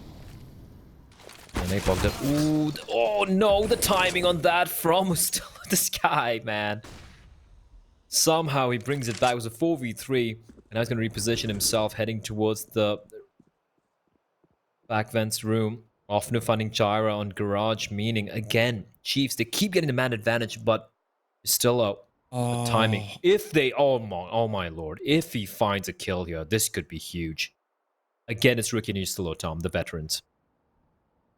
I think he's cheating. Like, that timing's absolutely ridiculous. Like, how's he even managed this? This is BS. This is absolute BS. There is no way that he's managed to thread the needle that fine. They were waiting for him up until the second he pushed. And now Ofnu, he's got 2 kills in this round. He's putting in a shift, trying his best to drag them through. Oh no, he's gonna go up the ladder, isn't he? He's only got 15 seconds. He has to. He doesn't have a choice. I know you can't see me. I'm holding my face in my hands because that's a desk puncher. That's what we call that round. I mean, again, hold on. That's where you're still low, because that was brilliantly played. The timing, it couldn't have got any better. Like that, just the sheer intuition. That spray was nuts as well. But for Chiefs, they did everything right, and still it doesn't work out. I feel dirty. Luckily, after this map, you and I both can go grab a shower, because this is. I need a scrubbing, like a proper, thorough scrubbing. You need a deluxe shower, you could say.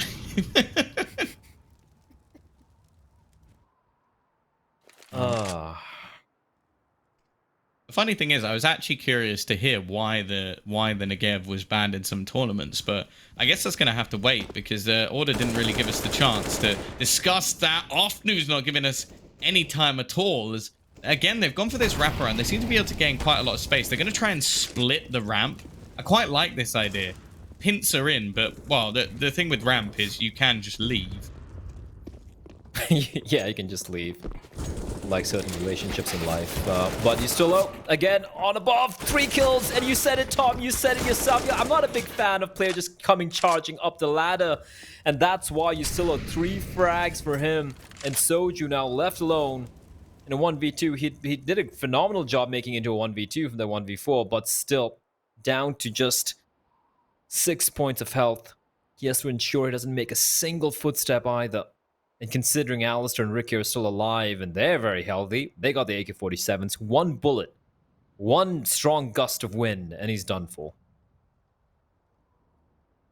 The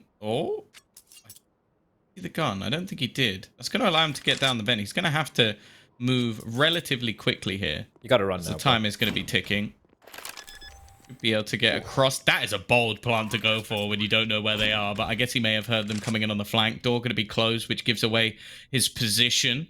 As they do come sneaking through, he needs an instant headshot onto Ricky, which he gets. Oh, the second player's in the same spot, though. A little bit unlucky, but that seems to be the case in a few rounds here for Chiefs. Things really haven't been going their way. I want to make a comparison, but I think the way that they sort of barrel up that ladder can be comparable if I said to you, I'll give you £10 to close your eyes and sprint around your apartment. It's like, yes, you know where everything is, right? You know what's going to be there. you know there's a chance, okay, maybe I'll bump into this.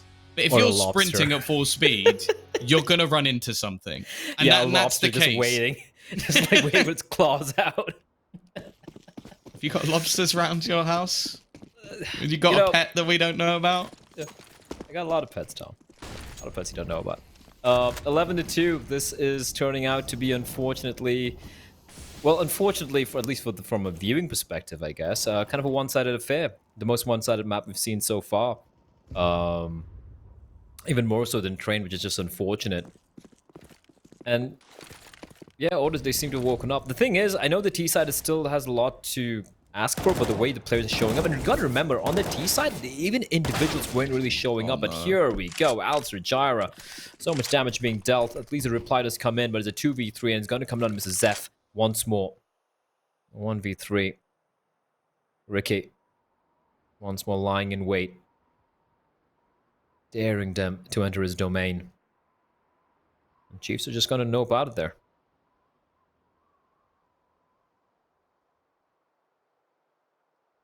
Got time for this reposition. I guess in this point though, you've got to be so far into your own head. Like you can see them checking the back corner of Secret. Like that's how far in their head Ustilo is. Who sits there? Like who sits in the top of Secret in the corner? No one. It's a horrible position, but they're so worried about this man. Finally, he's dead. Maybe they can breathe easy. That Molotov is perfect. Well played by Zeph, but he's got to watch out for Ricky, who's going to be sneaking into the heavens. Will he guess his position? Will he even go for the fight? He's actually just going to fall back into the hut and wait for his opponent to come moving in. Now, with the rafters being cleared, this gives a lot of information over to Ricky about where this man can be. It leaves very few positions available to him, and he still hasn't dropped off. He knows the second he drops, that's where his opponent will now know where he is. So Zeph has all the info available. He needs to get a 4K.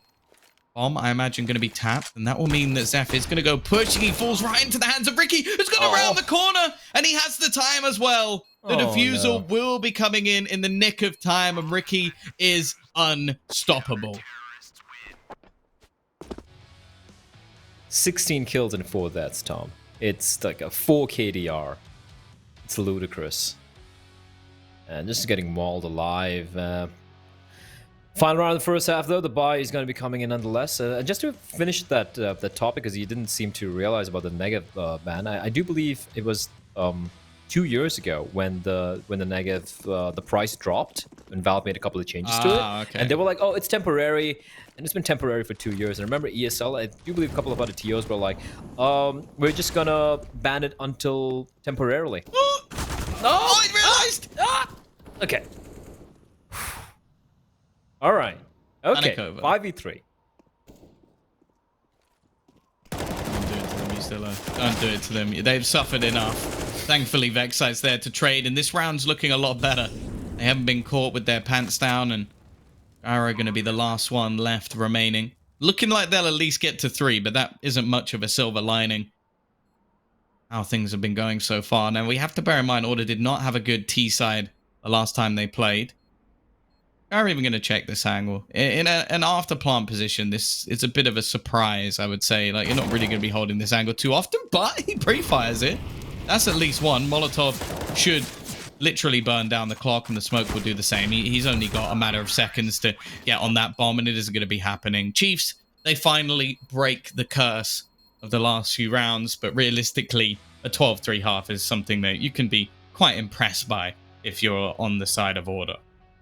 Yeah, and this is the first time, I won't lie, this is the first game I'm seeing from Order. Well, maybe not the first one, but because we did see Train going their way very convincingly as well. But you got to bear in mind, that was their map pick, the map which Chiefs don't play that much. Apart from that, this might be the most convincing Order I've seen so far in this tournament. And that's a good sign for Order, or if you're an Order fan, because you need this form. You need this level of confidence. You need all your players stepping up the way they have so far. Because coming up next, after this game, if they do manage to pull this one off, it is going to be the final boss of AUC. It's going to be Renegades, who are probably watching this match right now. Dexter and Myther are just watching and wondering, okay, they're doing this, they're doing that. All right, let's see what you got when you face off against us. But it is a T-side for Order, Tom. A side which they struggled with earlier against Chiefs, but this time Alistair just bunny hopping his way straight on in. He's got backup as well, but Soju finds Offnu. No! Friendly fire, and Stiller finds another kill. It's a death match in hell. And Apoc Dud's left alone. Towards the heavens, Tom, it's all gone wrong. As Order pick up round number 13. Yeah, I think as Adele once said, this is the end. I don't see a way back from this for Chiefs. This is it was bad enough, but throw in a few little mistakes along the way. I think it's also evident that Apoc has tried to focus fully on the calling in this map. He is having a really rough game. I don't even think he would have killed the man behind. I don't think he would have even hit the guy behind him. That's rough. Oh, look, it's these smokes again. At least they're doing something with it. They're sending everyone to a ramp. Oh, I love it. Maybe that was the play all along, Blair. It was deep meta game. They threw the same smokes every round, intending to go into the lower bracket so that they had like a comeback story. And then when they threw those smokes in the second game versus Chiefs, as they knew they would get there, they'd be like, oh, they're going to push outside. And then they actually go B. Genius. That is absolute genius. That's the next level bait right there. Oh, okay. And what you don't realize is Alistair is actually going to have a recording from that day saying that they will do it. It'll be like the big reveal of like a magic trick where like there's actually going to be a screen that just appears in your room, Blair, and it will turn on and be like, we knew all along, Blair. How do you feel now? It's almost like and then he takes off his hair and it was actually a wig the whole time and it was Darren Brown.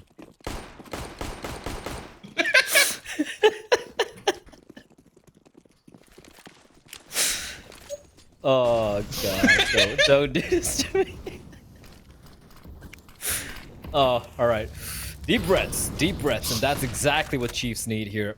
This buy, this is it. This is do or die. Again, the smokes. And you know what? The smokes are actually different this time around. It's not like a variation. It's just kind of like a diagonal wall of smokes and lower hit coming in again. They're doing the same thing this time against the buy. And it's going to be Zeph is going to find one. Ricket drop down at 31 points spell. He knows Zeph's position. Spot. Oh, and goes for the tappity-tappitash. Often replies back. It's a 4v2. Jaron, you still low. Jara's position here. If he's still looking to somehow stay alive for a while, Jara could come in with a flank. However, this is going to be expected. Don't really know how. Okay. What?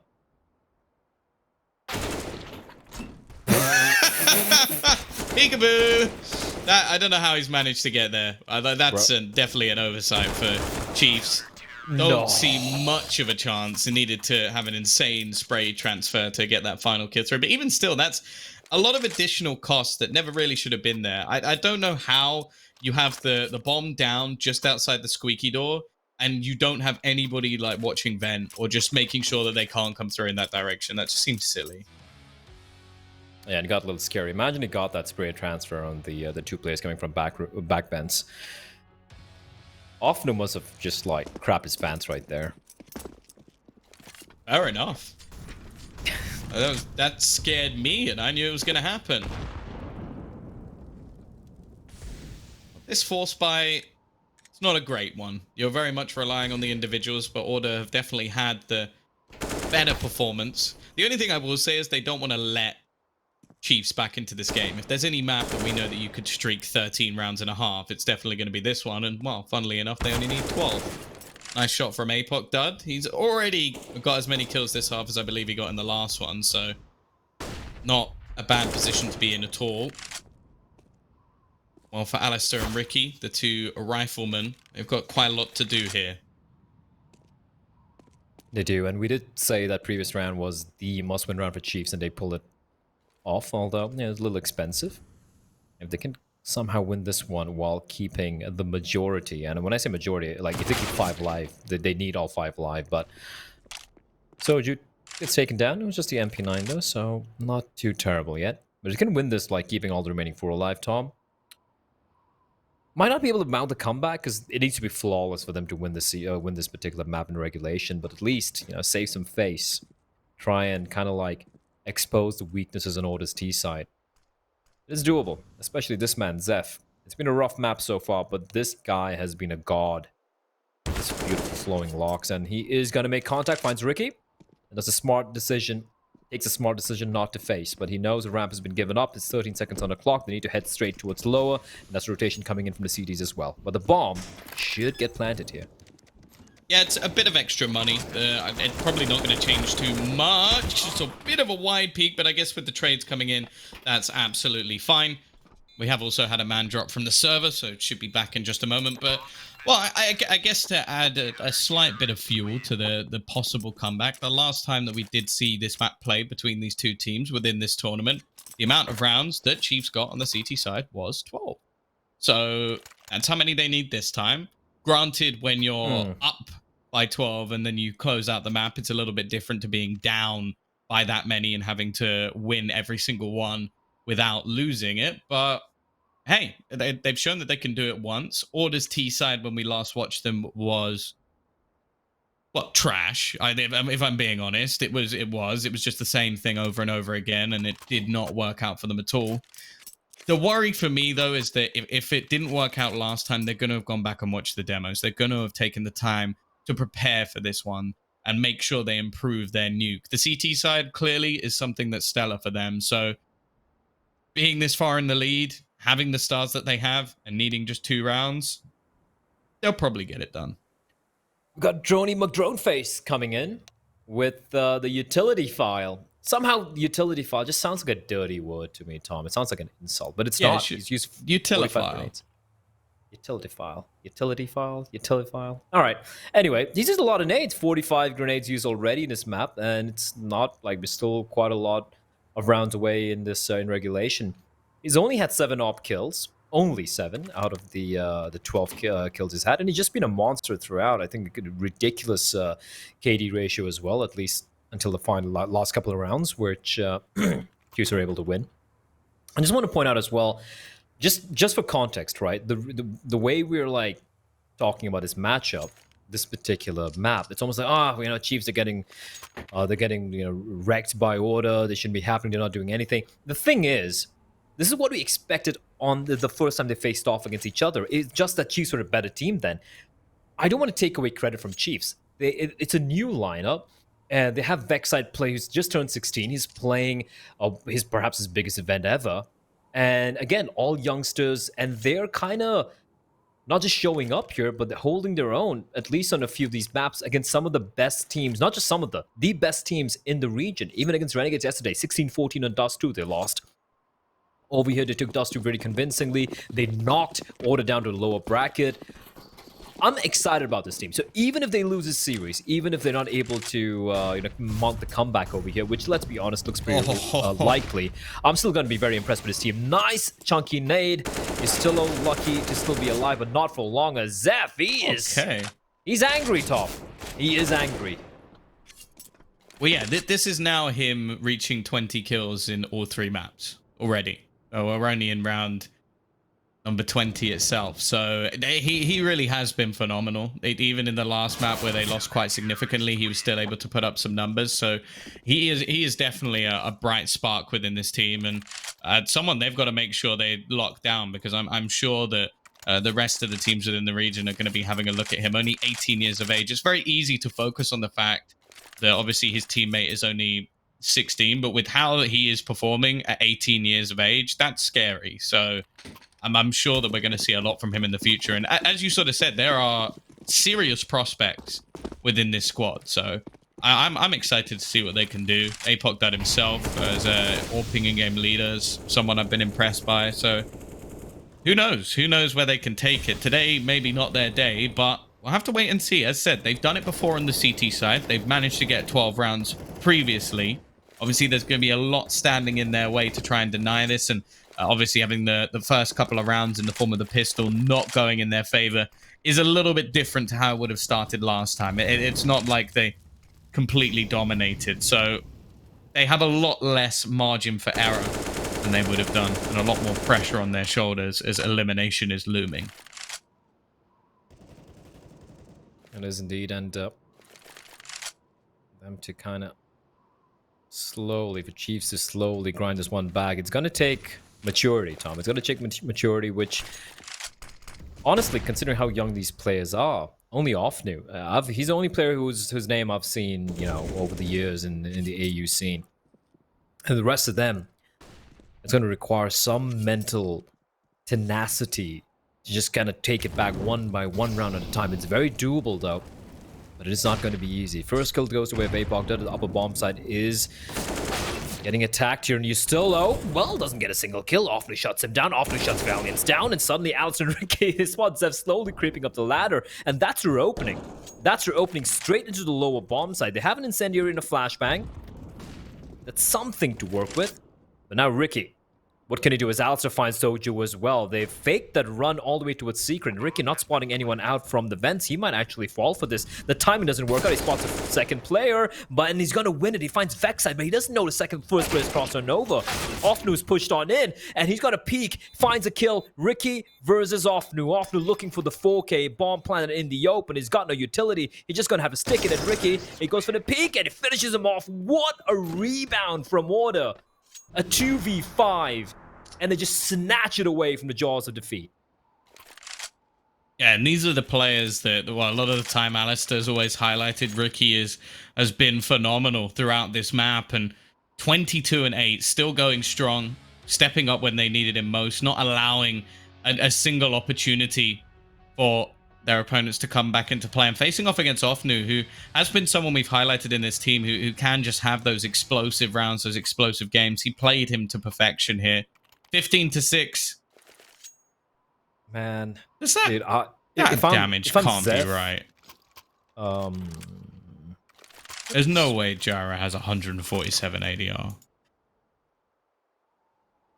I'm gonna assume that's wrong. Yeah, I'd be that's wrong. mad. Yeah, that's wrong. I think it's because he reconnected. I think it was Okay. Jara who Oh reconnected, yeah, that would do it. Yeah, it would just take into account those rounds that we've just had. Also, Zeph's going to be kicking himself, man, and I feel so bad for him. Considering for me, he is the MVP for the Chiefs side. The fact that he went up the fence quietly, they get a kill onto him, that was their opening. That was the escape route for them from that upper bomb side into the lower and how they clutch it out. And Zeph is going to be fuming and being furious at himself for that. There's Order. Well, map and match point, Tom. One more round remaining.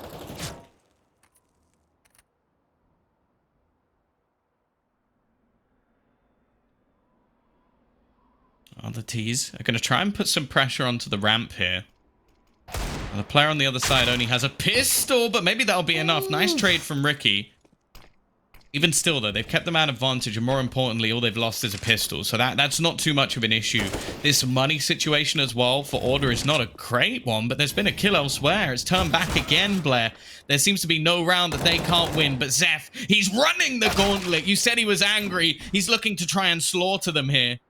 Maybe a slight overpeak on the last, but, well, he's left it up to his two capable teammates of Vexite and Offnu. The peek out from Offnu left his teammate with a chance to trade, but it wasn't needed. They're going to take the round, but with a bomb plant and some extra damage. It's not awful for Order, but at least it still gives that lifeline to Chiefs.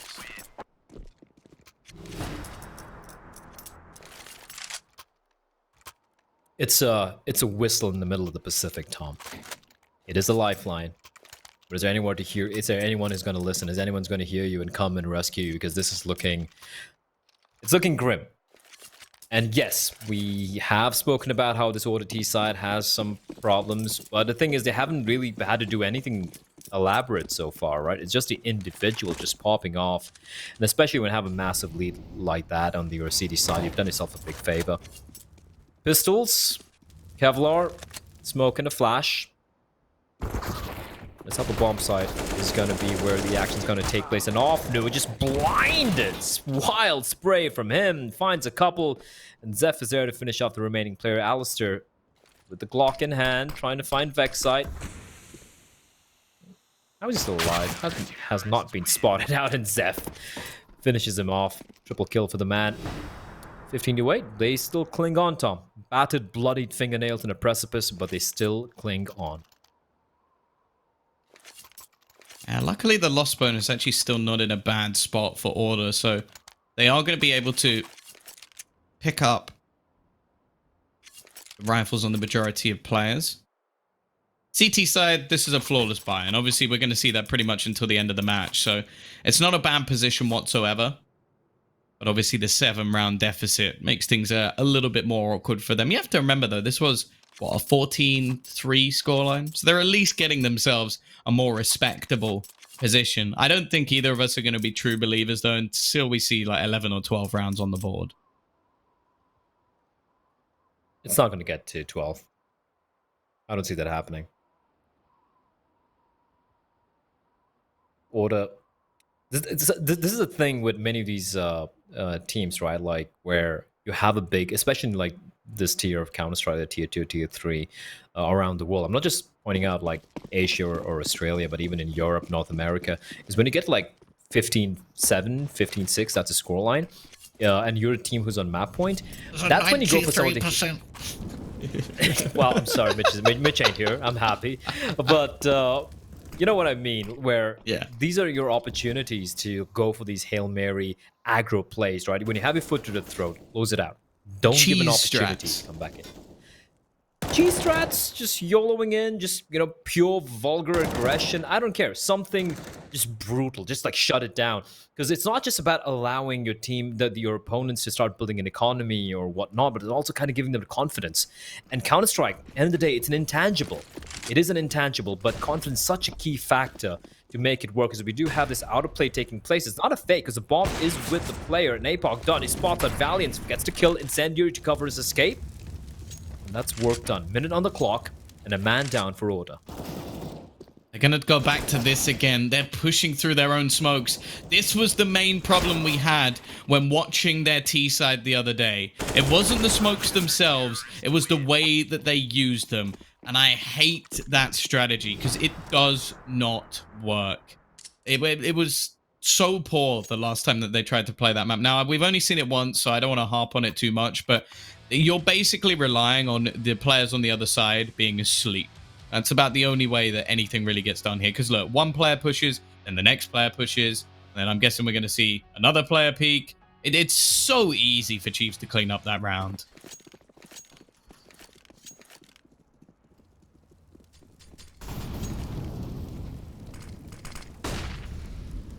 Well, I'd like to see Order, like, in these sort of rounds, or even the buy rounds, rather, just go for these plays towards upper. I mean, or even just go for a fast ramp take. I feel like it's just going to work out. I don't think Chiefs are going to be ready for it. And here we go. A little bit of posturing towards ramp to use up the smoke. One Incendiary left. Yet to really do much. Gyros at least made his way towards Secret, so that's good. And Chiefs are aware that it's going to be the pistol, so they're going to do a smart thing. Kind of like stay turtle up on the bomb sites. What I'm not a big fan of is APOC Dot's position. I do believe is alone towards lower. And he's only kind of a passive angle, but if he does get hunted down, it's going to be a problem. Jara finds Soju, who was lurking around Tom. Now the hit's going to come in. And APOC Dot is falling back to his control room, and he's getting pincered from both sides as the Jara's getting the kill. Not like this. Please, Chiefs, don't lose like this. It's like this. It's like this. They only have one player with Kevlar. Alistair's even got an AWP. And they now have 35 seconds to keep themselves in the tournament. He's still going to be on the close angle. He's actually not going to swing, but it doesn't matter. Valiant has still managed to find one. Alistair with another. And Vexite, he can't do anything. A painful way to lose the game, but it's Order. They took the long route, Blair, but they've made it exactly where they're meant to be. It's them going to be facing off against the Renegades, the grand final to decide who gets to the major, and you may have your head in your hands, but I'm at least excited we're getting to that big boy matchup. I just feel bad about the way they lost, that's all. I knew Order was going to pull it off in the end anyway, but yeah, you played that passive, you played it isolated, you're going to take advantage of it, and Mitch, Jim, it was expected. It was definitely expected indeed, but at the same time, a very different Order from what we saw from them on Nuke earlier when they played against these guys in upper brackets, right? Yeah. Oh, 100%. This was realistically for Order. You could see they'd gone back and looked at the demo a little bit. They were slow to start really on the T side after the pistol round, but getting back in there, a little bit more access, I think, than what we'd seen previously. What was interesting to me was in that whole first half, Chiefs only managed to find a bomb plant in, I think, 4 of the buy rounds. That's a shockingly low number. I mean, I would expect much more from them. And considering that they'd played on this map before, I think they were ready for Order to change up their game style a little bit and obviously not make the same mistakes as previously. But ultimately, this just came down, for me anyways, to the return of Ricky. You know, he wasn't on that same performance that we'd seen from him over on Dust 2, where he was really flaky. He started to step right back up, and it was a pleasure to see them actually turn up there. Yeah, it was indeed. And Jim, I mean, we're obviously going to be talking a little bit more about Order because, you know, we have the Renegades matchup coming up next. But any parting thoughts for Chiefs, right? They sure, they kind of fell flat here in Nuke, but just the This individuals, right? Like, this timing here, they got it. But like Apoc Dot, I mean, sure, he had a very quiet series here, but we know what he can do. You look at a youngster like Vexite, again, having a rough series this time around, at least in the final 2 maps. But then you look at Zeth, just 18 years old. He showed up. He top fragged in the server despite it being a losing effort. And then you have someone like a veteran like Offnu and even Soju kind of waking up late in the tournament. They are a promising side, and it looks like this Chiefs experiment, which a few months ago we were like, what are they really thinking of here? It is starting to pay fruit a little bit. It is, and I think from Chiefs' perspective, they've picked up some really young, good talent. And if you haven't seen Zeph before, well, this is a great example of what he's capable of. He did previously get a run in top tier teams, and that was with Order. But his time with them was cut short. He spent a bit of time in the wilderness, weighed up whether or not he wanted to come back to Counter-Strike. Got himself into some other teams. Ground Zero was one of those teams, and now he's back in a much better roster with Chiefs, a team that you can see they're going to get better as they progress with more experience with this lineup. Vexite, another young, promising talent as well. This time around, though, you could see that Order, they were far better prepared for it. Obviously, starting on the CT side of that third map pick, Nuke, also helps them a bunch. But in terms of what we saw from Chiefs, they just didn't have a fair run on their they didn't have a fair run on their T side because they were just cut to shreds. It was, funnily enough, this time around, once the the positions were reversed, Order looked far more comfortable on CT side. Chiefs were the ones getting cut down. Ustillo was just going to town. This is exactly what we expect from a player of his caliber as well. Also, Rick as well, the veteran, bringing him back in. Order are looking a little bit better today than we've seen them in the rest of the competition. So this actually bodes really well for this next matchup against Renegades. Yeah, especially considering how they showed up at Nuke and if they can carry the momentum forward. And we do have Ali once again joining us for a very quick interview before we, let him go to maybe prep for the matchup later on. Ali, congratulations! That was a pretty nice showing, all things considered, in this final 2 maps. Were you a little surprised that Chiefs didn't ban out Train in the initial ban phase? Nah, I think we knew again that they were going to ban Vertigo because they got pumped by Renegades, and I think in the initial veto they banned Vertigo against us as well. So they were obviously a bit hesitant on that map. I was half expecting them to ban Train just because we lost to Downfall, so they might have saw an opening there, but they still stuck with the same veto pretty much. So going sort of away from Train, obviously the last couple of maps went pretty well. Into Dust 2, we saw a couple of players, especially within the squad, have some rougher performances. Going on to the sort of the match that you're going to have coming up versus Renegades, is that something you worry about, that maybe on specific maps, like a few people might go quiet and you can definitely see the holes start to form within the defense? Nah, I think we've got a pretty good environment, like really good chemistry, and if someone's falling off or going quiet, we have that agreement where it's like nothing's ever personal. It's like we want you to get loud, we want you to wake up and get back into it, because it's 5v5. It's not 4v5 or anything like that, and it's not an individual based game. So like if people are quiet, it's up to the teammates to get him back in the right mindset and back into the game. How's the feeling in the camp today? Just as opposed to, say, the other few days of the competition, you guys looked a little bit flat on those days. You got yourselves through to the consolidation final and now on to the grand final. Is the feeling a little bit better today, given that your performance has been quite a bit better? Yeah, I think it's a number of things because on other days it's without sounding disrespectful, it's a lot harder to hype yourselves up for like a 7 p.m. game against Downfall when you know that's the only series you're going to play for the day. But when you know this is it, do or die, this is likely our chances at the major. Everyone's going to be loud and roaring and really stepping up and making these calls. And I think that's exactly what we just showed there. So obviously you beat Renegades recently, not too long ago in a best of 3 series, but since then, although the games have been close, you haven't taken a map off them over in the Cologne, Oceania, and DreamHack Open. Are you guys confident that, because the veto seems to change up a little bit every time as well? Are you guys confident that you've done the preparation, you got the groundwork done for this, and well, I guess that's it. Yeah, are you feeling good? Does this feel like it's going to be the time you overthrow them and take their major spot? Yeah, I think if we show up and we play, the Counter-Strike similar to what we showed there, tighten up a couple little things here and there, I definitely feel like it's going to be an absolute brawl against them. It's going to be outright really close game as every other series is, but I do feel confident in the boys more than ever. So hopefully we put on a good show for everyone. Hopefully we do. And also, my final question would be, I mean, you've had to battle your way out from the lower brackets, right? And you have faced up against certain teams like this new Chiefs lineup against Downfall, all these guys. Have you been kind of surprised or maybe impressed as a team with how some of these teams have been playing? Some of the youngsters have been showing up here in this event? Yeah, actually, I think this was like one of the most well showcased events. Sorry, I'm trying to find the wording, but like a good event where all the talent's been showcased for younger players, like players like Savage and Vexite, and even like established players like Zeph really stepping up and getting back into that spotlight. I think they played some pretty good CS this tournament, and I feel like they don't get many opportunities because the ESL Champs isn't such like a higher staked one. So it was really good to see teams like Downfall and Mako putting up numbers and beating teams that are more in the top 6 than they are, I think.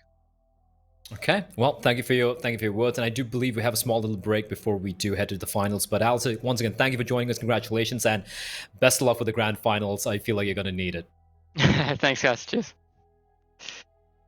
All right, that was Alistair looking pretty relieved by the looks of things of being able to take down Chiefs pretty convincingly as well. But Jim, I just want to continue on the train of thought which Mitch brought up, where it comes down to them waking up as a team. I feel that Nuke Game was the most confident, the most good-looking order we've seen so far in the entire event, which is a good thing for them. If you can continue that momentum going to the finals, it could indeed be a brawl, like Alistair said. It could indeed be a brawl, and if it does match up to be a brawl, particularly early on, that's where things can actually favour Order a little bit. We saw yesterday, Renegades, they admitted themselves, Dexter said, we were very cold and slow to wake up on our first map of the day. So that could be dangerous, given that Order have just played a really intense series. The comms will be good, everything will be cleaned up by then, so this bodes really well for a close matchup. It does indeed, and we have the MVP for that map, and it's not going to be any of the youngsters that we've been talking about. It is going to be Ricky with his "Are you kidding me? Are you going to peek me?" That's the look he has on his face, and that's exactly what he did in that matchup. 23 kills for him. I kind of feel bad for our man on the other side. Zeph was robbed. Zeph was kind of robbed there. But yeah, hey, if you lose the game, you're not really an MVP, are you? 89 ADR, 6 multi-kill rounds, 2 opening kills, but it's more about impact frags he had alongside his teammate, that is Alistair, was looking very, very solid as well with the rifles, with the AWP. And there you have it, that's the MVP. And now we can probably take a look at the brackets, I guess, to see how everything is kind of shaped up. If we do have it, there we go. There we have it. The finals that we all kind of predicted, Mitch. It is going to be Renegades versus Order, albeit it was different. Order had to battle all the way from the lower brackets, but now we have it. Either of these two teams could make it to the major. Renegades win, they're through. If Order win, they're going to go through. So it's everything on the line. Yeah, absolutely. Like you said, things didn't quite go in the same order that we thought they would, but now we get to decide who's going to be the Chiefs of the pack. I'll leave it there for you, but I won't bring it any further. But this is, it's going to be one hell of a series. Honestly, like we've seen Order warm up throughout the tournament. Yes, they looked a little bit flat in their earlier games. I think up until today, pretty much versus Chiefs, we haven't seen them on the form that we wanted to. Even that match, a little bit closer than I would have liked, and they did definitely still struggle with a couple things, like T-side nuke seems to have a lot of flaws in it. But up against Renegades, they're going to be dialed in. They've got a little bit of time to prepare as well. And I imagine this is a historic battle. It's been going on for quite a while. Yeah, you see the occasional win, but it's kind of down, or the occasional win for Order, but again, it's down to like you're talking about in Champ Series, but whenever it's something that matters, right? The original Road to Rio for Oceania, DreamHack Open, ESL1 Cologne, that's when Renegades show up and they don't even drop a map. And this is where I get a little bit worried then when it comes down to a major spot. I think it's fair to say they're going to be more dialed in than probably ever before. All right, and that is indeed what we're going to be finding out. I know we have the final matchup coming up, and I know every one of you probably want to grab a drink, get something to eat, because we do have a little bit of a longer break for Oda to kind of like compose themselves and ready up for this final matchup. But that is what's going to be happening next. Coming up next, it's going to be the grand finals of the Perfect World Oceania League 2020. The winner goes to the majors. It's everything on the line, and that's coming up after this break. Coming up next.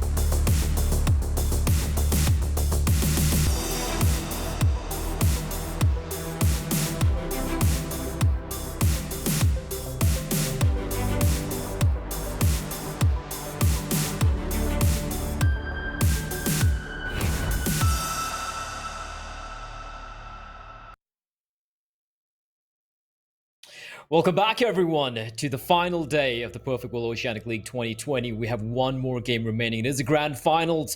It is going to be Renegades facing off against Order to decide which team's going to be moving on into the major, the one spot available for the ANZ region. My name is Blair, and joining me and bringing you guys all the action is, of course, going to be, as usual, it's going to be Mitch, man. It's going to be Tom Biz, and it's, of course, going to be the ever-colorful Jim Nesso with his spectacular shirts. I don't even know how he does that. But Tom, let's start off with you over here.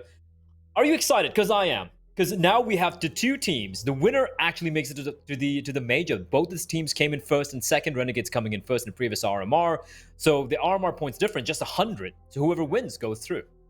Yeah, that's basically the decisive factor. Of course, only having one other RMR makes it at least a little bit more awkward, but I sort of like the fact that we almost have that like redemption story of like Order obviously coming into this in second place anyway, 100 points behind their opponent, looking like they might go out to Chiefs, looking like they're having issues even versus like sort of smaller teams along the way, like having a close series versus Rooster, losing a map to Downfall. Now they've got that big bad boss, and it's like your hero trying to make the comeback. The only problem is I do wonder if it might be another loop or another comeback story before they actually get the redemption, as Renegades, as the big bad boss, have looked, well, terrifying. The big bad boss, Mitch. And I guess we can dive in a little bit about this team. We usually ignore Renegades because everyone knows so much about them, but I want to touch upon a little bit more in detail about them, Mitch. I mean, Dexter, you're talking about all these lads, hats, ins, each and every one of them individually, you can say are as good, if not better, than any other player in all the teams who are playing in this major. In this major qualifier. So it's not just about how good they are as a team, as a unit. You also have the coach in the form of Mither. They've got a Danish coach, which makes it even more terrifying. They are a force to be reckoned with. Yeah, 100%. Out of the top 5 rated players, number 1, 2, and 3 are all players from Renegades. That is pretty scary. Like, they are topping out in this tournament the ratings by far, and they've breezed through their games as well. You know, there was like a couple of closer maps than we would have liked, probably, like up against Rooster. I think it was especially the one where it was like 16-11, and there were a couple of chances where things could have went to Chiefs' way on Dust 2, but in the end, I think overall, Renegades have looked far better than any team we've seen in this tournament. The question is, have Order warmed up enough? Because there's so much individual skill on this roster. Like, Dexter's been dominant. Ince has really stepped up in this tournament. Just in the last game versus Chiefs, we saw Hats start to deliver massively. I don't really know what you can expect if you're coming up against them and one of your players isn't turning up, isn't firing on all cylinders. Well, you're probably going to be left behind just on that alone. Well, I mean, the one thing going the way of this Order lineup, Jim, is the fact that they've played 12 maps so far, while Renegades have only had to play 6, well, because they haven't dropped a single map. And so for Order, yeah, it's been a topsy-turvy affair so far in this event. But then, again, these players we've seen Estillo being the Rock, the Lobster. We have Ricky, who's been having his high-impact performances. You've been Alistair being, well, in my opinion, just kind of like the MVP for this side. At 39 bomb he dropped yesterday does come to mind. But now, facing off against the final boss, the cores of these two lineups, Jim, they've faced each other 11 times since their inception, if I'm not mistaken. And they've only won one series out of them, which was one of the ANZ group matches. So, Order, we saw them earlier today. They're looking good so far, but is it going to be enough? Do they have what it takes? Well, they're going to need to fire on all cylinders. And I think from what we've seen thus far in the tournament, it hasn't been the aligning of the planets for Order. So they've had to do it the hard way, in that there's been some good performances from some players. There's been some lackluster performances from others. So to beat a team like Renegades, you need to be getting everything in a row. Your ducks need to all be in a row. And I think from what we've seen from Renegades so far, they haven't dropped a map in what feels like forever now. So 18 maps. It's ridiculous. Jesus. It's getting ridiculous now, Tom. It's getting to that point where there are a lot of teams struggling to just find even individual rounds against Renegades, but we've seen some promising starts from teams. They just haven't been able to put Renegades to the sword. And for Order, I mean, Tom, this is the golden opportunity, right? There's no Avant there to kind of be kind of like the gatekeepers before they face up against the final boss. And like I said, they're the only other team apart from Renegades who have accrued a number of points, RMR points, where if they win this, it's not just a big moral victory. They do qualify for the major, so everything on the line. And I do believe they have the map veto ready. I don't want to show that quite yet. I just want to kind of discuss how this one's going to play out. Tom, I'm just going to throw this your way, and then maybe Mitch, Jim, you can kind of chime in between.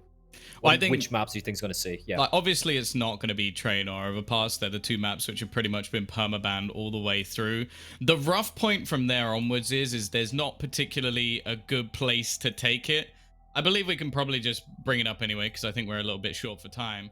But yeah, it's one of those things where, again, it's a rough position. I wouldn't mind seeing Order going for something like a nuke. I think that could definitely work out for them, especially because it's one of the weaker maps for Renegades.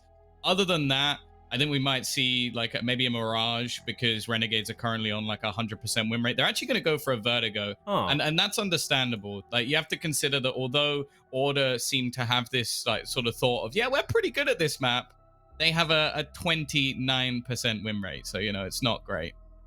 All right, we do seem like we have the game ready. The teams are raring to go. We're not going to waste any more time. Tom and myself are going to sit this one out and leave it in the very capable hands of Mitch and Jim. Gentlemen, take it away and have fun. Well, let's start it off, Jim, by taking a look at the veto ourselves. Let's have our own little discussion around it. Obviously, Vertigo. That's a very interesting pick coming through. Obviously, we've seen Order play this a lot, but I mean, you just think back to that game we were casting versus Downfall. Didn't look too good from them, did it? It didn't look fantastic, that's for sure. And against Renegades, you need to bring fantastic. That's the scary part. So from what we're seeing now, we're already into this pistol with Renegades taking the CT side now too. So Order are going to need to be very concentrated in the way that they approach this, but they're going for a very passive start, and look for them to explode into this round. They, of course, coming in with smokes and Molotovs as well. So this A hit looks like a very real prospect, but they do have the option to fake here and head themselves back towards B. And we know Renegades are solid when it comes to the T side on this map as well, so Order really need to get off to a good start. Remember, they 13-2 Chiefs and then closed it out 16-4. The runaway by Sicko as he spots a couple of players, but Hats is sneaky. They're cautious of this. There's already 2 players, 3 in fact, staring at him as they molly him out, and there's no escape for Hats. He is taken out right away as Order look to take A. They've smoked it off, and they'll get right up there for the bomb plant. This could be a risky play. Sicko up on top. He exposed himself to a couple of players, but luckily walks away with his life. Not so lucky, though, is Malta, who gets dropped down going for a flank. And it's into a 5v3. A great start to the pistol by Order. And now just need to hold on for another 20 seconds. Well, they've got control of this A ramp too now, so this is really scary. And they're just holding off. Oh, that position again, you still. They've utilized it so many times, but they're all going to stand and peek Dexter at the same time. That is the best way to approach a USP. And they take the pistol round convincingly. They were very passive in the beginning, didn't really have the utility to take control of A-ramp early on, and it was just this slow, strong aggression towards A that Renegades, because they were playing something passive, really couldn't deal with. They had Hats in the bait position there at Sandbags, but he was dealt with, and they had a molly ready for it. They were going to flush him out, and from there, it was just easy pickings. They were very well set up in that post plan. Yeah, everything that Renegades tried, the sneaky play over towards the sandbags, the flank from Malta, Order had a read on it. They knew what was going down, and they've countered it perfectly. You can see they've done their homework in that round alone, that they're dialed in and ready to go here. Opening this round up with a bit of a force buy up, Renegades have gone through straight away, a shot onto Ali to leave him on 30 health from the scout. Now mid control is going to be sought after by Order. They've got 3 players ready to swing. Actually, no flash going to come around this corner. I noticed the player in the back, Ustilo, only has a smoke. So they're going to dry peek into the Deagles. That's a risky play, Jim. It seems to work out as they at least find the opening and then retreat slowly backwards, luckily evading the nade that was about to come through. Yeah, Order are very well set up, with the exception of Rick, who we've seen lurk quite some time. Everybody else is just paired up. So they're making sure that they've got the option to trade should they be pushed. But you can see Renegades at the moment, they're set up very passively here. Zico's done some damage already with that scout, and will be looking to do more, but he's going to have to really rely on Dexter here to be his safety net, because there's a big peak incoming. And they're just going to spur themselves into this as they get themselves up the A ramp, grouped up, taking control. They haven't really sent anybody through scaffold just yet, but commitment to this A-bomb site will ensue. I don't know how this is going to go for Malta. He's dropped a smoke down, so I think they know that he's here. They'll come through pre-firing and take him down. And Order, 15 seconds. They've got to get going. Ince tries to deny the bomb plant, but only catches Ali. And with Ustilo closing it out on the double, that will be a nice little 2-0 for Order. They don't lose too much in that round. It's an acceptable loss. I believe they lost an MP5, so definitely something that you would rather have in this round, where obviously you can farm up a little bit of extra cash, but it could have went a whole lot worse for them. All in all, you know, when they break out into the control for this round and come up the ramp, it definitely did look scary. But the fact that they're being so cautious of all these angles and leaving no players unchecked, even on the boost up above, to potentially deny the bomb plant, that's it's the clean kind of second round that we hope for. It is, and this is just a grouped push coming out. And Molotov means that there is no action to be seen just yet for Jira. He's going to actually re-aggress because Ustilo was stepped on. And this... it's not too bad, actually, from Renegades early on in the piece. They have collected that AK in the capable hands of Sicko. They have given control up of this A bomb site for the moment, but they're still very wary of this B bomb site. Rick's still on the lurk, and he actually takes down Sicko too. So the AK is going to be retrieved, thankfully. Inns, this could get dangerous. He's a sharpshooter in his day. And Malta on the flank can't get anything done, so... he does do some damage to Jira, but Inns and Dexter, I think they're just going to count their blessings, take the AK, and maybe Dexter can sneak an exit frag. But all in all, not a bad round from Renegades, given very minimal investment.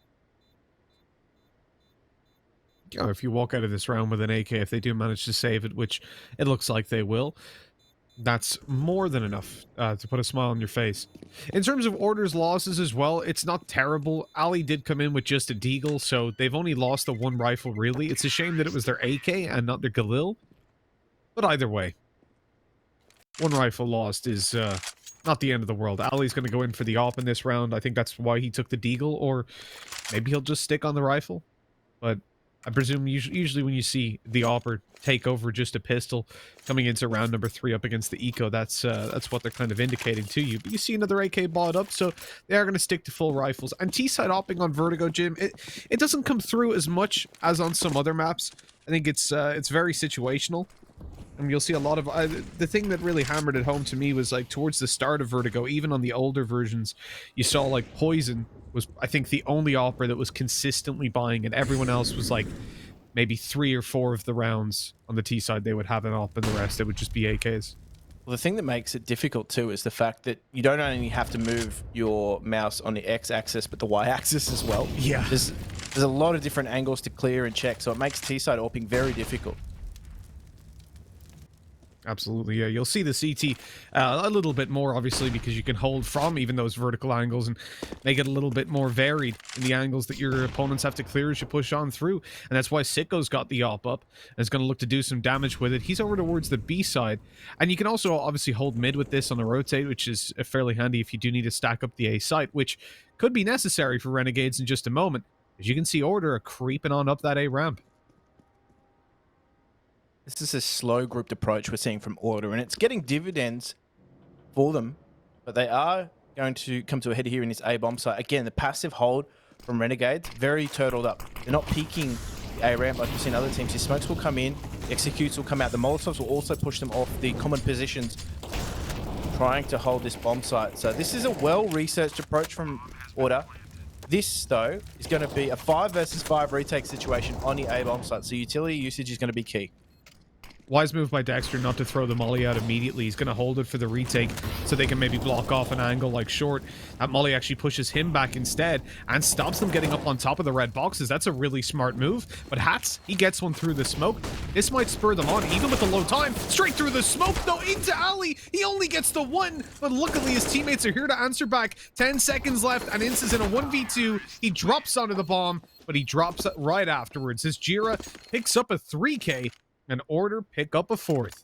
What is Jira eating today? He has been huge compared to some of the other days we've seen. That being said, yesterday he got a much better performance throughout the day than earlier on in the competition. So he's gone from being effectively a Pronax style IGL to against teams like Rooster, for example, and then against more of the structured teams, he's gone into more of this fragging role, and it's working. We're seeing a lot of good young fragging IGLs in this region at the moment, so that's promising. Obviously, Dexter himself fragging IGL, Apoc that fragging IGL.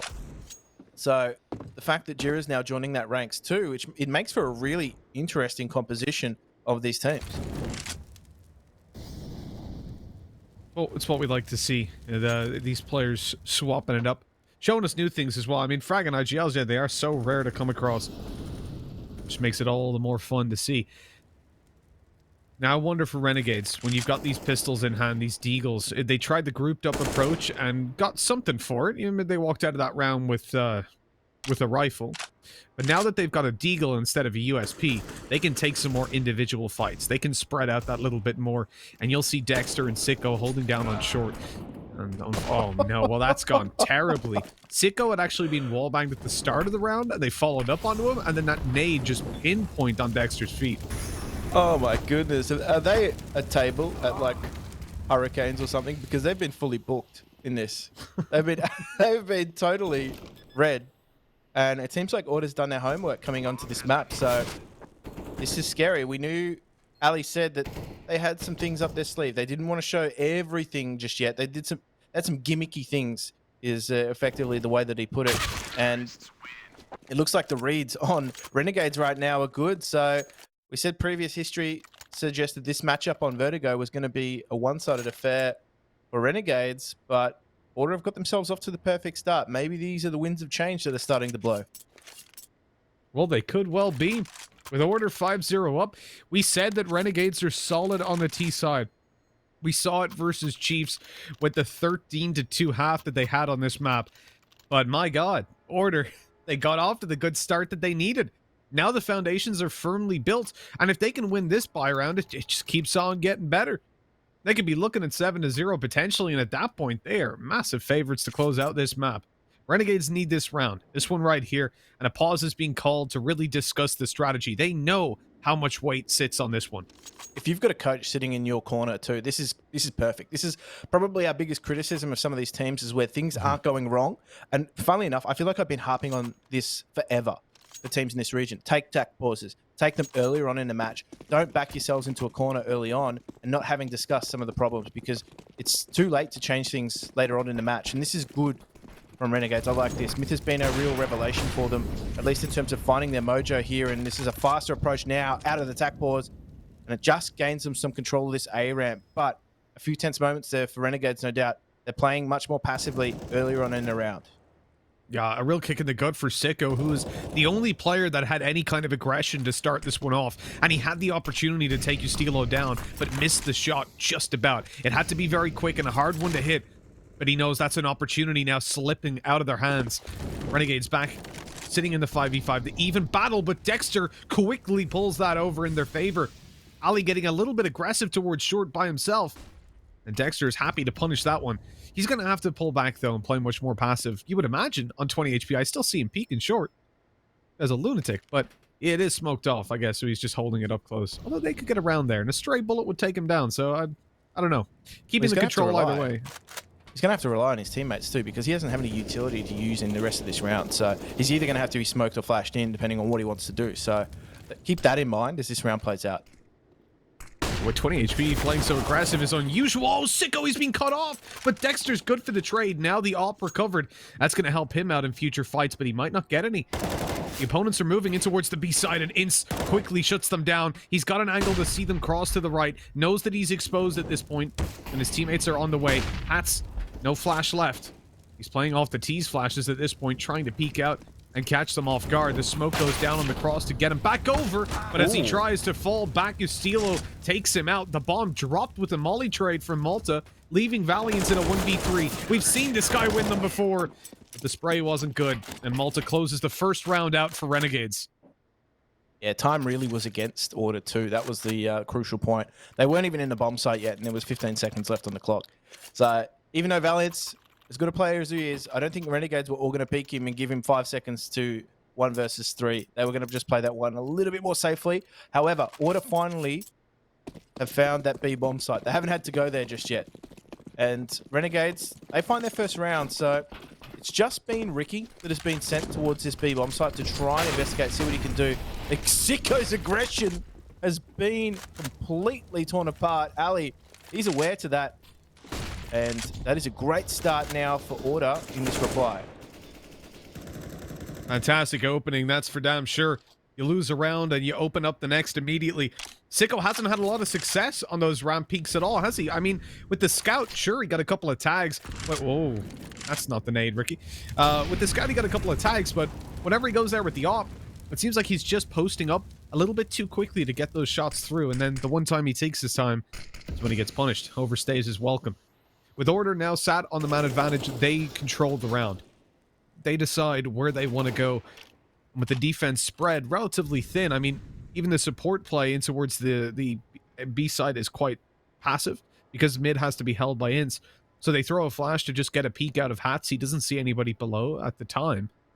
But in fact, the timing might be quite poor for them. At this point, I think they're starting to think that it's going to be an A hit, and that's just further accentuated by the fact that Ints is on his way towards that A site. As he rotates, Hats sees them on top of the stairs. He's under pressure and has to burn up all of his utility to pull back. On the back of that, Ints rotates into this B side to provide support, but now the A hit comes through. Order are playing them like a violin, but hold on, Malta, he's just doubled them. He's holding it all down by himself, and with the damage done to Ricky and Jira, they're now miles ahead in this fight. Renegades only need to hold off for 10 seconds. That bomb is going down. Inns could not face again there too. He was taken down to 1 HP. He has win the duel against Jira. So this has given him a lot of hope in the round, but 12 HP for Rick. He's got a lot of work to do. He can take down Hats, who is just close in his face. He will try and play that, but he will not get the duel to go his way. Rick does fall. And I tell you what, though, there wasn't any room left for error for Renegades. They had to make that work. Inns did a great amount of work on 1 HP to find that frag and bring his team back into this, just swing the numbers back in favor. But this, in the end, I thought here, this was some great push and pull from Order until Malta entered. He made his mark on that round. The whole problem really was that Renegades had just gone for some short aggression as they heard the players barreling up the ramp. So there were 2 players on short. And at that late stage of the round, when you know you've dragged a rotate over towards the B site, you can never expect that second player to be there. The first peaks gets 1 kill, and then you're thinking, okay, all clear, all good to go. Malta just swings and double sprays down. Without his performance, plus he ended up lighting one of the other, I think it was Jira, he lit to like 20 HP. So with 280 damage done in that fight, that was massive. And without him in that position, they lose that round 100% of the time. Yep, and we're seeing another pause come out here too. I'm not too surprised to see that just yet, because these teams are really in a battle right now, not just for economy, but also it's that time where they need to start tweaking the strategy a little bit too for Order, because last 2 rounds they have been shut down. I actually think it's, the opening strategy is not too bad. Maybe put a bit more pressure towards B, because I feel as though Renegades at this stage, they're just leaving Hats or Inns on that bomb site to hold him by himself. They use a smoke, they use a flash to just buy some time if they're even going to hit that B bomb site. They haven't been successful there just yet. So that's maybe something Order need to at least revise going into some of these future rounds. You can't be so predictable and go A all the time. Yeah, I think that's something that we saw Order attempt in a way, where they sold that fake by going up top stairs and dragged the rotate from Inns off the B side. The only issue being that, obviously, for a lot of the round, they had the 3-man stack on the A site with Inns playing for mid. And exactly as you said, they were confident in just having Hats there by himself. It was a flash in play for Inns. You see he's conserving his flash all the way through the round and for that supportive play. And it is just a little bit too much space given over towards that site. Now, this time they're trying to challenge on middle, applying a bit more pressure there, with Ricky sitting outside the B site, just playing that lurk, hoping they get a little bit aggressive. Although this far, I don't think we've seen Renegades really play in any way aggro on the B side. And in fact, the exact opposite, as we're saying, the super passive play by Hats. Every time they've tried to play aggro towards A ramp, Sicko's been leveled. So I don't think the aggro is working for it. I mean, Sicko, Ali, 2 former teammates, and they both played a similar role in that they had the AWP for that those particular iterations of Order's roster. So I think they know each other quite well in the way that they play and the tendencies that one would expect. But again, here we go. Time is on here for Order. They need to make this work in 14 seconds. Oh, this is a really hectic push, but Sicko up close with an op. He might be able to... Oh, he misses the shot. Ustilo has a chance now, but he can't get it planted. Nade comes through and the round's already over. Alistair has to run for his life. He takes the fight with the op and dies after time. $50 left in the bank. That is heartbreaking for Order. They left that one way too late to make the push happen. Yeah, that is heartbreak for Order. Oh no, that is not what you wanted to. And keep in mind that that was on the back of a pause as well. So there was time to discuss what was going to be done in that round. It just took far too long to execute. They left themselves with 15 seconds to get into the A bomb site. Very minimal utility, but also no real picks there to make it work. So Ustilo just had to get in and hope he could bash the door down on the bomb site. And Ali here losing his AWP after time, that really is just, yeah, that is a bitter pill to swallow, because he's such a key player for them, and not having the economy that his teammates do, that is unfortunate. So we're just going to have one of Order retrying in the server. Nonetheless, that still gives them a lot of time to talk about how things are going to progress. So, I mean, Renegades have been able to claw their way back into this. It is a bit of a scratch match for them in some of these rounds, but they're holding well on this A bomb site. The passive hold has actually started to work a little bit more, and I think that's just because they're conserving more of their utility earlier on. They're not necessarily sending Sicko onto that A ramp and giving him up so early on in the round. Keeping him alive longer in the round is bettering their chances, and it has yielded them some results. Jim, I'm just taking a look at HLTV, and I don't know, maybe production can... okay, so that's TeamSpeak issues is what's causing that little delay with the players now. But if production can just check out for me the map picks, just double check, because we had it up that Renegades had picked Vertigo, but in actual fact, HLTV is saying that Order picked it, and Renegades chose Dust 2, and I can see Renegades picking Dust 2, absolutely. It was a map I imagined they would pick coming into this, just because they've been so flawless on it, and I thought Order were playing a little bit reckless picking into that. So this was a real curiosity, but then I don't understand Order. Like, picking this map seems like madness to me. They lost versus Downfall. Obviously, they think that was a once-off, but they've never really looked convincing here. That said, the last two times they've played Renegades, it's been a 16-14 loss and an overtime loss, so it has always been close between these two. I haven't, yeah, you're right. I haven't seen them as being convincing. I actually had to laugh just then at Alistair being known as Toasty McToaster in the stats. That was something new. Oh. So highest in terms of fire damage. And I mean, he's got a few different known as aliases at the moment. Alistair, Toasty McToaster. I've even seen Lewis as well. So, the man of many names will get himself at least some recognition. And these are the maps on screen. So we do have Order picking into this Renegades Dust 2. Interesting vetoes here, Mitch. Interesting vetoes. This series, though, I mean, we expected fireworks, and so far we're already getting a to and fro battle between the two teams here. We're back in server now. All players have joined, and no real presence being shown towards B earlier on here. I mean, we're going to play on with 4, so I don't know how this is going to pan out. At least on the... oh, there we go. It's actually updated now. They do have 5 in the server. There was just 4 showing on the overlay for a moment. That trickery. What sorcery is this? I was scratching my head there. I'm like, they're happy to start 4v5. What's going on? No one's happy to start 4. A bit of an odd show, and that would be. But yeah, Order not looking to throw away their 5-3 lead. They've got their full buy up here. Their money isn't fantastic coming into the next round, so this is a very essential round for them to show up, and certainly more so to the extent of the previous. That little bit of a break, the TeamSpeak issues, I'm sure they will. Whoever was left on TeamSpeak's been having a little bit of a chat. Nice shot by Sicko, and he gets around the corner in time as well. No trade possible. Great opening for Renegades, and that might be the first time we've seen Sicko convincingly find an opening towards A ramp and bail back. Key context here is that Order have already played a series, so they're warmed into things. Renegades, they can be a little bit cold to start, and that might actually hurt them against a team like Order. And as we've seen, they got off to a 5-0 start. They have been able to claw their way back in, but these rounds are just going to continually be closely contested. As good utility left on the T side. They've just got to fight their way in. There's nothing really to work with. They've just got to fight, and they are losing that fight. Alistair, he is the last bastion of hope for Order in this round, but he has got no time to work with and no health. Sicko puts the cherry on top. And Renegades are now back within striking distance. They've gone and got themselves 4 in a row.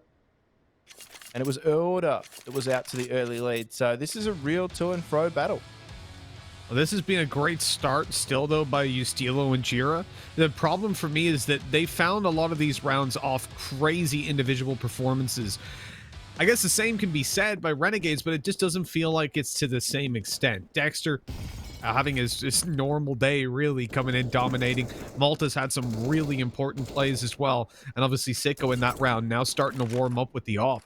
Those are really concerning signs if I'm Order at the moment. 5 rounds is good, but it's not enough. You need a little bit more, especially considering they were 5-0 up. But look who's come in with another opening duel, Jim.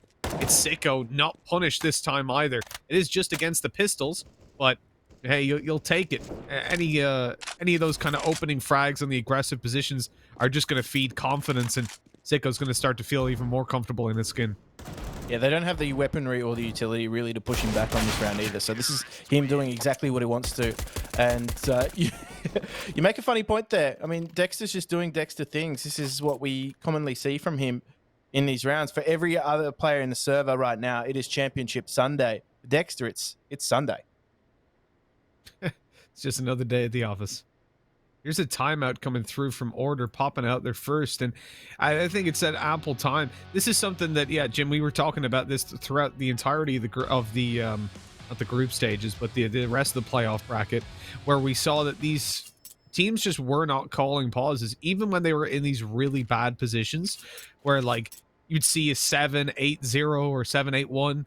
And no pauses. They just keep on rolling, keep headbutting the same wall. And it was like, maybe we should talk about it, guys.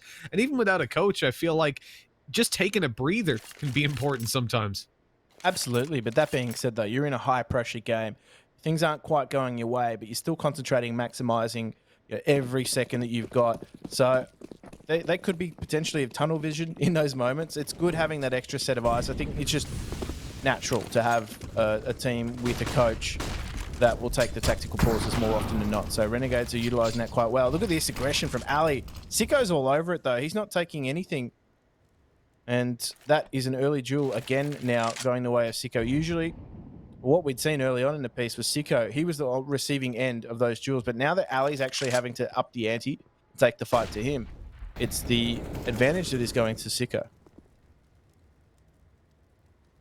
As I said, right, you know, you're letting him feel comfortable. He's hitting a couple of shots. He's getting that control. That's where it gets scary. Because you could see he was feeling a little bit pressured. He was taking shots where he would peek, and the second he saw a pixel of an enemy, he was trying to quick scope and run away. Now he's got that little bit of extra comfort. And talking to comfort, Dexter, well, he's just sat down with his buddy here on short. A corpse of his enemy as he just falls on back, taking down his... No, he's not falling back. He's pushing forward, and even Valiance was caught off guard by that. Dexter is going high. He's going out again. Third time unlucky, though, as Dexter's shut down by Jira. Massive over-aggression by him, but hell, when you're feeling it, Jim, sometimes you gotta just go for it. Regardless, he's left him with a huge player advantage, 4 versus 2. And look at the HP on Rick. So this is really going to be on the back of Jira. We said he was falling more into that fragging IGL category, and he's going to be called upon to frag out for them in this round as they've got 23 seconds left to work with. Again, burnt all of their utility. Just this smoke here that's going to try and get them onto this bomb site. So Jira needs to be careful. Rick's going to overwatch him a little bit, so they might be able to prevent the plant. Which they have not, so the time is going to run out here. This is a lot of work to do now for Jira. Left in a 1 versus 3 situation. He's going to try and sleuth his way through that smoke. Could not be done. And Renegades pick up a 6th round on the trot. And this is starting to look dangerous here because you start letting Renegades put rounds on the board in consecutive order like this. Things get scary. Just to confirm there, Jim, it is actually Order that picked this map. It just got confirmation from the admins there, so the graphics were a little bit wrong on that one. So yeah, Order picked this. Renegades chose Dust 2. That makes a little bit more sense when you look down at the Renegade side. Dust 2 definitely feels like a map where they're incredibly comfortable historically. And then Vertigo, obviously, I don't know if it's I don't know if it's the best of picks by Order just before the match, but it certainly seems to be playing out well in the early half. But now Renegades have got the ball rolling. We need to see Order find a way back into this. They're again on their last legs economically. They've been getting picked constantly by Sicko and Dexter on this A ramp, and look at that damage with the nades. That is ridiculous. They'd be unlucky there not to actually pick up those frags. Those grenades were pretty damn good. Double grand. Going on. You'll take it. You'll take that kind of stuff. I mean, Ali and Valiance must be gutted. Now, Valiance is still, you know, viable in this round, but with Ali on 8 HP, especially up this high, a swift breeze could come by and just knock him over. Gotta be careful. Any dust particles in the air. Dust is next. There you go. It could be spreading over to this one. So at this point, 45 seconds. It's time to go again for Order. The clock has been their enemy in some rounds. But Dexter, this guy just won't stop pushing the nade. Finishes Valiance and Ali off. Ricky comes through with one onto Dexter. A good trade for this. The Molly's going to stop the plant. The spray from Malta as he is so close to connecting these. In 25 seconds. They've got time to outweight the Molly, but the smokes need to be still in play by the time that plant's coming in. That player can't retreat from the site, and the Molly pushes him out in the open. Jira, good for one still. Leaving it into a 2v3, a position for Order that's winnable, but we need massive individual step-ups. Ustilo and Ricky have been players that have constantly delivered, and Renegades aren't even feeling pressured. They're going for a slow flank through short. They're not even going to try to push this bomb down. Instead, taking the fights, and Ince is good for the first. He's going to swing wide for the info, and not traded! Ricky's so good on that second shot, but not good enough to take down Malta. That was a really good approach. I can't even fault the timing. Ricky was just so good to continue that spray into the head. Oh, that was almost superb. Almost superb. Tell you what, though, look at this Gren. One. The double Gren, I don't know what happened there. Really didn't even do a lot of damage here, but look at that. Utility in that round is what won it ultimately for Renegades. They got themselves basically some squishy targets hitting this A bomb site, and despite the best efforts from Rick, they didn't pull that through.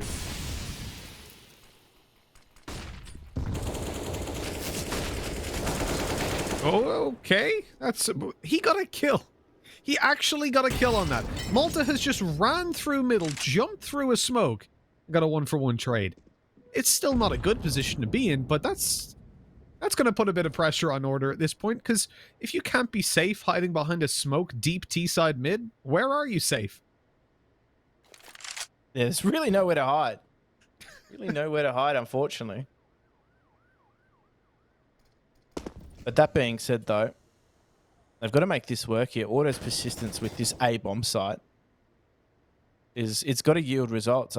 It's madness seeing them go for it time and time again. Obviously, having one less player here in Malta might make a difference, but Sicko's just happy to stand in front of these smokes here. There's going to need to be a pop flash here.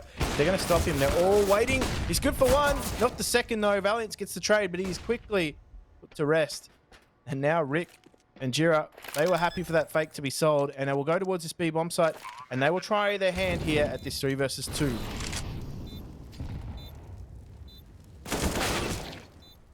Oh, well, Ricky's not getting anything done. It has to be Jira. He's been huge so far in this map. 15 kills already, and they haven't found a round in 7.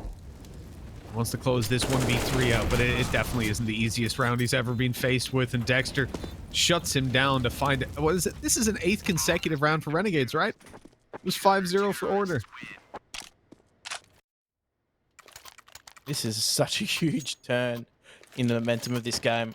Renegades really have warmed up into things. So, I mean, in terms of Renegades, you put that 5-0 start down maybe to just some cold comms. The fact that they haven't played a series leading into this, Order had. They played a closely contested series against Chiefs, and they actually looked better as that series went on. So I'm thinking Order may have got themselves into some really good form here.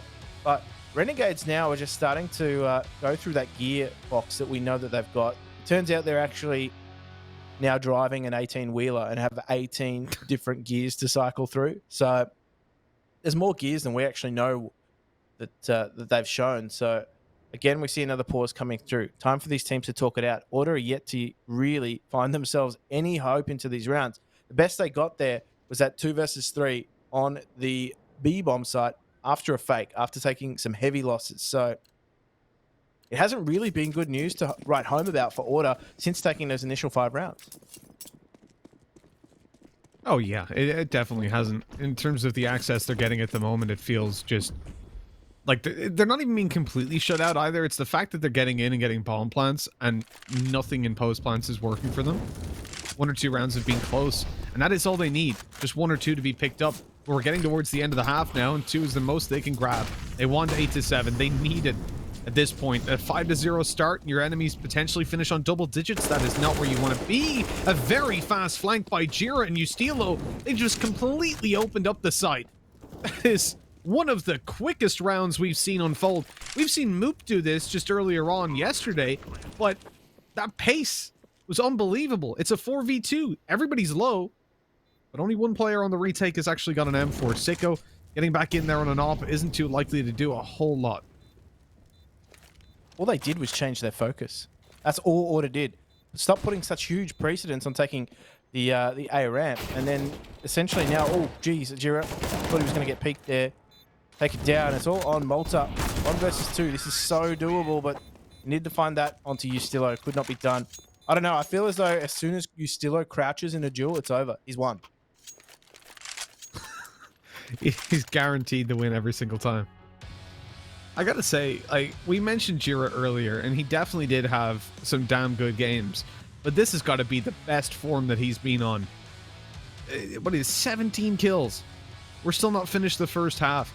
That's unbelievable. Oh, and today he's had his leap picks. What in the world are leap picks? The better version of weak picks. Oh, God.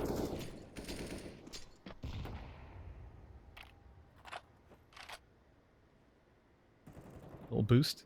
Little cheeky boost. Get up nice and high. Dexter looking for the barrel. He might catch Valiance off once that smoke fades, but I don't know if they'll stick around that long. Oh, the smoke's already faded. There's the barrel. You see it. Oh, the crouch gave it away as well. He's just waiting for Valiance to make a move to step out a little bit wider. Hello and goodbye. Cheeky little peek. Ooh. Jira. He's made a real nuisance of himself. Again, they're putting a lot of precedence here onto A. Ustilo. He has been knocked in the forehead by a single bullet from Dexter. He will get that changed.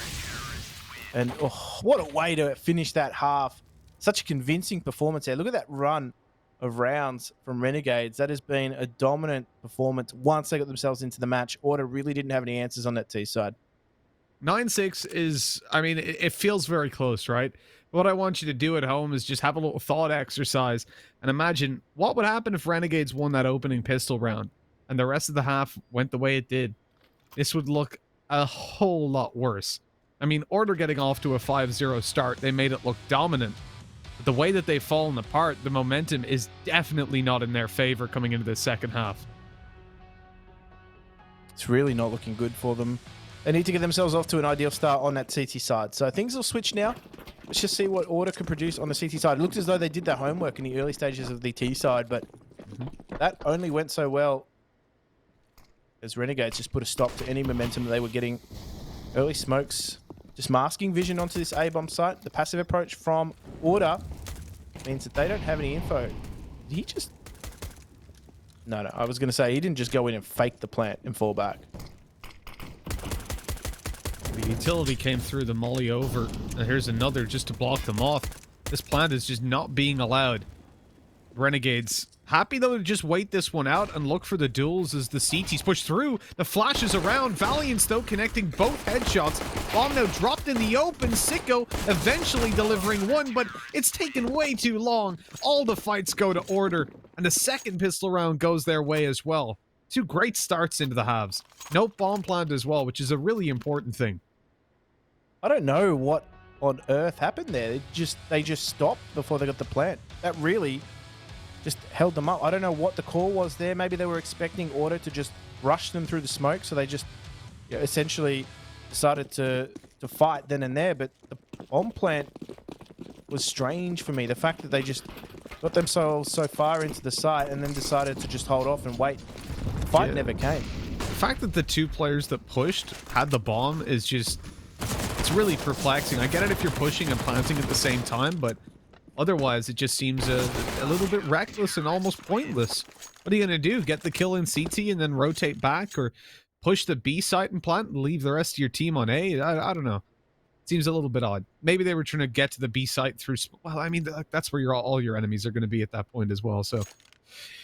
Yeah, it was odd. It was very odd. That round there was a quick blink and you'll miss it, and that's the way it should be, just up against Glocks. As we said, when you don't get that bomb plant in round number 1 as the T side and you lose, it is just a stomping ground on round 2, in order to let you have those AKs, which we're now seeing come into force. See if they can get some results. It's funny how a good pistol round really does change things here. I mean, I feel as though you give Ustillo anything and he can really cause a ruckus. He's been one of those players that has just been on all week. And they're going to call on him time and time again here in this final. Obviously, you know, he's a player that has also worn the Renegades banner. So I'm sure he is looking to remind everybody in this region just how well he can play. Same with Rick as well. Obviously, same story there. Has previously worn the Renegades banner before, but teaming up to take down an old foe. 1 minute on the clock. Renegades focusing up towards this A site. They still have players outside of B. So or going to middle, excuse me. So it's not like it's full commitment just yet.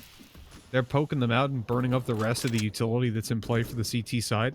The mid split underway. They've managed to get right up under Jira's nose.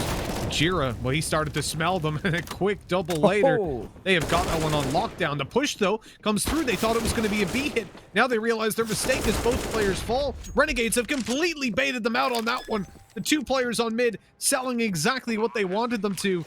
And now Order are left there wondering what they just bought, having to get back into this site to get the return and bring it up 9-9. Oh my, that really did just turn on its head that round. Here we go, Ricky and Jira. They're going to try and get this done.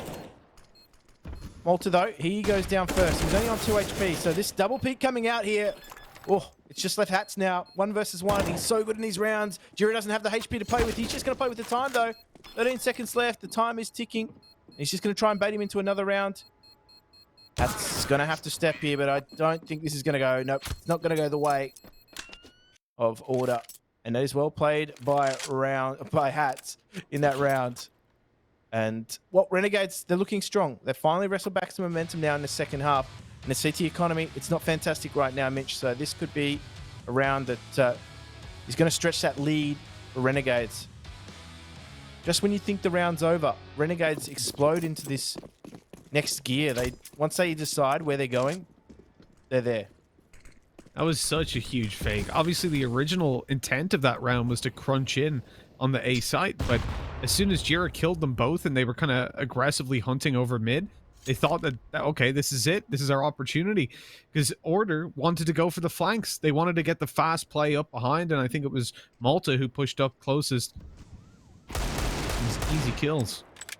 Ali grabs a return on this round, starting it off on 1-for-1s. Hats taken down by the spam. The smoke was dissipating, so that's one thing about this this new system up the top. Like, sometimes it says it's a through the smoke kill. I think it's like if the bullet hits a particle of smoke, it's through the smoke. But in that instance, I think it's fair to say you could see him. Oh, you stiller! And he can find another. He cannot. Dexter levels him.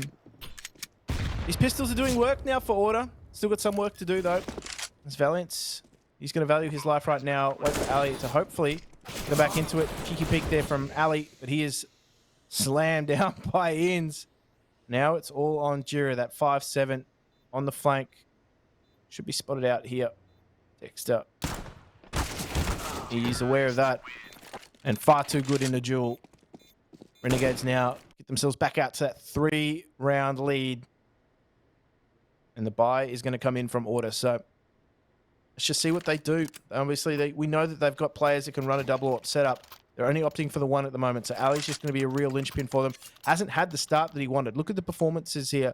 Jira is on 24, and he is by far the best performing player for Order right now. So they need some other players in that capacity to step up. We know that they've got the firepower. We know that they've possessed that fragging power, but they're just not hitting their stride at the moment. Yeah, it's definitely been rough for Order. That aggression, though, that seems to have changed things over into their favor. A quick double opening as the B side is completely secure now. Renegades, they were not expecting that. They got caught off guard. Now they're just going to spread out, looking for some picks and some duels. They need to pull this one right back into their favor. And honestly, this one might just be a write-off from the get-go, Jim. It's not looking good. Not looking good. That being said, RNG, they have the ability to pull these rounds out of the fire, so don't write them off just yet. Doesn't look good, but here we go. Dexter's still up. It's almost immediate that caster's curse. He goes straight down.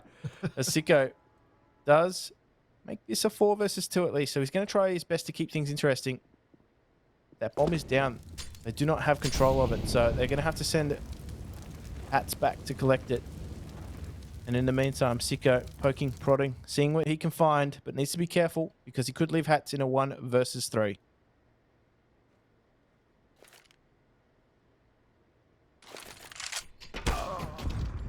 Push up on B as the 1v3 comes through. Sicko's just been shut down. The bomb plant at least can be secured. Hats swings wide, sees it's all clear. And now at least they have to push into him, but the reality is Order should be able to lock this round down. They're stuck together. Look at that. It's a clump of CTs moving together in towards the CT spawn. Hats up close. He spotted out 1 and 2. Oh. The third not connected. Ustilo comes through and snaps that round up with his lobster claws as Renegades failed to connect it, but it sure does come close considering how it started. That was way too close. Hats, great player, and had the potential to really just put that ball back in the court of Renegades, but he couldn't do it. Couldn't do it against his former rosters. So that just makes things interesting now as we start to come towards the end of this match. So these gun rounds now are going to get more and more critical. That CT economy is going to be questioned here. Yes, they won the round, but they're thinning their coffers every time they come close like that here, Order. So they need to be careful. They get their money broken at this stage of the game. That could really hurt them because then their backs are really up against the wall. And that's not really what you want, considering the history there of the first half. Oh, great nade. Where we had, obviously, Order go 5-0 and then finish on 6 rounds. We know that once Renegades warm up and get into it, you can just be in a lot of trouble. And considering they got 2 opening kills, more or less for free with the push by Ricky and Jira in the previous round, it still came down to a 1v1, essentially, a very close 1v3. I think Order have to feel that little bit of pressure. This is dangerous. This is their map pick. Jira mollied out of this position. He's taken down, but it's still a 3v4. This should be a position that, with relative ease, Order can close out, considering they're still just up against pistols.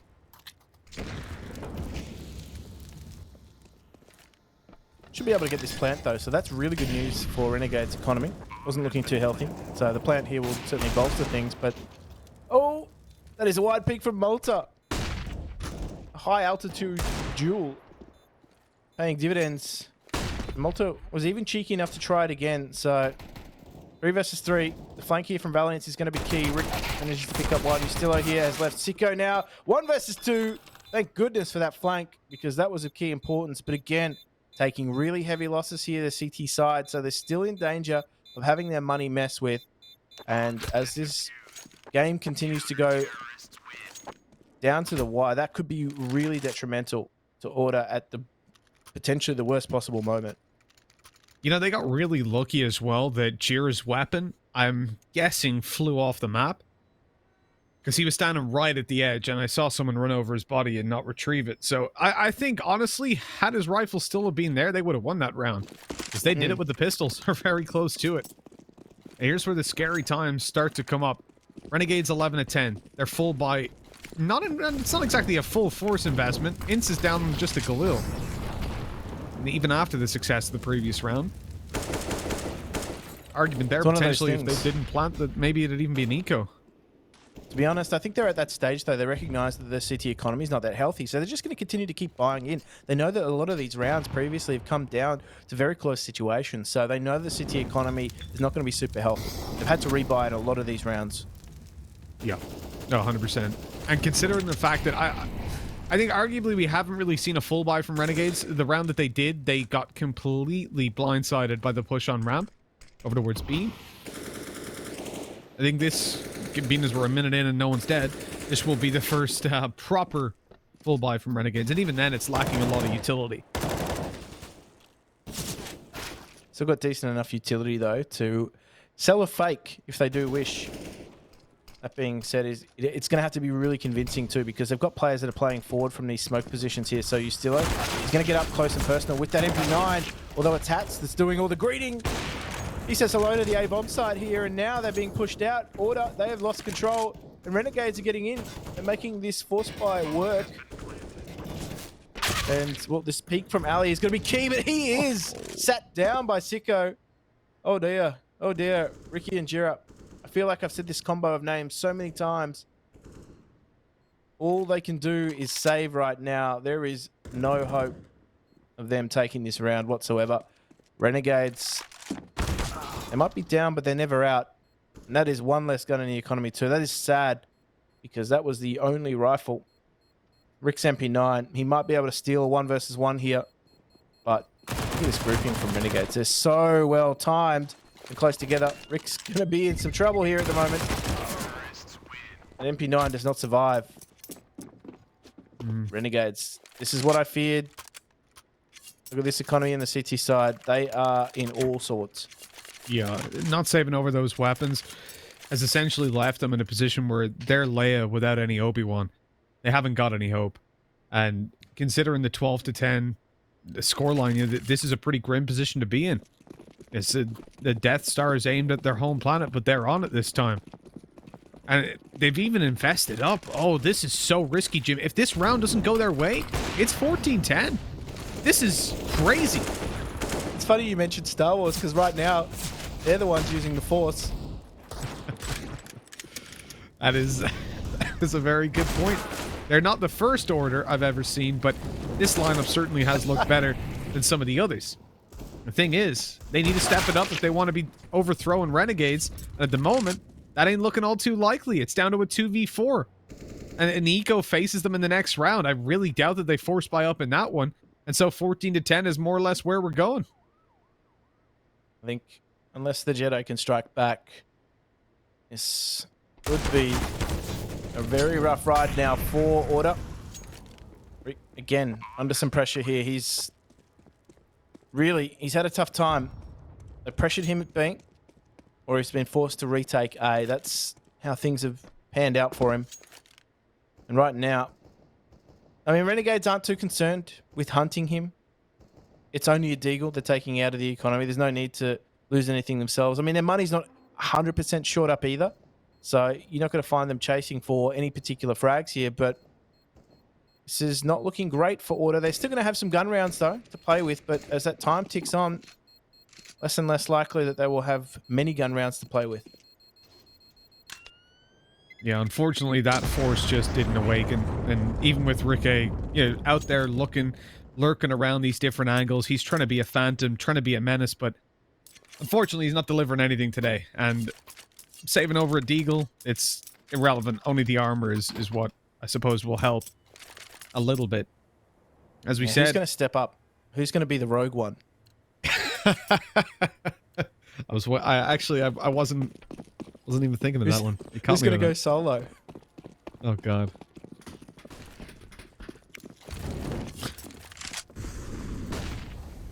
Yeah. This feels really bad. A round like this, where you force buy you lose a rifle round, you force buy, and then you're put on an eco. That eco basically feels like you've fallen down, and now they're just stamping your head in the mud, just dragging you through it, face first.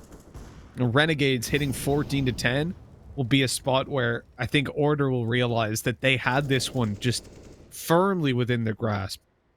They completely let go.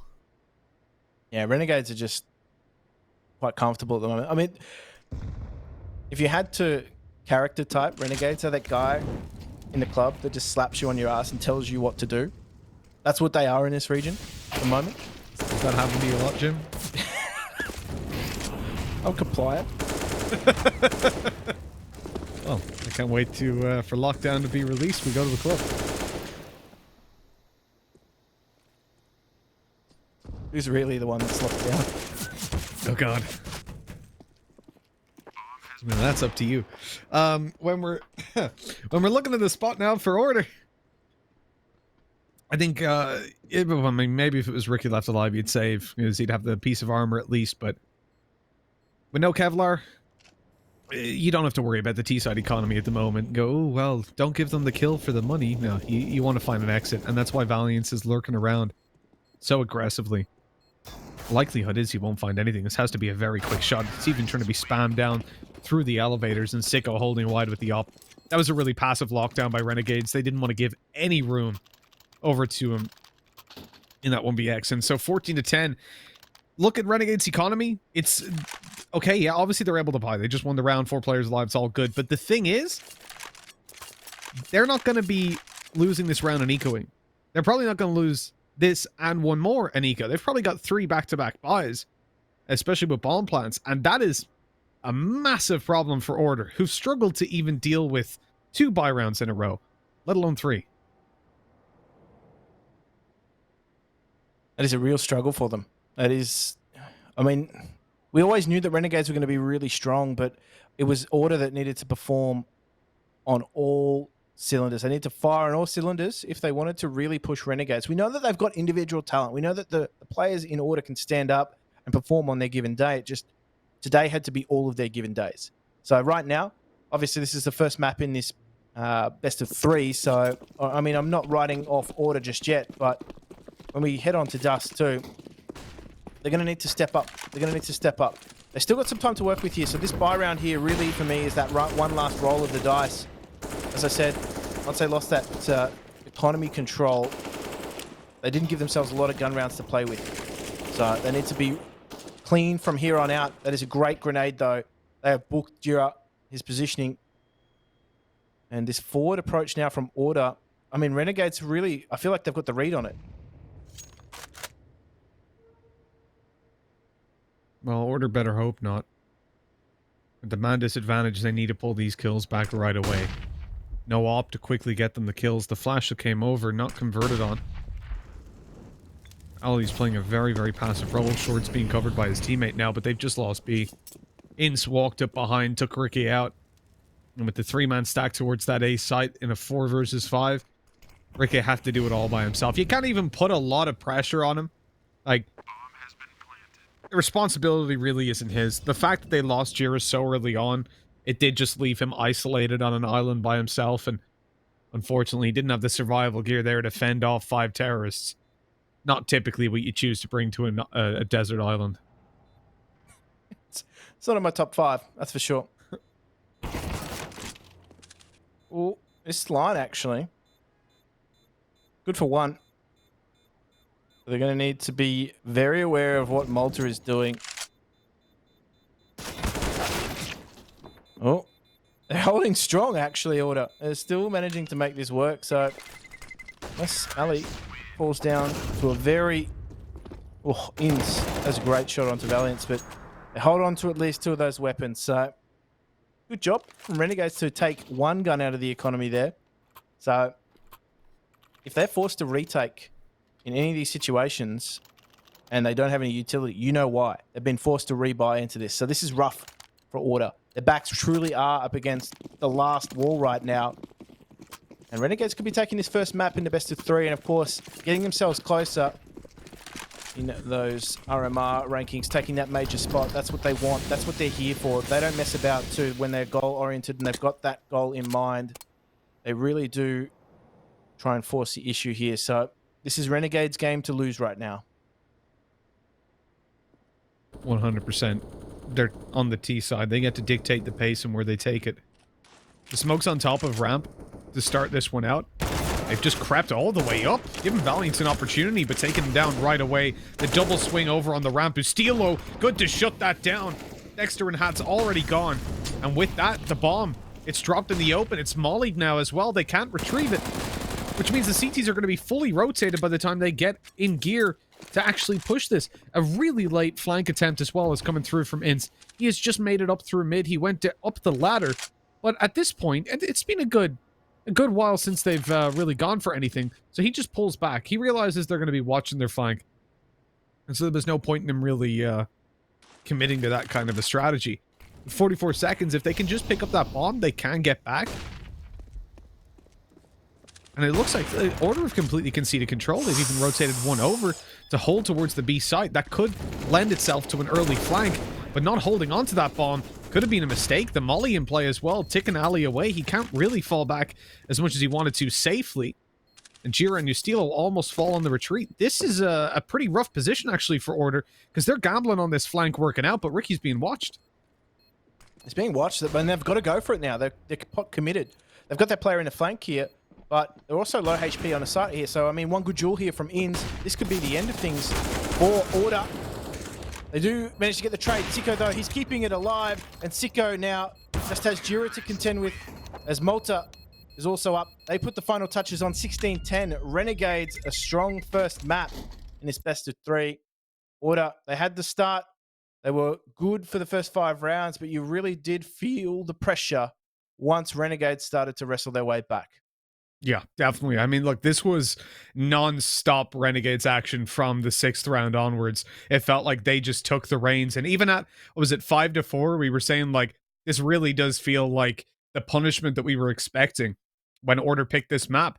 It's a map that they've played a lot, but they've never really looked good on. And honestly, I'm not behind them picking it. That's why I thought when we did the pre-show and we had the vetoes backwards, I was saying, like, oh, that's a great pick by Renegades. They're punishing Order. Turns out Order were punishing themselves, but I know someone who likes to punish themselves. Let's bring in Tom and Blad alongside him. Boys, what did you think of that one? I do like punishing myself, Mitch. I know you're talking about Tom. I do love Asian Counter-Strike, so yeah, I do have issues on that particular side of things. But yeah, 5-0 for Order. They were looking very solid indeed. They kept breaking the money for Renegades, right? I think just had pistols with 3 of the rounds that they lost initially. But my word, when they turned it up, it was looking brutal indeed. And this is the same thing we talk about this lineup, Tom. It's like when they might have a slow start, and usually the second half when they go into the 6th, 7th gear. This time around, they didn't even wait for the second half. Round number 6 on, it was Renegades all the way. Yeah, I think if you're going to come in and give me some sort of statistics, you're going to go, Gerard's dropping 28 kills. They're going to win both pistols. Scoreline's going to be 16-10. I'm going to be like, yeah, you know what? That's fair enough. Order winning 16-10. That makes a lot of sense. It's like, no, Renegades won 16-10. It's like, well, what the hell happened then? Because that's ridiculous. If you're IGL, someone who we've sort of harped on in the past, has had an incredible game, you've won both pistols, you got off to strong starts on both halves, and then you've only got 10 rounds, and that's your pick. Like, I don't know where you go from here. Like, if anything, this should be a very swift 2-0 for the Renegades, because Order, they had everything they needed to win this match. The problem was, it just seemed like whenever Renegades needed it, someone came up with a multi-frag. Like, obviously the stats on HLTV are a little bit far behind, but you look at like multi-frag rounds or 2+ rounds, you got Dexter with 8, Malta with 6, Sicko with 5, Hats with 5, Inns with 3, and on the other side there's multiple players only with a couple to themselves. It's just like there's so much depth within this roster in moments, especially when they need it, that they are truly terrifying. They are indeed. And just looking at the stats as well, one of the players stepping up for the side of Order, Gyra's had a hell of a day, but then yeah, you look at Alistair, like, has to be the star player, right? The one guy is supposed to be very impactful. He was very quite unfortunate. Ricky, the MVP of a couple of the maps in previous game as well. Alliance was great last series. Oh yeah, 100%. He was phenomenal, and he didn't show up again though. You still up. The guy's a rock. He's a lobster. He is just this solid bedrock foundation for this lineup, and he always delivers, win or lose. On the other side for Renegades, everyone kind of stepping up. Inns really didn't have much to do. Hats opening things up like no one's business. I think it was involved in like 9 opening duels. And Sicko, Malta, and Dexter, 21, 22, 23. Very, very clean kill spread over there. And I don't know, Jim. Like, I felt like this was the map where they needed to take it, or Order needed to take it. Heading into Dust 2, Renegades aren't just very comfortable on that map, but also the fact is, Order, they just don't seem that CD side especially looks very rough, and that too against a team like Chiefs. The truth is, Renegade C side is probably the best in the region on Dust 2. So I don't want to call it yet, but this is looking grim for the side of Order. That being said, though, every CT side for any team against Renegades is going to look rough. Renegades are just that clinical in the way that they play right now. It's very tough to stop them once they got going. You could see how hard it was for Order even just to wrestle back some momentum to get a single round. It was just really difficult for them in that instance. You could see they did their homework in the initial stages. They knew where players tended to play, and that's what got them off to the good start. But it was just those slight adaptations from Renegades that just got them back into the match. And you could see that Order, once things started to stop going their way, they didn't really have too much of a plan after that. It was just Renegades beating down and punching down on Order, who unfortunately really didn't have much to work with after those initial rounds. We do have the MVP of the matchup over there, and it was kind of a hard decision to make, as everyone, at least three of the players on the side of Renegades, looking very solid. But it's going to be El Capitan himself, Dexter, stepping up once more, leading by example. Just one opening frag for the man, but top fragging the server closely. Over 100 ADR as well. The only person to touch 100 ADR. Even Gyra with his 28 bomb wasn't able to cross the 100 barrier. Just partaking in one opening duel, but 8 multi-kill rounds, Mitch. And you just leading by example, what can you say? And on top of that, you have Malta with 22 frags right below him. He had 10 assists. Dexter with 7 assists. And of course, Sicko as well. So it was kind of like a all-round team effort, even though Dexter was a little bit ahead of everyone else. Yeah, when it came to Dexter's opening kill as well, that was the round, you'll remember, he just peeked down on short, got one, went back. Peeked down on short, got another, went back. And then he just went, I'm gonna go again, guys. Like, it was mad. He didn't get the next one, but hey, it was a good attempt while it lasted. I gotta say, overall, this has been a really impressive map by Renegades. It was the worry, because obviously we had the veto backwards initially, and I'm thinking like, okay, this makes a lot of sense. Renegades are punish picking Order. They're coming in, choosing this map because Order looked very shaky on it recently, and Renegades are solid. And then turned out it was Order picking it. I really don't get that. I think this was a very reckless veto from them. We mentioned in the previous series, they do like to pick Vertigo recently, but they just haven't looked that good in it. And I think the same can be said for Dust 2.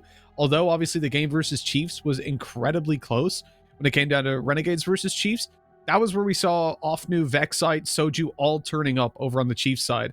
At the moment, we're not seeing that same level from Order where we think that they can dominate individual duels in the same way. That they did look that little bit flatter, with the exception of Jira. And even then on the CT side, I think Jira lost them probably more rounds on the CT side than he won them. He died 3 times out of 7 opening duels. But those 3 rounds, Ricky was just left alone, sitting on B going, they're coming from everywhere, help! Well, I want to do what's that? It's a John Travolta meme, right? Where it's just like the one from Pulp Fiction is like, guys, where is everyone, right?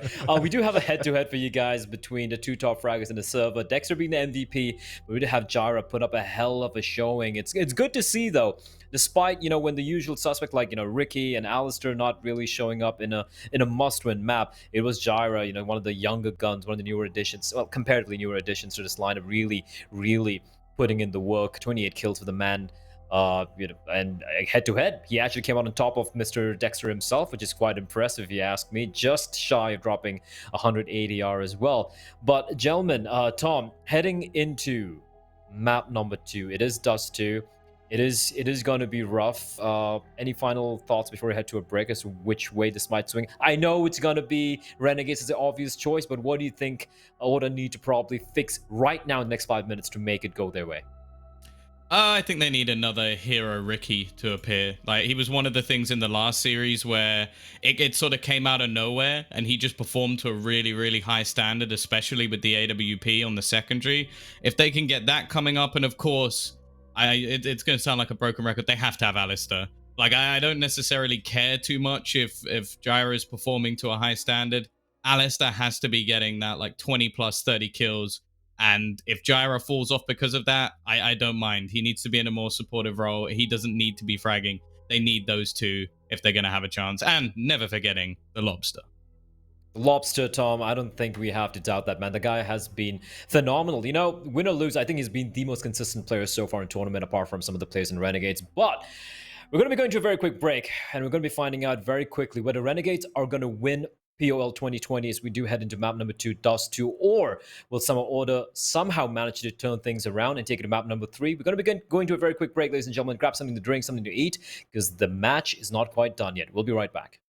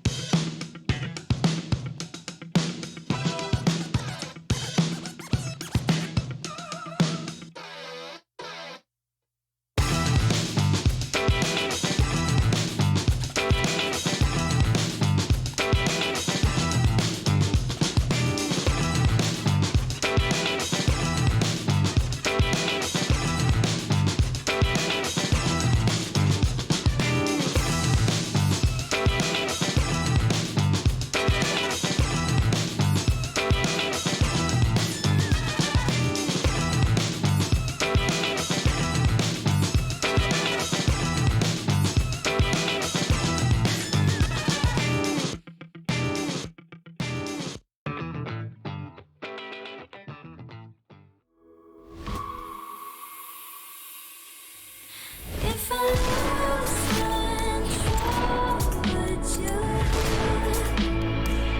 let me fall, let me fall, let me fall, let me fall, let me fall, let me fall.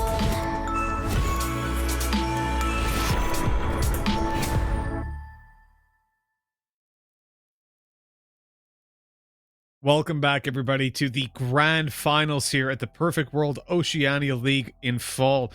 We are ready for map number 2.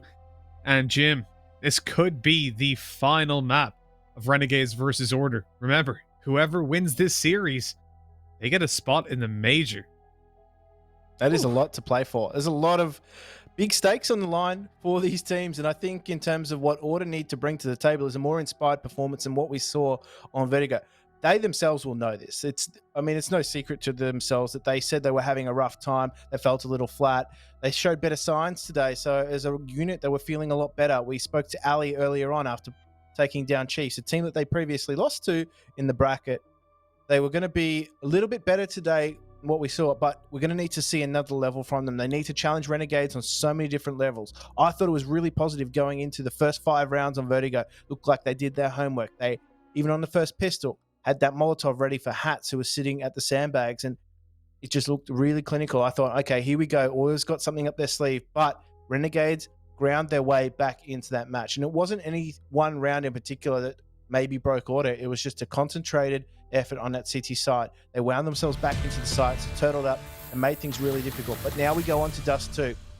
And for me, this is a do or die map, obviously, for Order, because this is the pick. This might be the hill that they die on here at POL.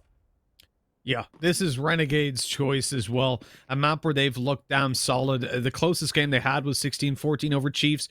But even if you exclude that, it was 16-10 over Avant and Order. And they've been just looking, they're 6 out of 6 on it as well, right? They haven't lost this map. They haven't lost any maps, actually, for quite a while. It's been an 18 win streak when it comes to officials, which is pretty unbelievable.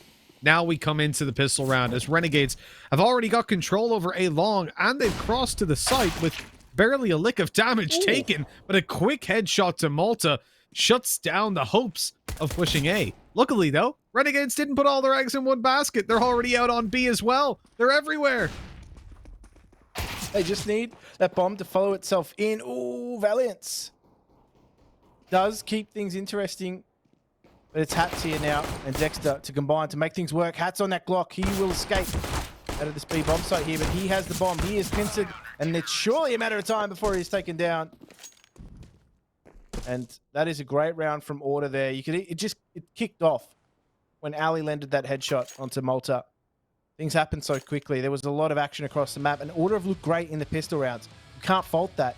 It's the gun rounds where things have been a little bit dicey. So this is another good start here from Order. They need to go on from here. They need to capitalize. It looks like they're very clued on to what Renegade's tendencies are on pistols.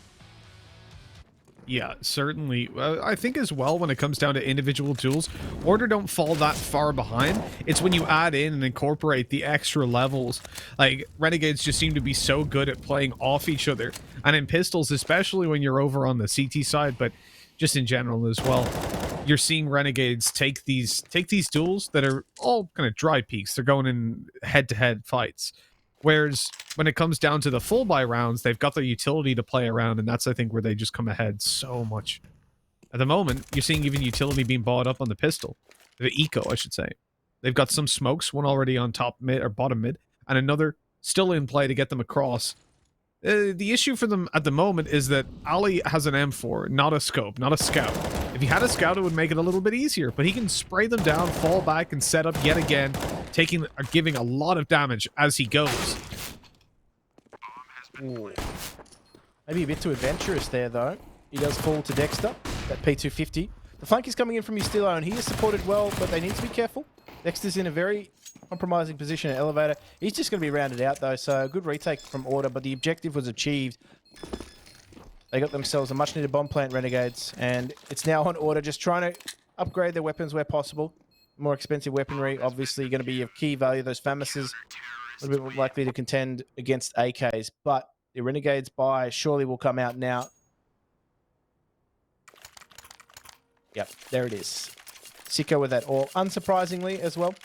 Watch that duel between the two players, Ali and Sicko, on this map. That AWP duel is going to be both tantalizing, but also very key in how these early rounds will go.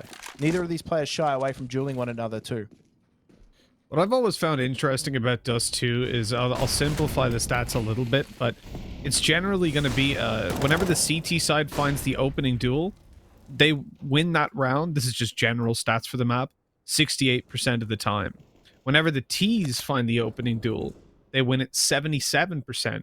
So the terrorist side has a much higher win rate in rounds where they find the opening success than on most other maps. But what I find interesting about this matchup in particular is that both of these teams are above 80% in just general rounds where they win the opening duel, that they actually convert the round. So it shows really, and then you've taken into consideration as well, especially with these two teams, a lot of the time that they go down a man, they're actually trading straight off the bat. We've seen that a lot over this series already.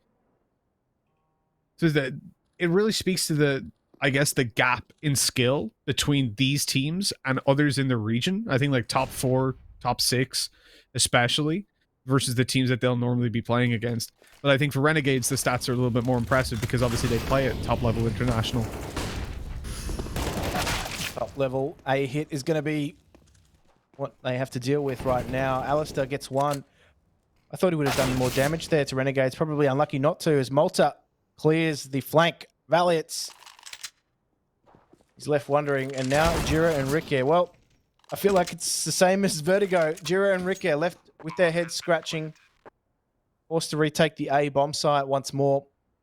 And it is a 2 versus 3, so they can still throw caution into the wind and go for this, but that key duel is going to be won and lost along here. Sicko, he doesn't make any mistakes, takes Rick Air away, and Thor has been removed from the crab. He's a crab now, is he? Just Theoretically speaking, Order of the Crab. Okay, all right, okay, I get you. It's like an allegiance, a crustacean allegiance. Who's the shrimp? Yeah.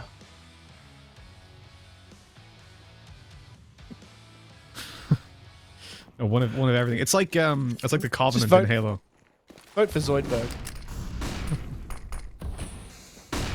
Oh, they'll flash around the smoke. They're gonna push on through. Ah, unfortunate for Jira. Pistol not getting anything done, but Ali, last bullet, catches that frag. The fallback, they think they're gonna catch him off, but Valiance is here, covering the retreat. The op shot missed by Sicko, and Renegade's getting answered back on so quickly. Sicko has to hit the... What? How is he still alive there? He didn't get another shot off, luckily. Oh my goodness, he just swatted Valiance. That is literally the equivalent to hitting the fly midair with the swat. I actually thought he may have landed that second as well. It was looking quite dangerous. Ali taking a bit too long for my liking to put him to rest. But this long hold was really well done by Ali and Valiance. We just combine the two of them. Alliance? An alliance, maybe? An alliance, exactly. That's it. You're combining the two of them. It would be an alliance. There you go. The jokes write themselves. For Renegades, you know, the spot that they're in after winning that round and just losing it after is quite deflating. But again, their T side is solid normally on this map, but they average between 9 and 10 rounds. And then consistently, I think there's only one team that you wouldn't consider a top level or a really respectable opponent. It's pretty impressive stats for them. But Order, they're coming in. I'm so nervous, Jim. Really, the early half looking good, but what happens at round 5? We've seen it before. After this one, things can spiral out of control. It's the classic distance trap. Looks good from afar, but far from good. Always at arm's length when it comes to Renegades, within punching distance. Yeah, it feels against a lot of these teams, they do have, you know, the height and the reach advantage over their opposition right now. Mm-hmm. So a lot of these teams in this region are still growing, per se. But Renegades, let's just see what they can produce here at the moment too. So really important that they, at the very least, get a bomb plant in this round. Otherwise, Order are going to continue to extend that lead. Now, this early duel, as I said, neither of these two players shy away from one another in taking the duel. But Alistair does a really good job of moving that AWP around on all these maps. So right now, he's trying to lock things down at long. Sicko landed a lot of damage towards Jira. And whilst a lot of damage has been exchanged, everybody still remains active in this round at the very least. Now, Sicko, Ali, this duel is going to continue to rage throughout these maps. And Sicko again gets another one up onto Alistair. The head-to-head between these two players on an AWP is always a tantalizing prospect. Gorgeous work. Sicko's already lit down Jira to 17 health, so this has been a very successful early round for Renegades. They are still running into the A site, though. And with a double long hold, this could get dangerous with Ince being the solo player to push through there late on. They still have the option to fall back. But with no control in tunnels, they were just baiting out with a little bit of utility to try and get that rotate to happen and a player to push up so they could catch the flanker. Now, though, they commit to the site. Ustilo needs to come up and snap right back at them, but he only catches the first. Afterwards, shut down. And Ince now spotted on long, but the thing is, Jira's the only one left to defend here, and he can't even afford to commit to the fight on Ince because he's so low. He could just be peeked from sight and dropped immediately. So he looked to sight, but instead got peeked by long. That's unfortunate. It was a 50-50. You've got to be feeling for Ustilo right then and there. That lineup, that was there. That was there for the taking. Couldn't make it work, though. So, unfortunately. I think, obviously, he saw the first guy, right? Shot him, and then flicked to the right because he didn't expect them to all be lined up like that. Yeah, bullet penetration. Not quite working in his favor right now. Order. Trying to save this double AWP setup. And it's going to give them some options into this next round. They're going to try and build an arsenal around these two players. The economy will be good enough to do so. So, at the very least here, expect Order to take the fight. That duel, as I said, Sicko and Ali, two former teammates, they're very competitive as well, and when they get going on the AWP, it's very snappy. So at the moment, I wouldn't say Alice is having the best day, but if you can turn that around and really match it with Sicko, that's when we're going to see some fireworks here. And again, you're going to go head-to-head here right now. Sicko flashed out of position. It's actually going to re-aggress here, so not facing up against anyone but Rick. This dual AWP setup. This is what we can expect from Order. Rick, though, relatively unsupported for the moment, and this is going to need the recruitment of his teammates to help him hold long. But both AWPs are towards A, so this could get really hairy, actually. They could be forced entirely out of this bomb site if they don't take short.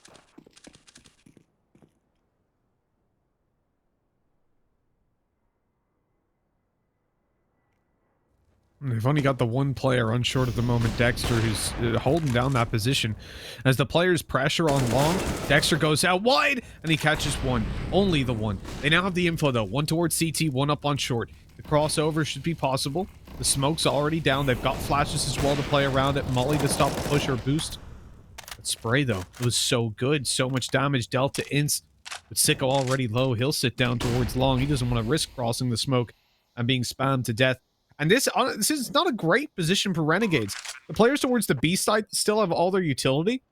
As Jarrett and Valiants come back in for this retake, it's smoke, Molly, 2 flashes, and a nade. Or 3 flashes, excuse me. The fact that they can still definitely have get back control into at this. short, that's the staging area for this retake. And Ince is like, what, 6 HP? Tucked in Goose? That's a very common spot to throw that nade into.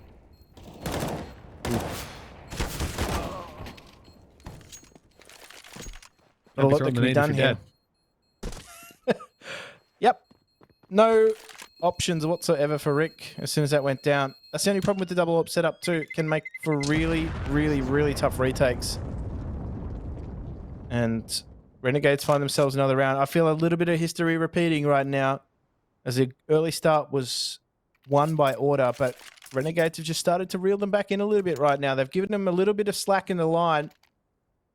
But when Renegades feel as though it's time to reel back in, just like anybody, they like a good fight with a sporting fish, but Order, I don't think they're going to be given enough rope.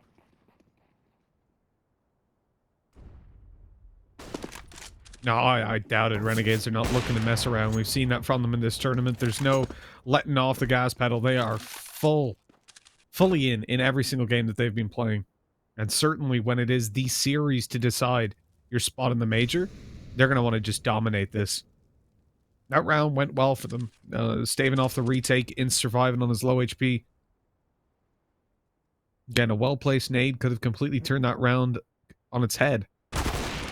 Ricky, this time successful with the op, opening it up on long, but they've spotted him now. Not wanting to go to the B site just yet. Obviously, pushing against pistols on B can be risky. But also, do you really want to go crossing over on the op? It's the other side of the coin, but with double smokes down, triple, in fact, they'll feel pretty comfortable in just crossing over and getting themselves into a comfy position. There's a gap, though, and an opportunity that Ricky connects onto, but it's through the little basket, leaving Malta with 20 health. Going to be able to get onto this bomb site and get that plant, though, most importantly. You could see that once they knew where Rick was with that, the utility was good enough to get them out into short. But key fight coming out at the moment. Hats, just get that Molotov off, son. He needs to get it away. Number advantage still remains with Order, but the player advantage is not so. The bomb has gone down. And well, the timer is on this round here. Hats now needs to channel his DM prowess. He cannot. And that is a great retake. Rick really holding strong down at long. Really important that he did so, and he delivered when they needed to. He said he was a bit quiet in that first map on Vertigo, but now he's starting to wake up a little bit. We saw how much better Order can play when they've got both Ustilo and Rick playing. Definitely. I think the double op setup that they had 2 rounds ago when they lost, I wouldn't even put it down to the double ops and the retake. Really, it was the fact that Ricky had 2 opportunities to take kills and missed them both. And then in this round, he comes through out for a vengeance, hitting every single shot. and easily making up for the mistakes of the previous. At this stage, the players are close. Oh, they're given instant opportunity. Flash through. He doesn't find the kill, but Hats is here to trade. Estilo, ever the monster, though, comes in with his own little double and keeps Order in not only alive, but in the advantageous spot. The flash blinded up Ali. Didn't blind the T's, and Sicko, well, that smoke didn't even obscure his vision, as he's able to take the kill through it. And the smoke on the cross, Ricky's got an angle. He's seen a player go to the site. Oh, that was an insanely close flick to the right. What the hell? Great molly, though. That's just going to delay the plant. Buys him time, right? Let's Valiants get up behind on long and stand in position to hit this retake at the same time. What they have to be worried about, though, is that op now still in play. Sicko posted on an angle, and it's short that he's holding, waiting for the peak to come through. Ooh, pulls off it, and you don't want to introduce timing to it. That could work out poorly for him. And there you go. He's holding it right on time as Ricky rounds the corner. Valiant's playing a very risky game by running up close here. He's still going to go for this in the 1v2. I guess they're far behind. Well, they're starting to fall behind, and they want to get back up there, but that seems a little bit risky to me. Yeah, City Economy. They're going to use that rifle. Fantastic. Look at, yeah. Yeah. I don't know about that one, Chief. I don't know about that one at all. Forcing up? This is madness. If they save the rifle and force up, at least they've got 3 rifles. But what is this, Jim? I think Yustilo's actually bought an MP9, handed it over to Jira as well. So, poor Valiance, he's the VIP. He just doesn't have 200 armor. I disagree with this buy immensely. Immensely. It seems so aggressive for a team that in the last couple rounds, remember, they've not been dominated. They have been falling behind in a lot of duels. I don't think they should be in a spot where they're this confident with their game plan. And then Estilo pushing all the way up. This is reckless. I mean, it didn't really catch them off guard, did it? They were ready for that. Yeah. And it's a massive risk as well, considering that they've 4-spot up in this round to throw something like that out. Ooh. I guess it's...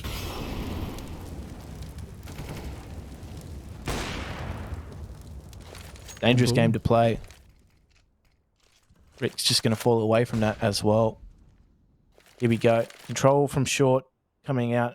Now we know that Renegades can stage and execute from here, so a lot's going to be placed on Rick right now. Let's just see if Rick can roll with this. Does take one. They're turned away. Doesn't find a second. Hats pick the pivot, and they should be able to get control of this bomb site and get that bomb plant. The flank is going to be pivotal. Alistair, a lovely long lock of hair of his has been clipped. And there's nothing really, they have nothing to work with in this round for the retake because they force-bought into it and there's nothing they had to offer. Maybe able to pick up some extra weaponry here. Valiance, though, doesn't land another shot. And I think they know where Jira is here because they have not pushed into lower dark whatsoever. Sicko was already watching it. Watching, waiting, and now, unfortunately, it seems like it's time for commiserating because Order, they're on an eco. They're not going to be able to get anything out. And I do feel like, look, the reality is some of those players were double eco. I think 1, maybe 2, but they could have dropped over. They could have played up the round. Or if you're going to force buy, why did they go in for the 1v2 with Valiance? Like, there's just so many things there. You could have ecoed, but the way they played the round before didn't seem like they wanted to. Just looks like not everybody's on the same page on that one. Or they're playing with a confidence that versus Renegades doesn't seem to be grounded in reality. Renegades are just playing this asphyxiating brand of Counter-Strike right now. And that Order are just being pushed and bullied around. What it need to wrestle back some momentum here. There has been some good signs of life, though. We said the veterans needed to fire, and they're starting to turn up. Ustilo, probably not to the level that he wanted, but Rick at least has been quite solid in his defense. So if we see someone else like Ali start to step up as well, this will give Order a fighting chance. Well, now it's money-making time. Malta's out there absolutely farming some cash. He's picked up a Zeus as well, and he's entering mid with it. Good lad. It's all about just making money with the Mac 10. 3.5k under his belt. At this point, 50 HP, I'd probably just give that... Okay, it was insta-took it. Yeah, I'd probably just give that Mac 10 to one of his teammates and let them go and look for a little bit of extra money. That's one thing I think a lot of teams just don't do correctly. So in this position, chances are he dies. You die, you lose your armor. Is that worth it? Absolutely not. And look there, he's dead because he's running around mid with a Mac 10. Why? Give it over to Ince, give it to Dexter, who's got full HP. Let them go and try to farm the money. Switch things around a little bit. Share the love, if you will. Exactly. But there is no love lost here for Renegades. Tactical timeout coming out for Order.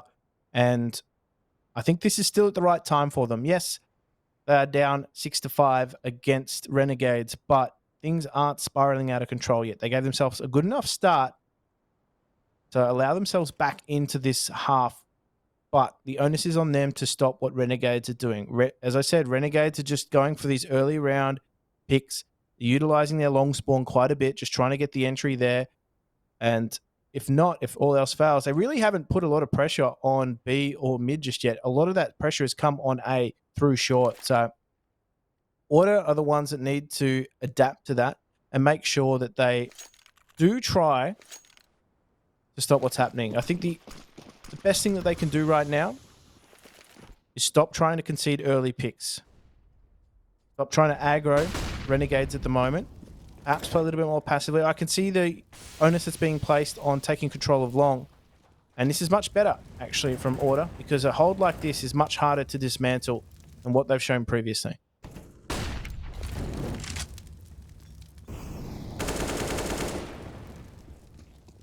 Renegades firmly stuck together.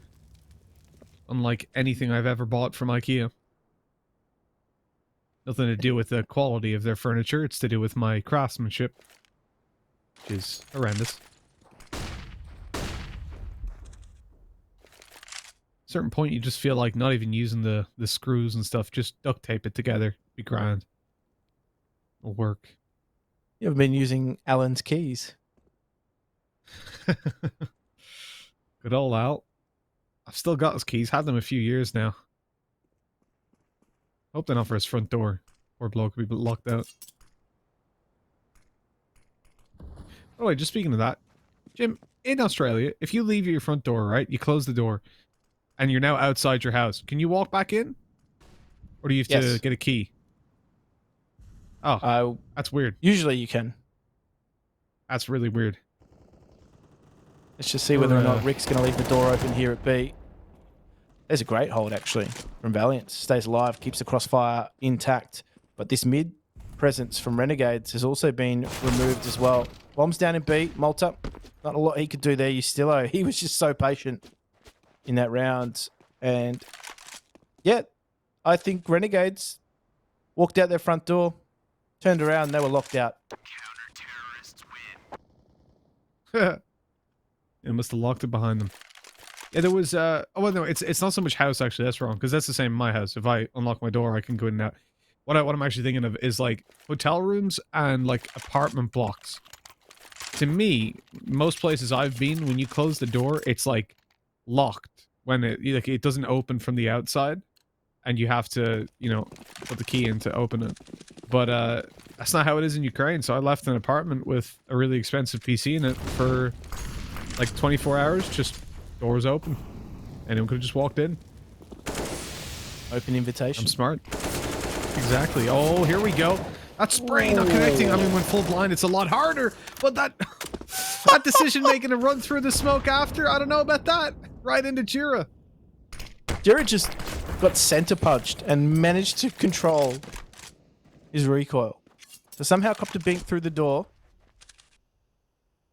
Still managed to pull down hard enough on that M4 to find himself a second frag, but the faster approach from Renegades, Order have seemingly been able to just deal with that. It's a slow approach that they're having a lot more difficulty with.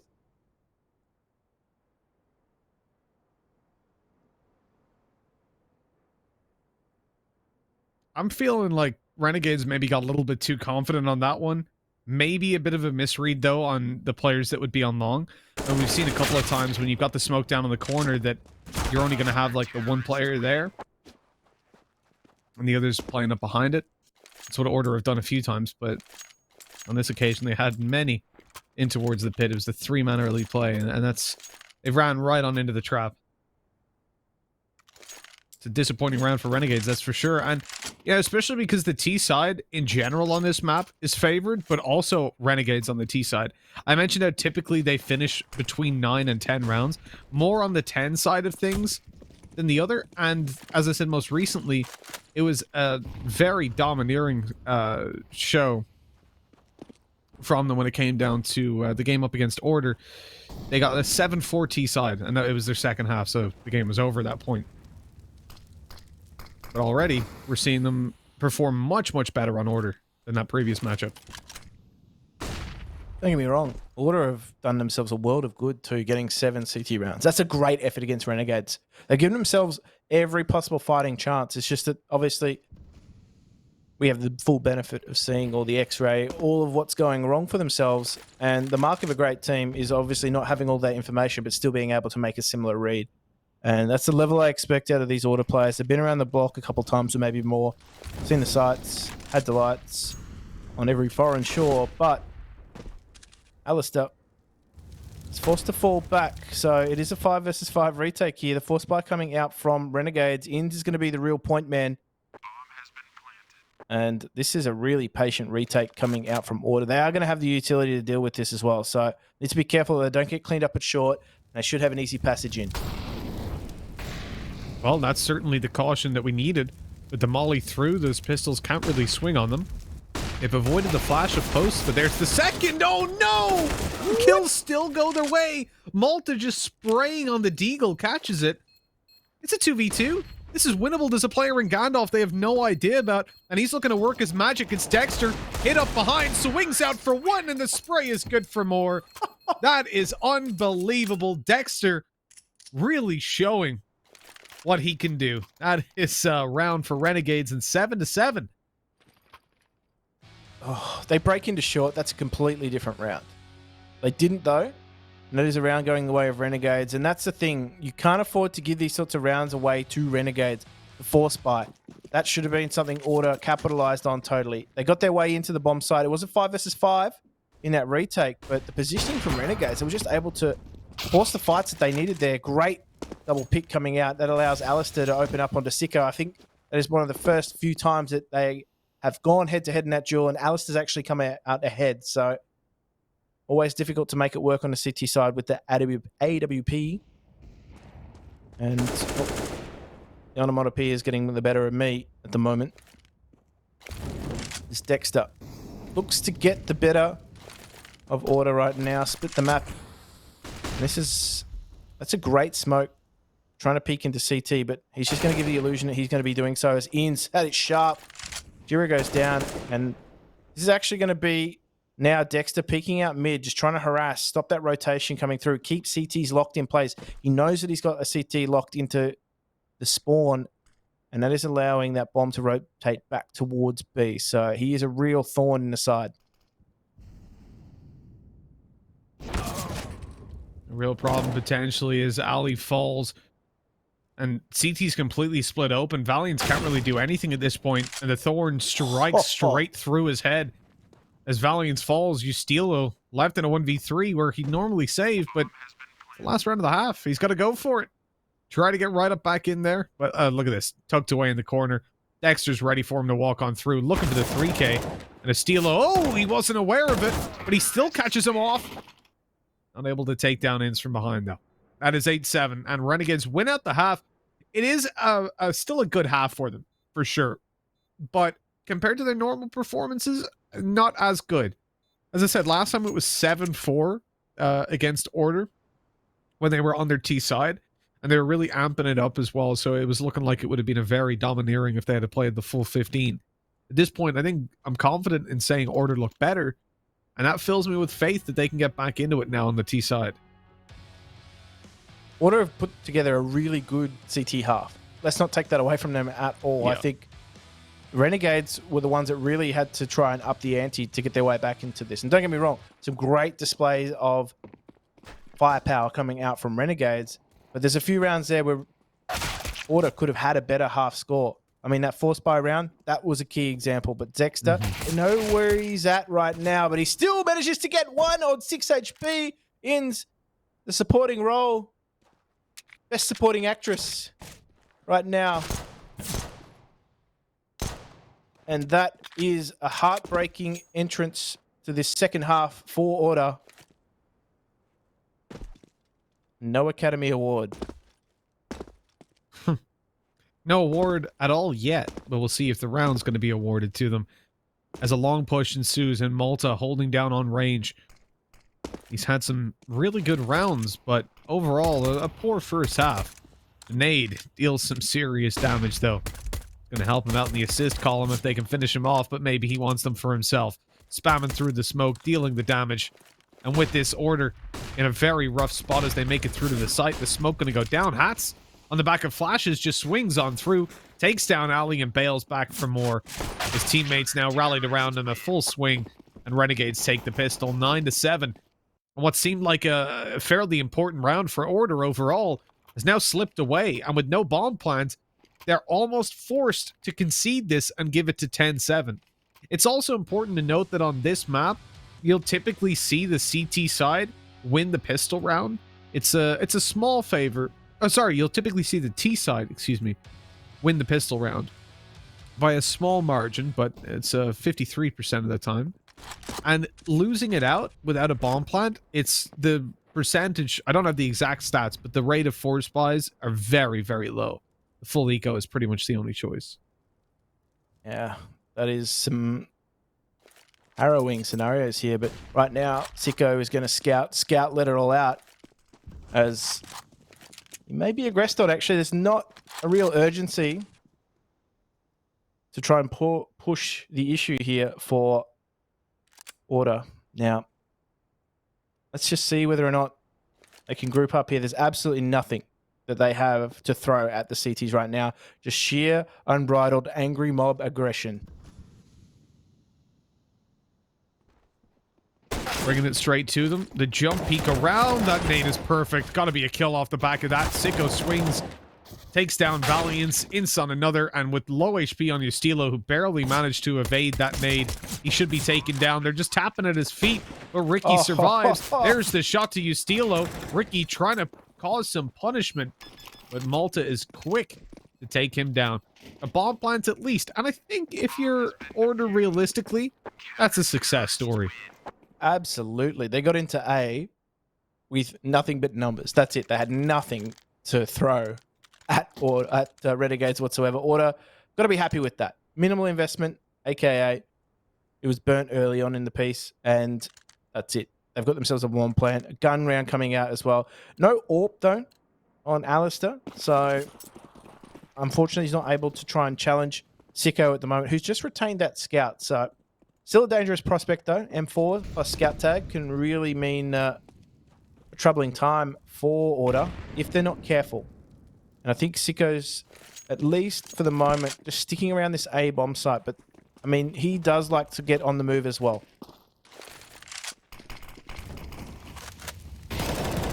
Ince just going to spray through the smoke, but he won't connect anything. Now there's a lot of pressure on Hats. What can he really do in this position? Dexter falls straight away. He's stuck under the window. He's being peeked from everywhere.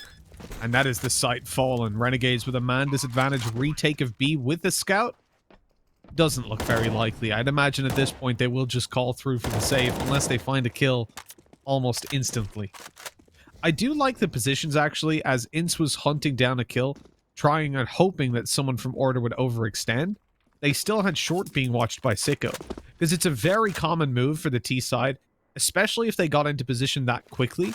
If they still have somebody around tunnels or short, that they would push up short, and as soon as a player is spotted spraying away in CT, they would drop down behind. In fact, we saw that in just the other half, when Ince dropped down and killed Ustilo.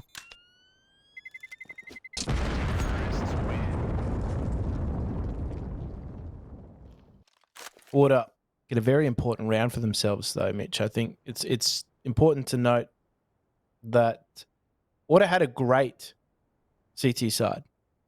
They were giving themselves the best possible chance, but I'm sure they're still shaking their head at a few chances gone by. However, full focus now on Renegades, who are retaining some weaponry from last round. Hat's obviously buying in again, as well as Malta, but some save weaponry here and there. Siko, super confident, just trying to aggress on mid as well. But look at that, the double grenade into upper.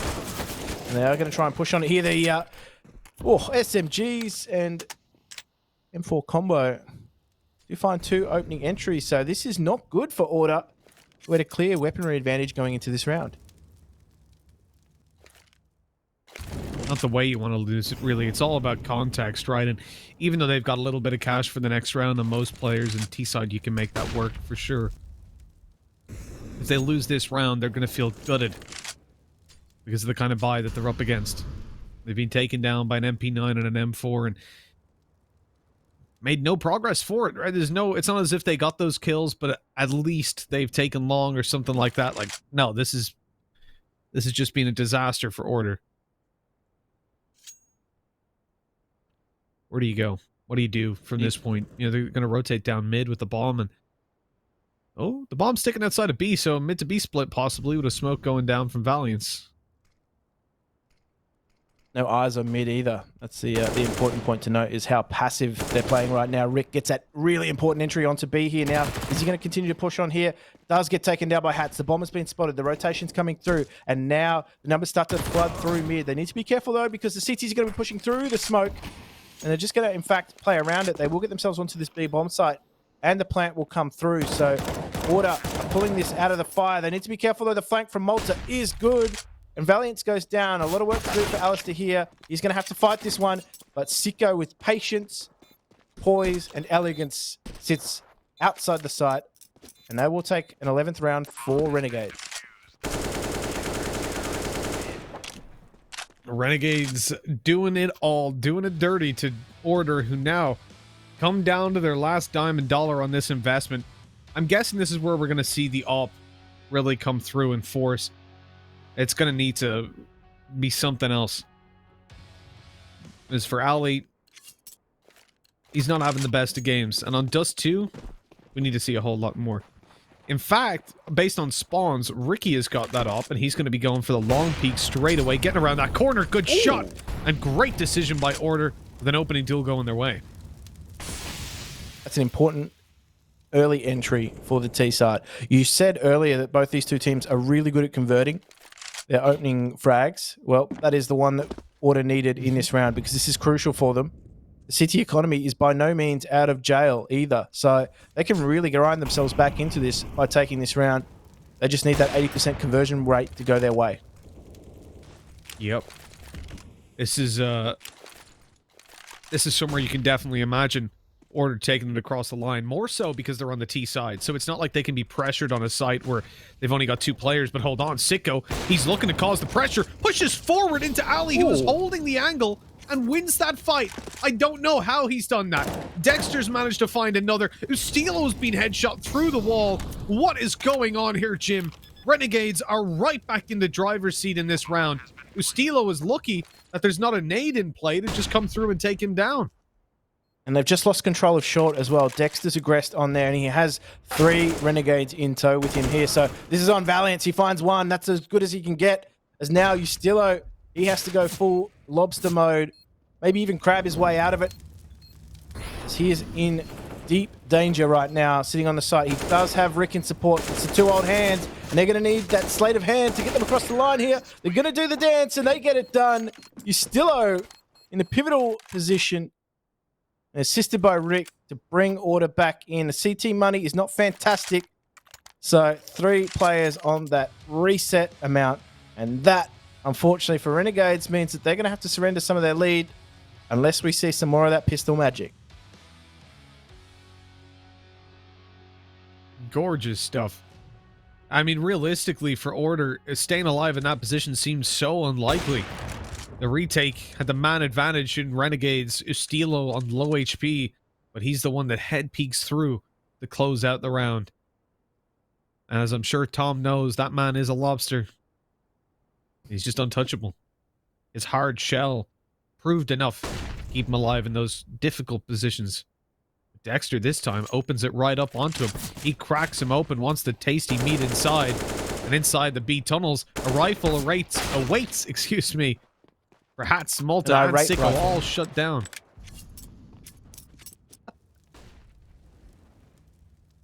I rate that bait 8 out of 8. Ins P250. Oh no, P2000 even. Gonna need to get snappy. As Valiant has no interest seemingly in taking that duel whatsoever. Ins gets close but cannot get personal. And Dexter is eventually swatted by Rick. And, well, I don't expect a buy round coming out here from Renegades either. So this is going to be Order getting themselves back into this match.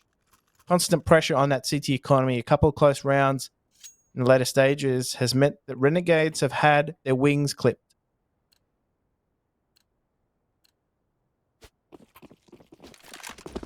Flew a little bit too close to the sun, I guess. His Order just really pulled back into this. I'm impressed by what's going down, though. Honestly, Order keeping themselves in it. We know this is a team that definitely don't ever keep their heads down. As Ali was saying in the interview, they're in a position where, yeah, sometimes in some rough games, players get quiet, but it's on your teammates to really lift you back up, keep everything positive. That's exactly what they've been doing. Jira, very close to being taken down on that one. 4 health remaining. Up against USBs, that could get real dangerous real quick. But he baits them in for Valiance, who's now also quite low. Need to be careful. Ins. He can cause some damage with that USP. Malta as well. Just going to do the dance. He actually lands a headshot onto Rick. But eventually does get taken away. Ins and Sicko. They're going to be locked out of this bomb site. They do manage to pick up 2 frags on the flank though. So no interest in going to collect any weaponry, though. So they're going to have to try and fight their way in. This is awkward. This is really awkward. But Ustillo just proves why he is one of the key players for Order. It seems as though every time there's an awkward situation at play, Ustillo just has the movement and awareness to reposition and find these jewels and, of course, come out on top.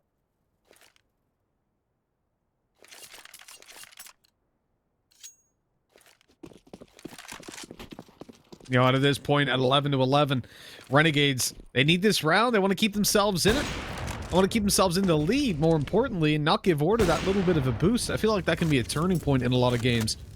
Once your opposition is being down, they're down a map, and they all of a sudden come back in the lead this close to the end of the game, on the back of a couple rounds that very nearly went against them. They'll keep their head held high by default, and Jira, well, he shuts down Insta to start this off through the smoke. And a headshot as well. That is one hell of an opening duel. And it was such an odd angle as well. It's not like he was in somewhere predictable.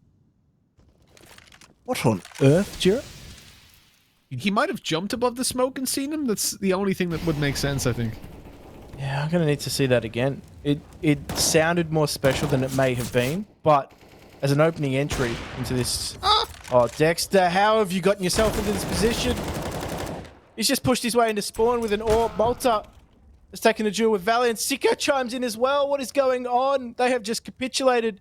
That push coming through from Dexter has netted them a huge gain. And you've got to be scratching your head, Order. What has gone on there? How did he get around so quickly? And Jira, no doubt, is trying to get the debrief from his teammates here as he concentrates on this 1 versus 4. His weaponry is probably the only thing that he will be taking out of this round. I don't think the victory will come, as he's only got 20 seconds to work with, no bomb in tow, and all he's doing at the moment is giving away his position. So I think he's just being... Oh, he's been legged as well. Yep. He's just going to try and potentially die here for the timer. Attempt to take people with him, but Renegades, they stand up strong. So you see players outside of the A site, outside of A long, right? You lose a player on short, so you push tunnels. Makes sense, right? Dexter, that's fine. Where's the thought process that you go, okay, I killed a guy close tunnels. I'm going to push their spawn. I'm going to get up behind them. That is just sheer confidence from Dexter. And a great read on what was going on. He realized that he'd just killed the lurker and thought, hey, they'll never expect me to come right behind them like that. About as easy as they come, and now 12 to 11. Renegades do maintain their lead, and they're just one round away from forcing an eco out of order, provided there's no bomb plants. This is a pivotal round for both these two teams. Hats, though, aggressors on Ustillo. Ustillo very much equal to that challenge, and... oh. Early honors in this round. Oh, Ustillo, how did you manage that? Transfers onto Inns. I'm sure Inns thought he had the jump on Ustillo. So he's given him a 2-player advantage. This just continues. The scales continue to just tip in either team's direction right now. This is... the penultimate rounds in this match are going to be of key interest to me because both these two teams are going to have a rough road to get there. Well, you saw Stilo leading the charge with his mini knife. He's coming in towards the B site where Dexter is just anchored down, waiting for them to come on in. He's got to hit some sick shots on this one. Starts out with the ankles of Ustilo, but it's enough to take him down because he was low. Great shot by Dexter. Sicko's here as well, but a missed shot by Dexter. As Sicko falls, it leaves Malta's 1v2. He's got to pull it all the way back. A great steadfast hold, but now peeking into an op, his chances were pretty damn low. Alistair was all over that as well. There was nowhere else the CTs were going to come from. He was just watching that the entire time. And I tell you what, Renegades may have some trouble here.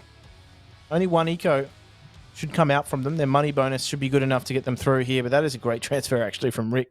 I think he even surprised himself by getting that. So just some upgraded pistols while Renegades try and reset themselves here. Renegades need to be careful though. We've seen super effective pistols come out from... oh, should I say, Order needs to be careful. Renegades have had some really effective pistols though. Ricky, he is just having a good time. Nothing that could be done against that. Even Hats is just plucked away at. Good round from Order. They keep it clean, and that's what they needed. Their economy wasn't fantastic either, so that's really going to help them in these last few rounds. We said about taking the lead, right? The mental block. You're finally back up there. Back in the game. It's been since round 8 or 9 that Order have been behind. They've struggled to really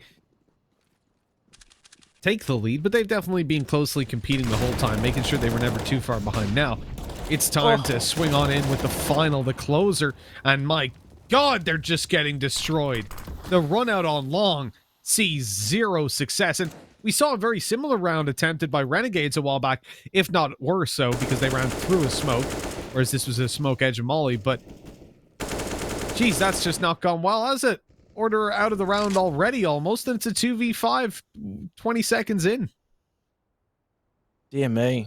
Some of these rounds have really capitulated quite early on in the piece. It's left, you know, teams in 2vx, 3vx situations. That's how quickly the opening frags and opening duels are going the way of some of these teams. So this Hats, again, they're pushing through this B site and they're getting results with it. So that's got to frustrate Order somewhat because this is a huge round. They are going to lose. And Hats, again, has delivered. So back to 13 apiece. And the CT economy is a little bit healthier for it. They didn't take losses. And that was really important because now it's actually the T side that has to do a bit of money juggling to get themselves a buy out of this next round. Look at this, man. 15 seconds in the round, you've lost 3 players. And I get it, like, a little bit of confidence on display, but in such an important round to just rush out long like that, like, I get it. A couple times we've seen them get the picks there with the op, and it was really solid. It just feels a little bit reckless when you know Renegades are going to be on a full buy, and they've got that utility to really punish you for it. The current position of 13 to 13, this is it all in, essentially.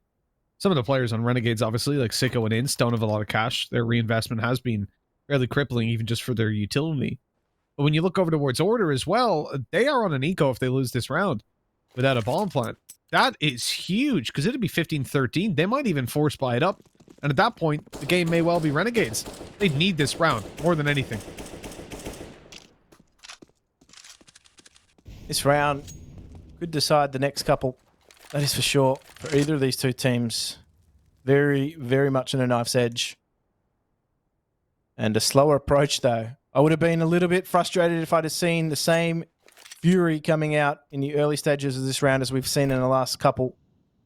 As just this slow approach from Order, taking territory. But look at this. They even positioned players outside of Upper Dark. They were expecting maybe another push to come through.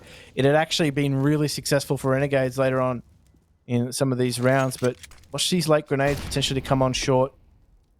Sicko just watching over. As soon as Order take control of short here, though, expect the double grenade in. They were posturing for it before. Molotov, the grenade, there it is. Well timed. Sicko's got some work to do right now. I don't know if they're going to flash him off his position here. They should be able to. But it looks like A is going to be the target. It's going to be double smokes coming up first. Oh, never mind. They've backed off completely. They had their smoke set up and everything.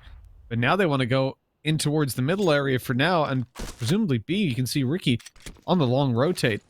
This is a very passive hold as well. Look, smoke's going down into CT. Ats has to get the molly out, and he peeks out very wide, lucky to still be alive. Oh, he's going through it, up against pistols, and he swapped to utility there? What's going on? This round is being won by Renegades, but jeez, that was an awkward fight on mid, Jim.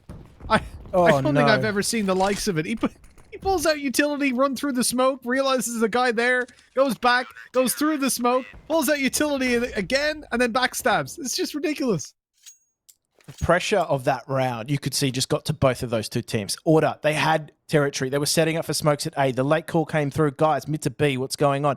Maybe they had information in where their CT position was from that player. They heard them rotate off. In fact, Hats actually did go into CT.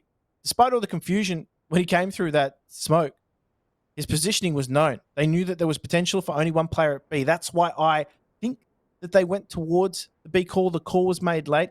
They didn't really attempt to sell a fake towards A, though. I think Sicko being flashed off that position might have actually helped them a little bit. But nonetheless, they are surely going to be frustrated with that, as Dexter, the Master Hammer, perhaps even MC Hammer, might have been a better term for him, because at the moment, he is obviously doing quite well for the team. He's been producing all series. I mean, for the last 3 months, I feel like Dexter's been producing great CS. Even longer. Probably the last 12 to 18 months, he's probably been at the top of the tree. This is no different. This is a continuation of that here. Renegades, they are within grasp of match point, and of course, that spot, major. Absolutely, I agree with you there on the alternative name. Great shot by Ustilo. Malta's down already. Ustilo goes out for more, a little bit greedy. And he's shut down. Deep molly to cut off that op. That's a massive weapon taken out of the hands of Order. And it's going to be guaranteed taken out of the hands, because Ince juggles it over towards the pit. He's making sure it's not retrieved. Yeah, you could call Dexter MC Hammer, because whenever he comes around the corner, it's here comes the hammer. And you can be guaranteed when he says that, you can't touch this. Because that guy is just shutting them down with pumps and a bump. And considering now we're at 14 to 13, it's great to have him in your corner, sitting down with that op, ready to take the shots. And hey, look, if he gets peeked, that's fine. It's all good. Well, they're going to go towards B here, and look at Hats. He's pushing up. This could be key. This crossfire could be really dangerous here, and they are going to go towards this B bomb site. Watch for this flash to come over. Hats is going to be ever pivotal. He's going to be in the cradle with a silver spoon, but he does not get fed. And Dexter now has to hold on to this. This is still danger zone here for Renegades. He holds strong, finds a first, goes for the no-scope at a second, and he's eventually taken down by Rick, though. Time is ticking. Now, Molotov's going to make things difficult. It's going to slow his advance into this B-bomb site. In fact, I think he's going to try and take the 2 jewels here, as he does go for the plant. Order need that money. And that is actually going to stimulate their economy quite well here. In the 2 versus 1, that Molotov come through the window. It's just going to clear things out underneath. He's gone for the first. Sicko now, he's got the second. And Order are still in this. Oh my goodness, the money from Renegades is good enough to buy again, but that is a round that Order desperately needed. We highlighted Ricky and Ustilo as players that needed to show up versus Renegades. And even with Alistair having one of the worst games he has in this tournament so far, semifinals? The quarterfinals. This guy was huge. And yet, now he's having a really rough game, but they are keeping this team alive. Order 14-14. And the most important part about this, Jim, is that it all comes down to this round. Look at the money for both teams. Whoever wins this one has a much easier time at 15-14. This could be the round that gives Renegades the spot in the major, but it could also be what allows Order to bring us all the way to map number 3. This round sets up everything that we will see out of the next. Will it be hearts in mouths on the 30th and final round, or will one of these teams have a much easier time to navigate their way through? Order versus Renegades. As we said, Perfect World Oceanic League comes to a head right now. Valuable RMR points on offer. Alistair and Sicko, this duel will not take place early on, but it's good to see Ali with that AWP in his hands. It's actually Dexter, though, who will also be wielding. So any one of these players from Renegades has been happy to pick up an AWP at any time, but Inns has actually flashed out a short, unsupported there at the moment too. So interesting to see him a little bit far forward, and he's quite quickly taken out of the equation. So Order, they get themselves a good advantage going into this super important round. Malta does get spammed somewhat, so needs to get out of there quite quick. Takes slightly more damage than he probably wanted. But Alistair has found another pick here onto Dexter, so all taken out of the CT economy. This is not looking good for Renegades. No, it isn't. There's one kill for Hats at least, makes it more doable. The smoke goes down. Order need to make a decision on where they want to go. 58 seconds as the ball moves towards the B site, and the solo defender is Hats, who is under pressure in mid. He makes it up to the site just in time. Creeps out towards the car. He's ready, but not good enough to get that kill. Ustilo snaps it up and puts it into a 2 versus 4. An angle above, perhaps, for Sicko, but it looks like the smoke is obscuring him a little bit too much. And with the money in play for the CT side, I think we're going to see a save, and Renegades playing for overtime here on Dust 2. That is going to be the call. And I wouldn't be surprised to see potentially some hunting going on here. They're not going to try and overextend themselves, though. Maybe they get lucky and catch some Renegades out, but both teams realizing the importance not only of the round, but their economy in the 30th and final. And this is the match that we wanted, Mitch. Oh, yes. Oh, yes. We did not want to see Order going out flat. And after Vertigo, I was a little bit worried. That 16-10, okay, it's not the most one-sided you've ever seen, but that is Order's map pick. And with lesser teams and teams we don't know as well, you would say, like, that's going to affect their mentality and yada yada, but we know Order keep themselves in it. They're a well-oiled machine. But what has surprised me the most is that Ali's performance here, it's middle of the line for most players. But for him and what we've seen in this tournament, it doesn't add up. And yet, Ustilo, Ricky, they're here dominating in these duels. Ricky especially, he's close to dropping 30 kills versus Renegades. And Jira obviously had 28 in the previous. We've seen every single player on this lineup step it up at one point or another. Nobody in this tournament quite meeting Alistair's 39 kills, but that was the once-in-a-tournament performance, isn't it? That's in a whole different class of performance, though. But right now, Order are radiating on that big Rick energy. That's what they're radiating on right now. So it's Dexter that's providing the resistance for Renegades, and they're going to call on him now. If they want to take this to OT, they're going to need that performance. SMG's coming out, and of course, a pistol on Sicko. So one of their key weaponries is going potentially short in the weaponry department, though. Inns has actually quite kindly handed his over. So it's a spawn-based pick attempt going out, and it's business as usual now for Renegades, at least for Sicko too. So Order have got to bide their time here. No silly mistakes. Otherwise, they could be seeing overtime. Run boost around the corner gains short control for Team Order. And we've seen them set up in these positions, looking to smoke off and then instantly call the rotate. This time, though, it seems to be commitment. They've pulled that op shot out. The nade is shallow. Really good utility bait from Order. They've burned up quite a lot from Renegades with just one flash. And they haven't given away anything that wasn't already known by the CT side, that there's at least one player short. Well, you would presume.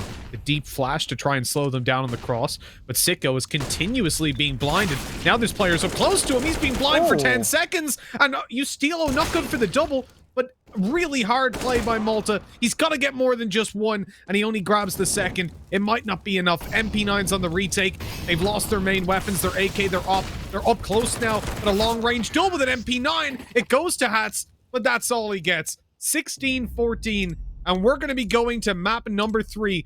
Nuke is coming up next, and the winner of this map will go on to the major. Jim, what a game we're getting between these two teams. What an absolute performance, though, from Order. It started on that CT half. They got themselves into great positions, and they were able to just elevate themselves to a map victory, which is the first time Renegades have gone down in seems what is like forever. Gentlemen that also saw it from the sidelines, Tom Beers and Blair, what did you make of this one? Order were much, much better in the way that they approached that match. Especially, I mean, running with that big, throbbing Rick energy. I mean, what do you say about that? 29 kills in the end there, man. Like, it's incredible. I won't lie. I felt like at one point, I know it's a very back and forth series, but I felt like Renegades were kind of in the driver's seat for the majority of that. But the second half, that T side, they woke up. Boy, did they wake up. And then I think that clutch, I think that was what they needed. The moment they got that, they're like, all right, boys, we have this one in the bag.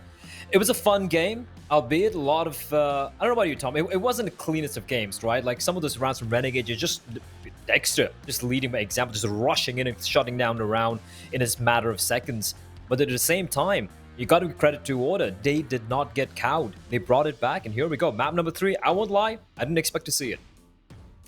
Yeah, for sure. After the first one, I think it was almost looking done from the get-go. And sure, it was a fantastic performance from Order there, but there were a few things that Renegades are doing that, at least on their CT side, were a little bit too much for me. Like, like for example, we saw those aggressive plays from Dexter, very successful, especially when he was pushing over to the B side. But there was one specific round with Ustilo waiting in mid, where 2 players tried to like rush in and face him, and I'm like, what was the plan there? Like, why was that necessary? Like, aggression into mid, it's such a big risk.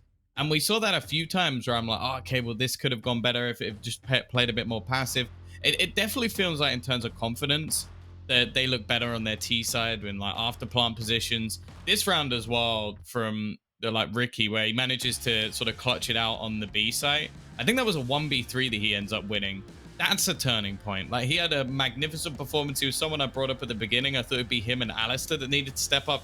Alistair didn't have the best of games still, but this man was incredible. Like, Ricky just destroyed them at so many different clinical moments in the match. And, well, without him, I don't think we'd be even looking at a map 3. Oh, yeah, 100%. And, I mean, Mitch, like, you were casting the game, and you have to talk about this man, right? Ricky, 30 bomb. There we go. He did close out a 30 bomb. And yes, Jaira had a quiet game, but then after how much he did on the first game they had here today against Chiefs, I guess there's so much you can ask of the youngster. Alistair, kind of quiet, especially, again, when it comes to a map like Dust 2, he doesn't seem to really have those big games, especially on a map made for ropping. But then The Rock, the Lobster, Ustilo, again, not top fragging, but just getting the consistent 20 plus frags, and then Ricky just being absolutely like monstrous. Got to give them credit, the mentality, the tenacity to bring it back and end this streak of Renegades where they haven't dropped a map in over 18 or 19 maps so far. What a time to do it, really. When it comes down to they're fighting for their major spot, there can be zero excuses on this when we weren't awake or anything like that. No, this is the game. Probably one of the most important games of the year for them that they are 100% focused on. And Order have come through, delivered this kind of performance with Alistair missing. That is impressive. Ricky was 5 for 0 in opening duels, finishing this one out as well. I mean, it was a solid second half from him. And yeah, 100%. If it wasn't for him, they wouldn't have won this map. And this is not the first time that's happened. You think back to Alistair getting 39 kills, and they only barely win the game over on Inferno. These things have happened to Order, but they seem to have those players that they can rely on. But as Alistair said in the interview, this is somewhere that, you know, they have had players step it up here and there. They need to all be turned on and ready to go when you're up against Renegades from the get-go. Indeed they were. Ricky is going to be the MVP of this map. No surprises there. We should be taking a look at his stats right. The 13 deaths. That's so impressive. 5 opening kills. And I do believe, if stats are right, he went 5-0 in opening builds. He didn't lose a single one. 7 multi-kill rounds, over 100 ADR. And we do have a head-to-head over here. Maybe you can take us through this one, Jim. I do believe it is going to be Ricky facing up against Dexter. And honestly, if Ricky hadn't gone Super Saiyan 3, I feel Dexter would have been a man of the match, or rather man of the map, if Renegades had won this one. Absolutely, and I think that just hammers home the fact that he has been performing to such a high level across every tournament.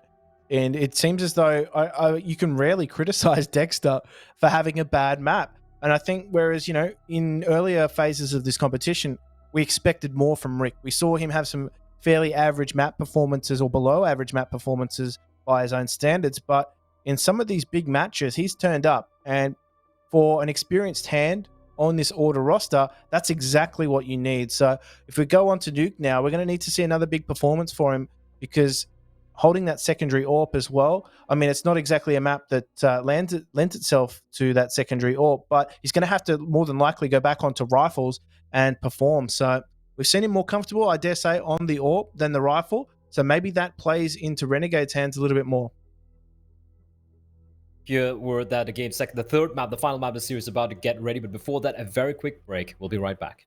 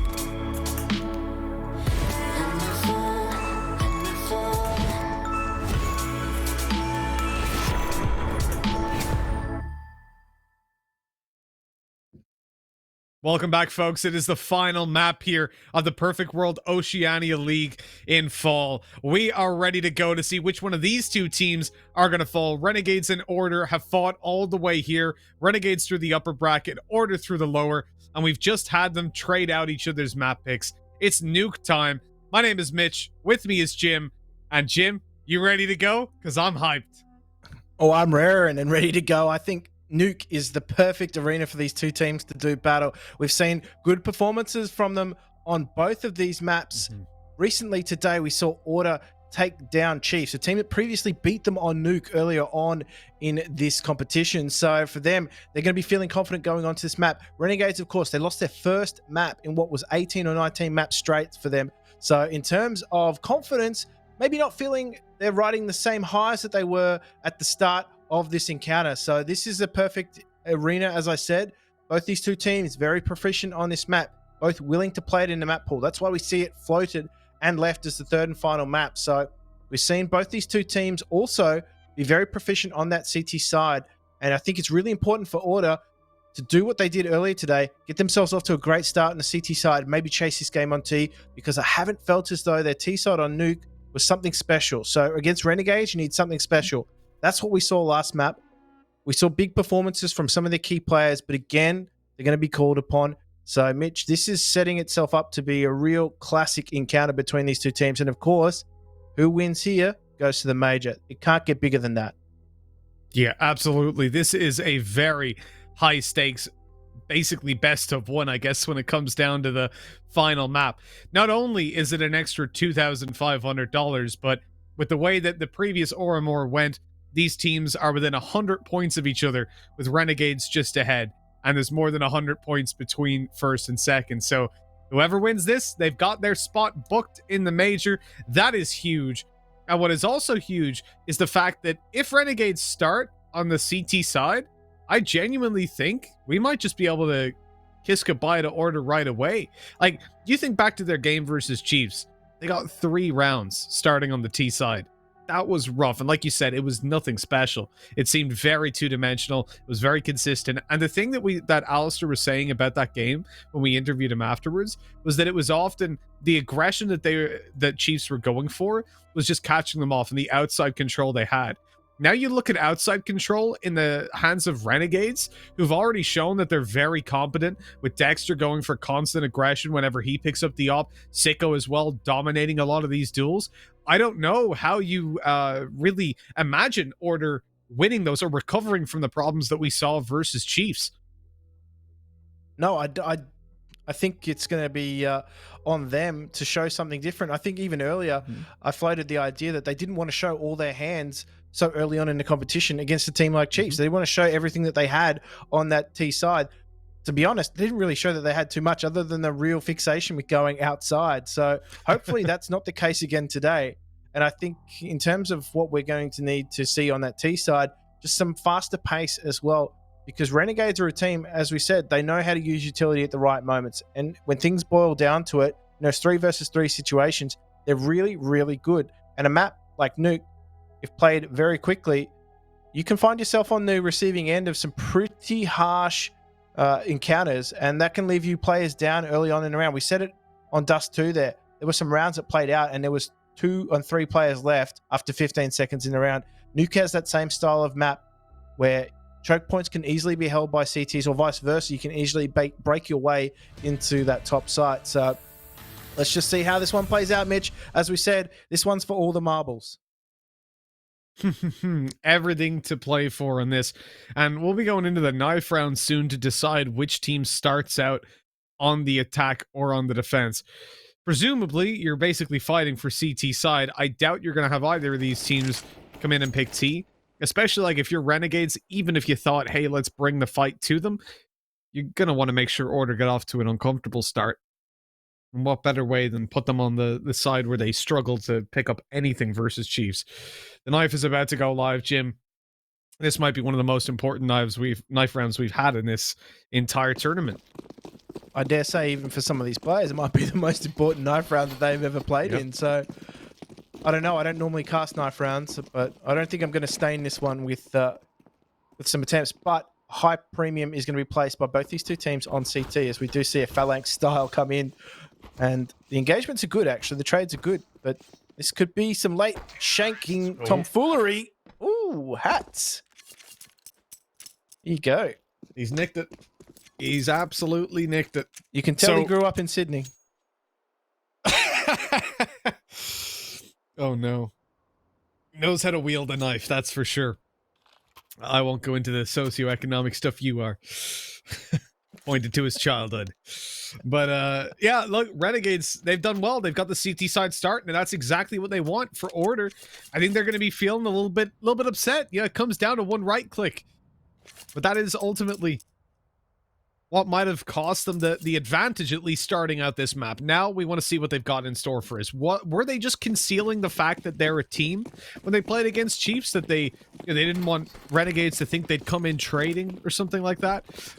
You don't know. Maybe they thought if they played very two-dimensionally, Renegades would not expect any sort of depth from them. Ince up close to the vent. He's already spotted 1T. He's just going to go sneaking on down. A snaky little play. Pretend I'm not even here. And oh, he's gone back up right in time for the Glocks to come on top of him. And he's able to find himself a cheeky little opening. A double kill. And a 4v2 emerges. That was stacks on in the vent. That's exactly what happened. And, well, they now find themselves without a bomb site to control. They have got themselves down the vent, but where to from here? Alistair's a long way away from Valiance. So I think they're just hoping Ali can pick something up. As we said, the alliance between these two teams, between these two players, should I say, it's going to be called on. I think the call's just going to be to try and group up as best they can. Ali, again, just looking to see if there's any aggression coming out of Renegades. Obviously, they still have a heavy numbers advantage, and Renegades are not going to try and give that away too cheaply. And all the info is going to be filtering through. Hats has surely heard that sitting at the CT event. So he knows something's amiss outside. And you can just see that Renegades, they've got prime position. That bomb is all in Valiance's hands. Still no sight control whatsoever. Now he's forced into the duel. Surely the swing will come. Oh, swatted. Hats is left scratching his head. And I don't know if he's going to be able to get the bomb plant here, but he's going to try and force the duel first. Running out of time, though. And it's just going to be a high-stakes game of ring around the rosy. As he does bait. Oh! Malta into the 1 versus 1. He has to go for this frag. And Dexter, he's got his skates on. He's out of there. And picks up the frag on Valiance as well. So Valiance picks up nothing out of that round. And that is heartbreak for a player that did so well. In fact, he didn't actually die after the timer. I don't think. Actually, no, he did. Sorry. It was just the frags that he got in that round. Yeah. If he hadn't have fragged so well in that round, he would have had nothing. Yeah, you know, even I would have preferred it. Well, obviously, you'd prefer if he didn't die after the time, because they could have potentially gotten an op out then very early on, but that's not a possibility now with a 4K for Valiance, and he's economically punished for it. That's unfortunate. That's how the cookie crumbles. And now I'm hungry. Hold on. It's one crumbly cookie. Oh, God. Has it got chocolate chips in it, Jim? I don't want to punish myself here by explaining. Describe your favorite cookie. God, I'm so hungry. I need to get breakfast after this. The spot for Renegades 1-0. I like the little force buy. They've gone for just 2 SMGs. You never really want to have too many SMGs in play because they're not future proofed at all. And then you've got your scout. And the scout for holding outside in the next round, it's not going to be ideal, but considering they won't have an op up, it works to try and get some cheeky little tags and bail back. But it'll be a more passive approach to outside, probably with like an SMG supporting. You just allow them to gain the majority of the ground. Sneaky little shutter closure as well on that vent. Other CT Man of side. privacy. It's now a privacy screen. And here we go. They're just going to hit their way out. The bomb actually slips the net, gets down the vent. And Izzy still to try and do some damage. I don't know if Rick... Yep, he does get down, but no plant allowed. He was the most hotly pursued player on the server for roughly 10 seconds there. Renegades get themselves off to this good start. The gun round is coming out now, though, from Order. So this is where we said Order needed to perform. They looked quite flat in their earlier engagements on this map. So for them, the T side was a real struggle. They're going to need to bring something special against an outfit like Renegades. Certainly well drilled on this map, though. Renegades haven't really upgraded. They're just going for that bonus round. I think this is fairly in sync with what we'd expect a lot of the time. Considering you've got the 2 SMGs and the Scout can obviously bridge the gap in a lot of these fights. What does surprise me is Dexter's actually holding on outside. The Scout of Sicko instead being the ramp support. That's a bit of a change up on what you'd normally see, but Dexter, he's been confident all series long. The smoke's faded, he pushes outside, but he's caught. Ali was ready for that kind of play, and the M4 dropped now. The strongest weapon already removed, and it's down to the weakers to try and pull this one across. Not going to be all too easy, is opening it up at least is Malta. Dances around this smoke as well, but it's range duel and door open beside him. There was no way he was getting that done. No, not as soon as that flank came in through the door. Rick finds 2 on the flank. And Siko is just leveled by Ustillo. Or to find their first. And, well, Renegades, money isn't fantastic. So, I dare say some upgraded pistols will probably be the best that they can afford or would want to spend in this round. And now Order. They control the spice for the moment. They control the universe.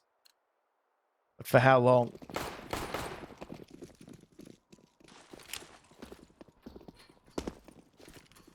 They've got to keep the grip nice and tight as Renegades. You know, okay, you beat down their bonus round. What is a bit deflating for them is the fact that obviously they've still got a scout. And they've got a CZ on hat, but you should be looking at 3-2, logically.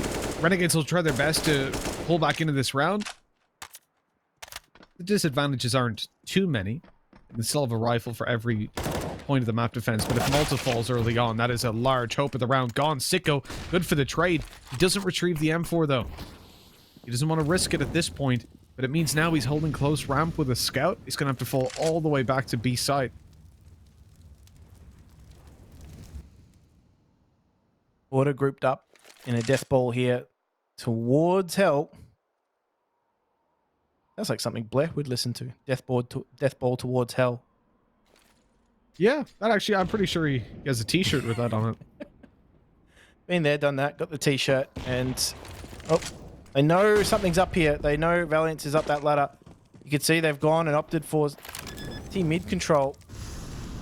The Renegades, and they're going to try and stage their retake from there. Jira's quite low, so watch for him to just hang off a little bit, but he's going to play a key position because I don't think they're going to expect that lurk outside.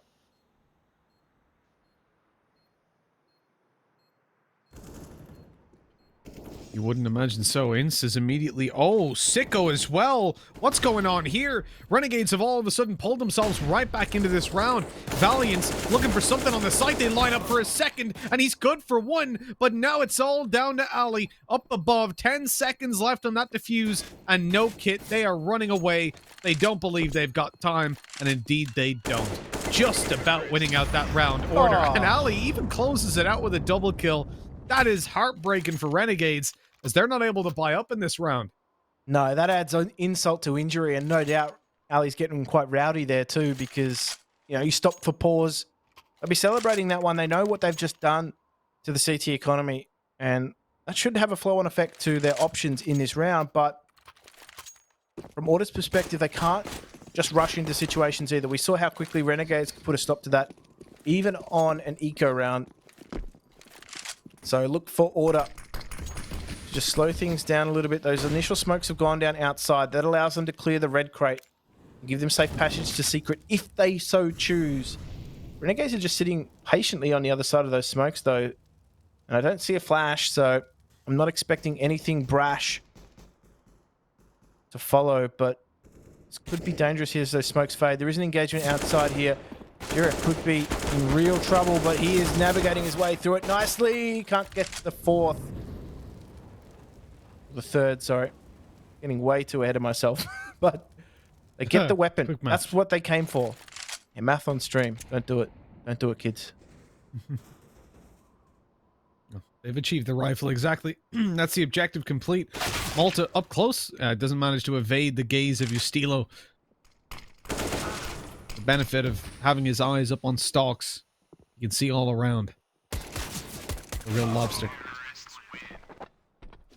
But unfortunately, nothing is to be had by Renegades. That rifle was taken down before they even ended up in that 1vx. It was down the side itself, actually. Very aggressive attempt at holding Order out. And 3-2 as we expected before we see an actual buy from Renegades. Remember, the most they've had is 3 rifles in any one round. Now they're able to actually afford an AWP. Still some weaker weapons. It's why I'm quite surprised that Ince actually went down for this, that he stayed in an aggressive position. I would have imagined that it would tuck in. Maybe just move to the T-spawn and try to save over the weapon. This op looks to do some work. Sicko has been solid, Jim. He's been a real big player for the Renegade side. And with the op in his hands, it could be the turning point. He's been a huge player for them, alongside Dexter as well. I mean, I'm not expecting anything different here, but Rick, he's on a tear. These last two maps, he's shown his credentials as a really strong player for Order. And of course, he's traveled the world for Counter-Strike. Why wouldn't he be? And again, he finds another frag. He doesn't even have control of the site, but he's just picking them apart. And he's given them the perfect entry into this round. Order, though, they have so much time to work with. They need to be careful, though. Sicko will be pushing through ramps, gets caught out. Alistair, very well aware of that fact. And in that 3 versus 5 situation, the tendency for CTs to push for info is increased because it just becomes too difficult for them to try and hold all of these choke points. So, Order biding their time, waiting this out. Ins and hats, I dare say, all they're going to be able to do is try and save their weaponry because the retake prospects are starting to disappear.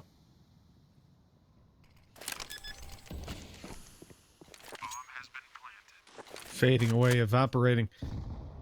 Deep nade by Ince actually good enough to take a kill, and it's Ricky that's still leaded. Maybe on the back of that, they can still go for this, but Hats is so far away, and that's the problem. He's towards the T-spawn. And so by the time he'd actually be able to get himself into a position to do something about this, it would be too late. At least they managed to take down one more rifle. But this is a much better order than what we've seen previously. I mean, these guys are looking on point compared to the last game that we have on record of them versus Chiefs. And we saw that game. It was not pretty at all. Seeing them try the same strategies again and again, it felt like they were just banging their heads against a brick wall. But this time, they figured out how to break it. Felt like I was watching that classic movie featuring Bill Murray called Groundhog Day. It was just the same thing over and over again. I was just smashing my alarm clock, hoping to wake up to something different. And, well, Renegades, they're in some trouble. Order is showing us something different here today, though, on their T side. My biggest fear was that when that knife round went the way of Renegades and they chose CT side, that Order, they weren't going to have anything to show us. But they've proven that to be wrong, so starting to be a little bit more active in the control that they're taking on the map. And Renegades is just struggling a little bit to control that themselves. And, well, all that Renegades have in this round is things that they've saved from the last. Hats, of course. Just trying to utilize that armor. And they don't get anything out of this aggressive ramps push either. So they're just going to have to force back and reset. I don't know about that position from Sicko, though. That's a interesting off angle, but it's difficult because you have to expose yourself to all these other angles just to escape. Could be difficult to manage, but he is a quality player.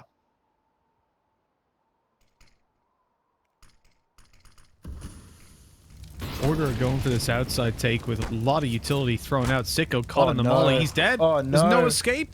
Completely trapped in a box. And Sicko down, the op removed, and that is a huge kill for Order in this round. Renegades. They've only got their M4 left now. That's crushing. Truly, truly crushing. What a molly. That is a disaster for Sicko. Oh my god, the mollies. Oh my goodness. The utility usage from Order on this round has been fantastic. They had a weaponry advantage, but also a clear utility advantage as well. But the way that they utilized it just to flush things out. Now, normally you wouldn't expect such a net yield from the the Molotov just simply into that room, into Secret. And here it was. It just burnt Sicko alive. He had no escape plan from that position. So the AWP seemingly went down very, very cheaply.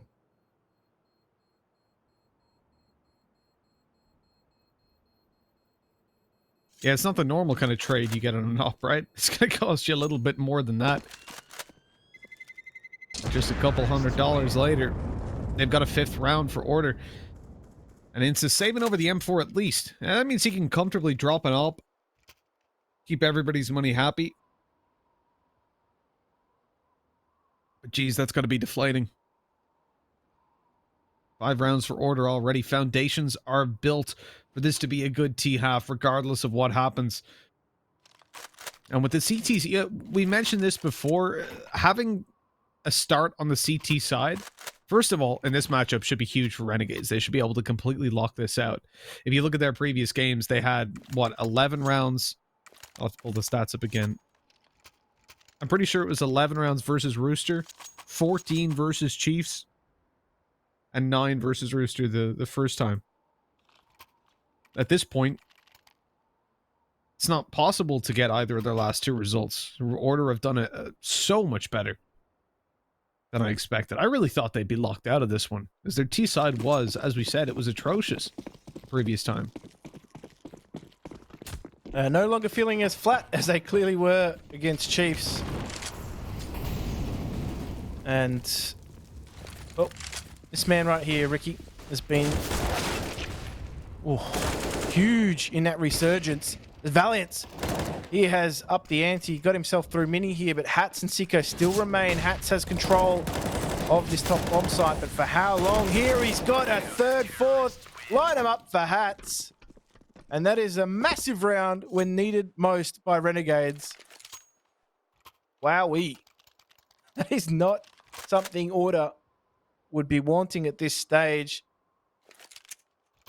And, well, we said Renegades were going to be dangerous on CT side, and this is why the individual performers in this scenario, you look at Renegades roster, they've got proven performers, and Hats, when he gets going, certainly can be really difficult to deal with.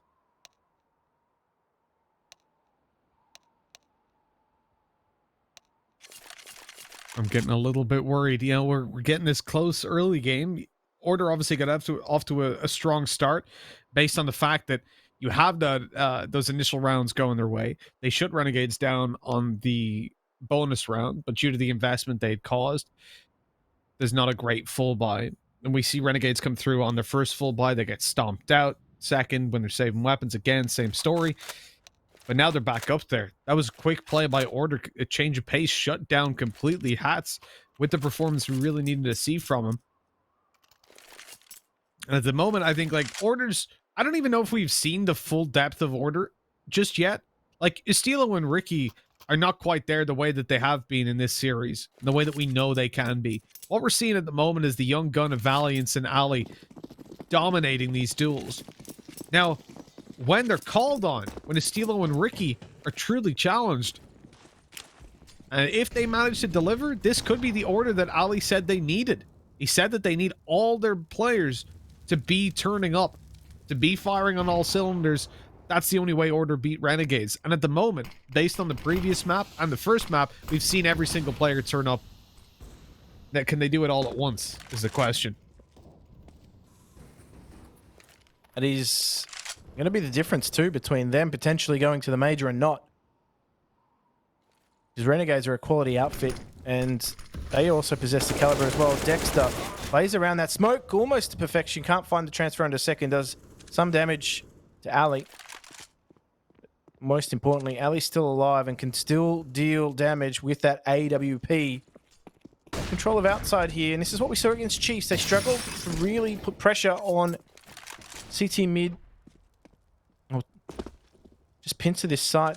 They're just going to take their time, though. They've still got plenty of it. But look at this from Renegades. They're just going to try and take position up here in T mid. Just sitting, expecting Rick to come through. So this top site is going to be in a world of hurt in a moment. I don't think they've got anyone up ladder actually at the moment. So this could be really awkward.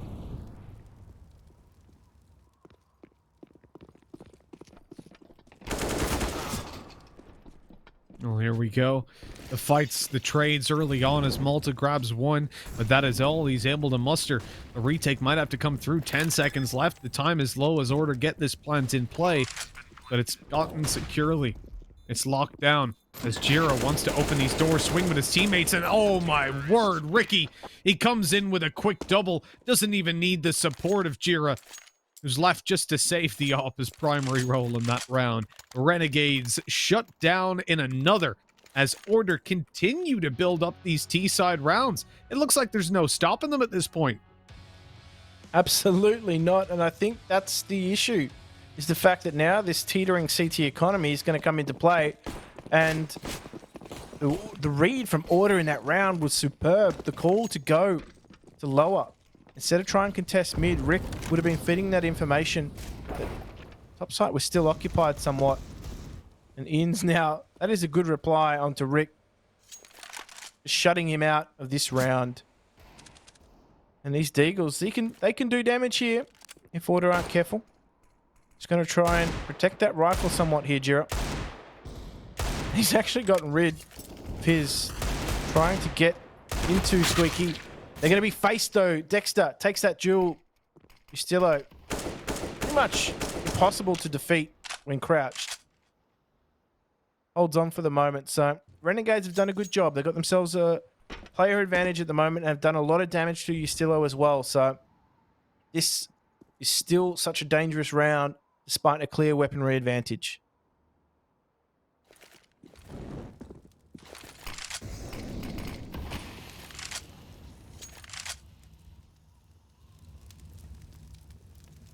Renegades need to really do as much damage in this kind of situation as they can. You can see the little sneaky play by Sicko down below in the vents. It's not the first time Order have ran into this setup, and now there's an AK waiting for them.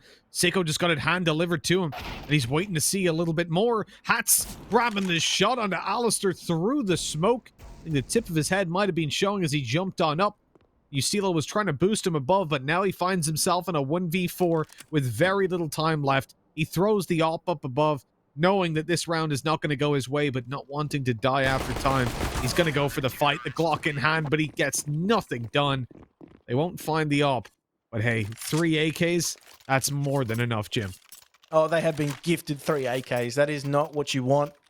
If you're Order right now, their only economy isn't going to be too amazing. If they keep having to rebuy into rounds like that, Ins just kicks things off nicely with a one-tap dirt nap.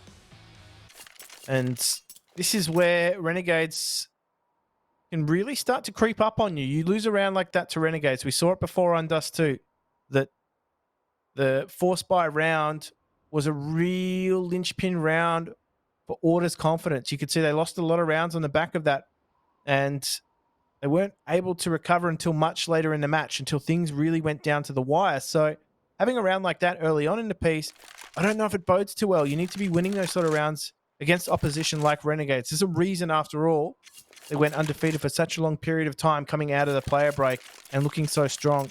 And it's no different here. Yes, you got victory over them in the last map, but that being said, that doesn't change anything for Renegades. They're still a quality lineup. They're still one of the most dominant teams in the region, and they're still here on a map that they quite willingly play.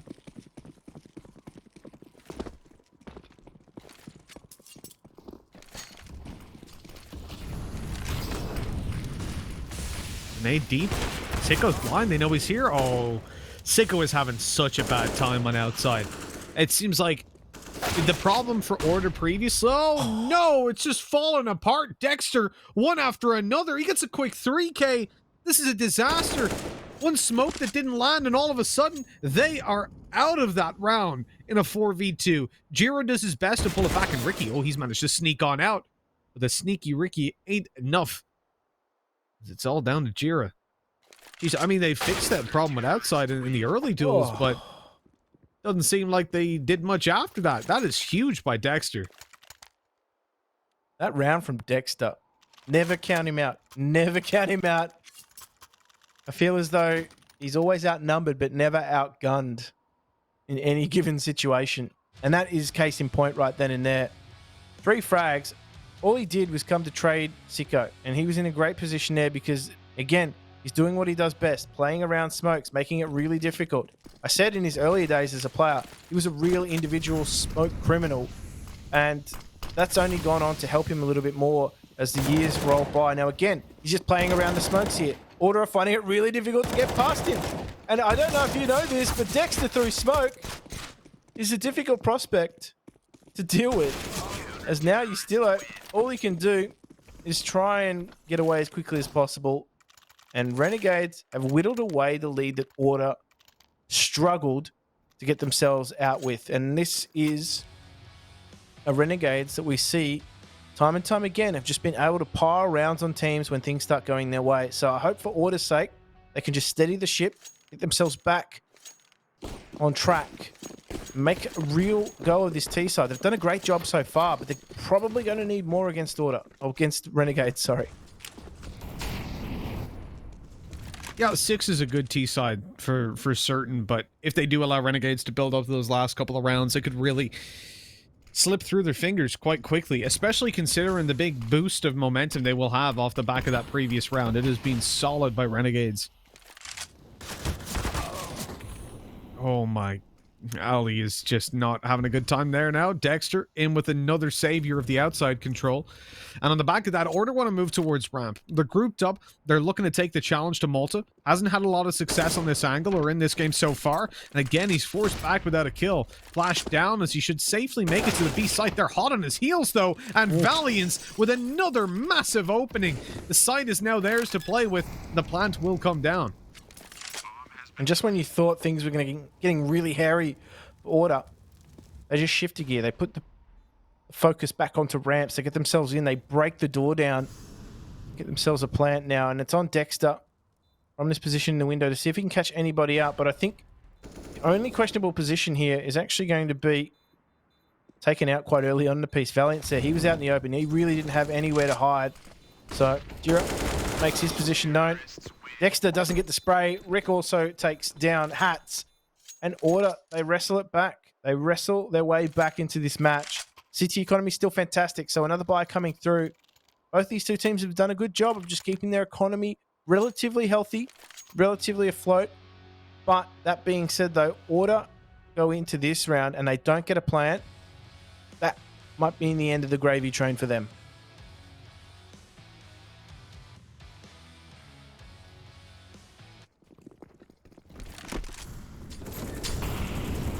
Really in the defining rounds of this game, it's been from start to finish a hard one to call, and it still remains that way. But if Order win this one, the weak buy from Renegades afterwards might just change the pace of things completely.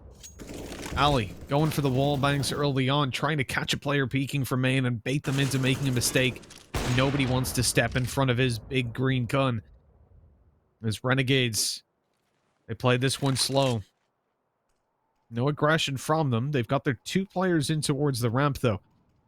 You can't help but feel like, Malta's called in for the cavalry in Sicko. He hasn't been having a great time on the ramp hold, so instead he's took to playing anti-flash while Sicko holds it on the op.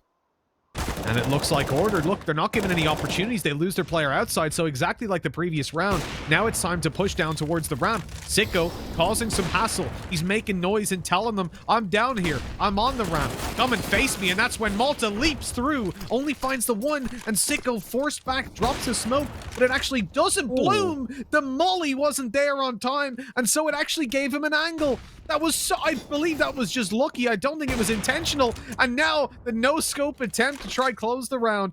Ali in a 1v4, 30 seconds or less on the clock.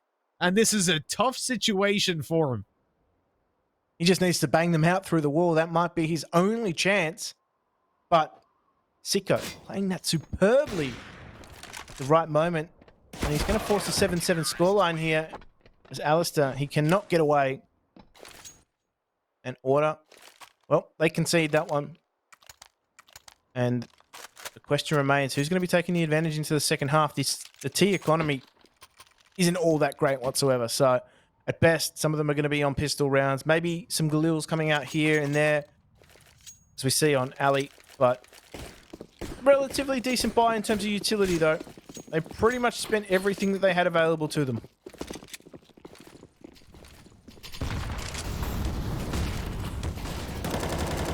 Well, this is a situation now for Renegades. It could swing back. It could feel better. But that opening onto Valiance. They've had a rough start to the game. Certainly not the Renegades we're used to seeing, but Order bringing another level of gameplay. With Valiance gone and the pistols in play for Estilo and Jira, things don't look great for Order to connect this round. 1 minute 20 on the clock. They're going to shift towards outside. Focus their attention on another part of the map with the little utility they've got remaining. 3 smokes in play, and all of them seem to be about to be committed on outside. Dexter, again, pivotal position from him. He's seen these smokes before. He knows how to deal with them. But have Order worked out how to deal with Dexter. Throwing the smokes. There is no commitment through them, though. And, well, Renegades, Dexter's going to be feeding them that information. He's heard nothing. Steadfast hold into topside here, guys. There's nothing outside just yet. You can see them. They've all repositioned here in the top site. They're ready for this. But I think Order have made that call. Go back towards ramp. So Malta and Sicko again going to be called on.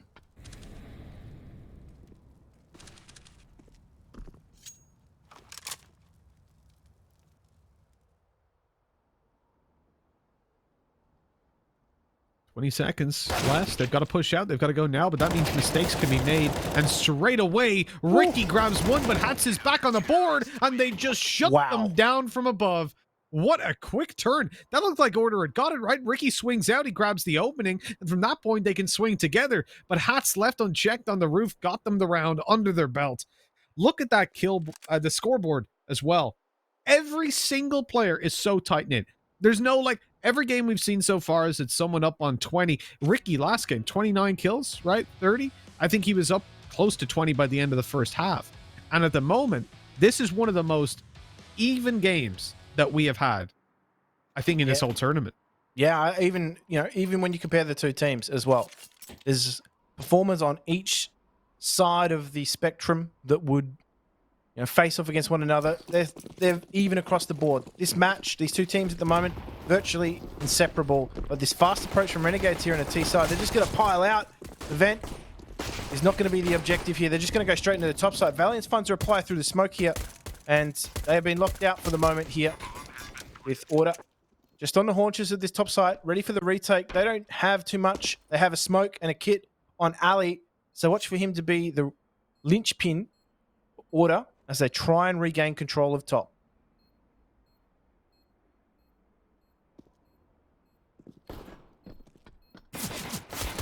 Shots by Ali. He's trying to connect it, but he can't get it done. In comes his teammates, though. Ustilo and Valiant connecting all the shots. Smoke down on the bomb. They're going to attempt to defuse, but an angle by Hats yet again. This time under the hut, but it's not enough. At least I don't think so. No, they've got the time. They've got the defuse. In Order, pick up the pistol round. The problem, though, Jim, they've allowed that bomb plant for Renegades. And that means it's scary times ahead, as they can actually get a pretty decent buy-up into this round if they feel like forcing. The question is it going to be that time where we try and play that game of who won the pistol round? Renegades, though, they seem to be quite disciplined here. Expenditure at an absolute minimum. They're just going for some smokes. Maybe trying to take some control of outside fairly early on in the piece, or even get themselves down the vent and just go straight for that plant. Another bomb plant for them will be huge.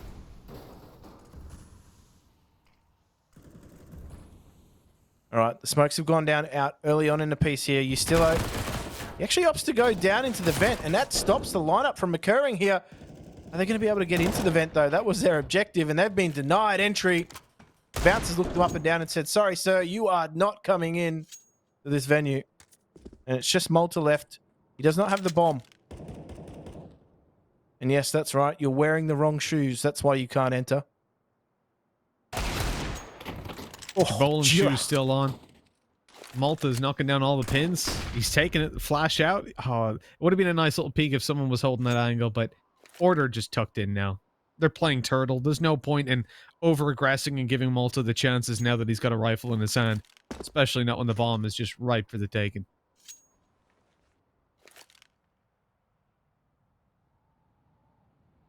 He's not too interested in anything but scalps here at the moment, Malta. You can get a bomb plant, though. That would be the best reward possible. But first he needs to reclaim the bomb. Where is that Molotov?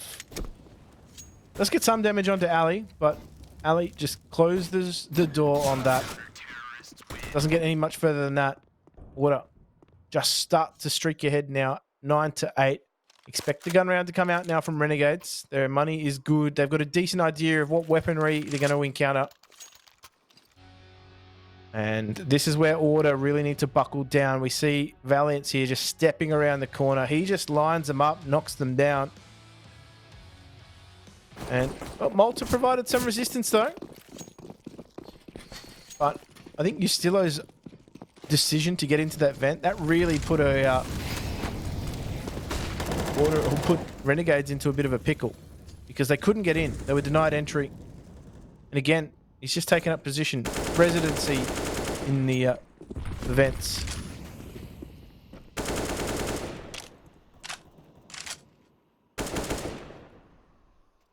Lockdown setup camp. You know, I feel like for Order at the moment, the position that they're in with weaker weapons is basically negligible. They're obviously comfortable enough having the scout on Ali, and he's just playing an info role. So opening duels, I don't think are going to come in for a little bit. It all really comes down to Ali on the outside. Renegades are going to push up, and I imagine he takes a shot and runs away, but they were completely unaware of it. He even gets a second shot off, not quite connecting the headshot, but that could have been a fatal blow to the attack of Renegades. Already, it is quite a threatening one. With a man down and their control completely spotted, at least 2 more players have been spotted outside. Jira even catches one in the side. Renegades now, they're just being engaged in guerrilla warfare, really. And although they've managed to catch Jira off, the control that they've got on the back of it, the information, is essentially non-existent, but that could have been it for Dexter. I believed with the man that it was. And as Malta finds one and gets a bomb plant, the CTs are so quickly on top of him. Sicko is lit up, and they can come barreling out of this single door any moment now. Yeah, Sicko's still left fighting. But they do have numbers here, and they're going to opt to stick together. Malta. He's been here before, but that scout, ooh, it is landed. Now Sicko has to find the 2 versus 1. Cannot do it. Would have done a fantastic job in the retake there. Patient in their approach. Just making sure that they were together at the right moments, making everything difficult. And well, Justilo's just gone around, made sure that his teammate is able to collect an AK. And, well, Auto the first to find double digits. This is great from them. They're now on the preferred side. They're on that CT side. They look far more comfortable today on CT. But it was actually their T side that has enabled them to be in this position against Renegades. Yeah, they built, look, the foundations are there, right? The building blocks are all on top of each other. And they're starting to turn this into a house. A very comfortable one. More like a... Is it really for Renegades with pistols in hand? I don't expect much from them. So we're looking at more like an 11-8 scoreline. At that point, it's really do or die time for Renegades in the next buy. Order are going to fly ahead at that point, and we know that this is a hype team. Order are a team that feed off each other's energy. Now, if you then give them the lead and you start them really rocking and rolling, I don't know what happens. I don't know about Renegades coming back into this one. They need to get the damage done. And straight away, the pistol, it's actually getting them the opening duel. They're pulling ahead in this one. Jira up close is in a lot of danger as well. If they decide to swing at him, I think he realizes that and so starts to just back away. Malta, though, able to pick up that orb and just wrestle some back for Order. Oh my. Inns. He's somehow slipped the net, and this is just slowly falling away for Order. Renegades, they have really caused quite a stir in this round. Now, Valiant, they're not going to present him with too much here. One plant is yet to come in, but he does find Sicko, so his position is known. And from Order's perspective, the best they're going to be able to do is save. Hero play, probably not necessary. Look at the money across the board here, Mitch. This is going to be Order conceding potentially the next round as well if they don't save this weaponry. It is of key importance right now to keep the economy somewhat strong. They have more options in the next round if they hold on to these guns. But Rick, he's in trouble. Does get baited into a firefight there with Dexter. Should be able to escape the bomb radius quite comfortably as well. So, Renegades They come through with a round that they needed. And this worries me a little bit from Order, the fact that they are conceding these rounds where the purchases from Renegades are suboptimal at best. They're conceding these rounds, and against a team like Renegades, typically you don't get those sorts of opportunities. If you get them on eco, you need to win those rounds. If you're not winning those and converting those, you find yourself down by even more. But that's not the case right now. But it could be the case if they let this bleed out like that. I wasn't counting Renegades into that round at all. The fact that they've come out with that win has just blown me away, really. The utility file on our screens here, 42 grenades used so early on in the game. You see the distribution down the bottom. I love these little stats that we get to see. Most of his nades have been Molotovs. Not a surprise, really. When it comes down to playing on Nuke, mollies are probably used close to Inferno for being like the most mollied map. Certainly for the early rounds. It's part of the Pacific Rim of map pools. Just a big ring of fire. It's a hell of a movie, by the way, Pacific Rim. Goddamn great movie. Yeah, I've learned you guys are really big movie buffs over the course of this Perfect World Oceanic League. Certainly like the good old discussion. The other day. Second monitor, mate. You just play some games whenever you're not playing CS or something like that. Non-comp FPSs. Chuck on a movie. Get a crack. Right now, we're seeing the highlight reel from both of these two teams play out, though, on that second monitor. And as we said at the end of this, one of the two teams, they get that spot at the major. There's 100 points separating them right now, and there's one round. Push like this by anybody in the region for a while, so Order, they have it all in front of them. They just need to hold on the CT side. As the smokes rain in and Renegades start to take territory, Jira steps. They need to find that trade, though. He gets away without anything to answer. And Renegades are being pulled apart right now. Inns finds a reply. They do eventually take him down in Warehouse, but Alistair's got a dangerous game to play right now. And he cannot use that box for cover. This is falling apart for Order. It's going to be on Valiance and Rick once again to answer the call. Once again, we are asking them to reposition themselves around that vent. There's not a lot Valiance could do. He was caught between a rock and a hard place. And Rick, I don't think he's going to be able to catch them off guard, but if he does, might be able to find a way back into the round. Oh! He finds two! And it's forced to 1v1 with Malta. Malta repeaks, and he is not good for it. Rick has somehow pulled a 3 versus 1 out of nowhere. And my goodness, Order, they surge ahead 11-9. That round alone, this man has to be the MVP. That's disgusting. Like, he lines them up, takes the third as well. Great spray control on that one. And for a man that dropped 30 kills in the previous map and was a little bit quiet towards the start of this one, now we're starting to see Rick really turn up. Oh, this is scary. Alistair's also had a pretty rough time. I mean, we saw him towards the outside control on T side. Gets shut down a couple of times. Not really be able to get up to much. Then when he picked up the op for the first time on the CT half, he goes over towards Secret. He gets shut down by a Deagle. That gives Malta an op, who then picks up a second, and they lose that round. It has not been his best game. Best series, indeed. But the fact that, as we said, there's always that second and third player to lean on. It's been Valiance for most of this map. Now Ricky's coming through as well. Oh, the timing on that round. We know there's so much more. The timing on that round, insane. Malta does the unexpected thing and repeaks, but Rick was still equal to that challenge. We see another gun round coming out as a result of that plant for Renegades, but my goodness, Order is so close. No doubt. They're channeling Jennifer Lopez right now and getting loud in their team speak.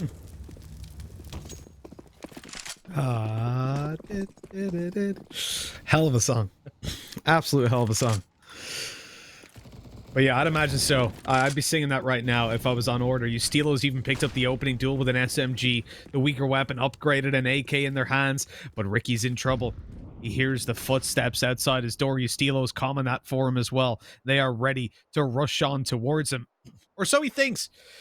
Because in fact, you can see Renegades are shifting position over towards the single door. They're looking to just push out onto this site without even pressuring observation. And that could be a problem.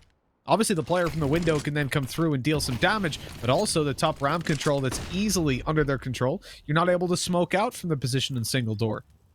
So a pretty rough one for them, but the smokes that they've got in play go bouncing out to cover that plant. And they've got it for free. Not even a spam or a nade coming through. As they eventually try to pressure the site, Ricky spots one straight away, but Malta saw him first. Got the shot off, and it's back into a 4v4 for the retake. Alistair still up, though, so seeing if he can just search anything out of this round. Utility trying to open something up here. Malta's actually pushed off, but he is still good for one. Sicko goes down. Hats is still there to trade, and Alistair's now left, scratching his head. He has to concede. He needs to take that AWP into the next round, and he'll be able to get out of there quite comfortably, but Renegades just putting a round on the board when they needed it most. Couldn't let Order get ahead too far. And Alistair gets the tag through, but more importantly, saves his weaponry. Because the CT economy is not fantastic right now, Mitch. It is not a great time to be on Order's counts team.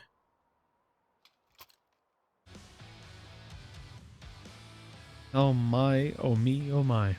I mean, the way that round started out, I'm quite surprised we ended up in a position where they just kind of turtled and gave Renegades so much control. You saw Ustilo, who had the SMG, pick up the opening. From there, Ricky's got obviously quite a passive position in observation, but I can understand that. He can't really afford to aggress on them and give it back. But his teammate's not rotating down. Even after Ustilo hearing all those steps, that one perplexes me a little bit. You'd imagine they'd fall back off ramp, but again, I suppose just being a little bit too cautious and maybe even giving a little bit too much respect to Renegades, worrying about the flank plays. Now they're in a spot where, with a much weaker buy, Alistair, well, he gets nothing done. Head ripped clean off. Malta barely even stopped running for that one. And on the back of that, the B-side's completely overrun. And I honestly wouldn't even be surprised to see a save call at this point. Retaking B is not too likely to go their way, and considering the weapons they've got and the money that they've got, more importantly, it's unlikely that Order get any kind of investment into the next round. Yeah, and this, as it continues to go, they've got no kit, so yeah, they can see they've turtled up.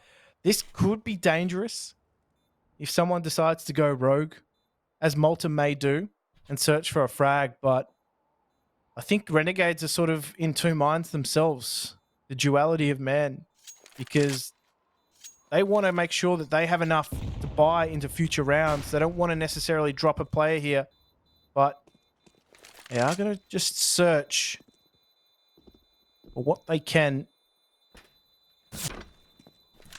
Oh, shots fired. Rick is just playing dangerous games. He's just selling the distraction so they don't go and check the other corner of the warehouse. So he's done a great job, actually, of turning Renegade's attention away from warehouse. And Order will hold on to what weaponry they do have. It is a suboptimal buy at best. You look across, you've got P250s, you've got 5.7s, you've got a Mag 7, a FAMAS. It's a Whitlam sampler of a buy. And, well, they've got to try and make it work, because Renegades are starting to claw rounds ahead. But Nuke is one of those funny maps where Mag 7s can make you a hero.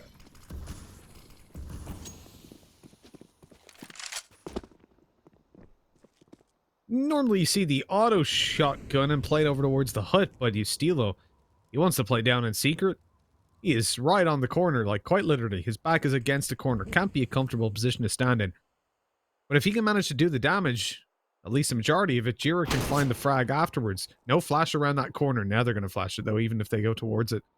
You probably don't even want to push after hearing that Mag 7 ring through. Flash, no peek afterwards. Jira just stepped over it. They're going to come back around again. What are you doing? You madman!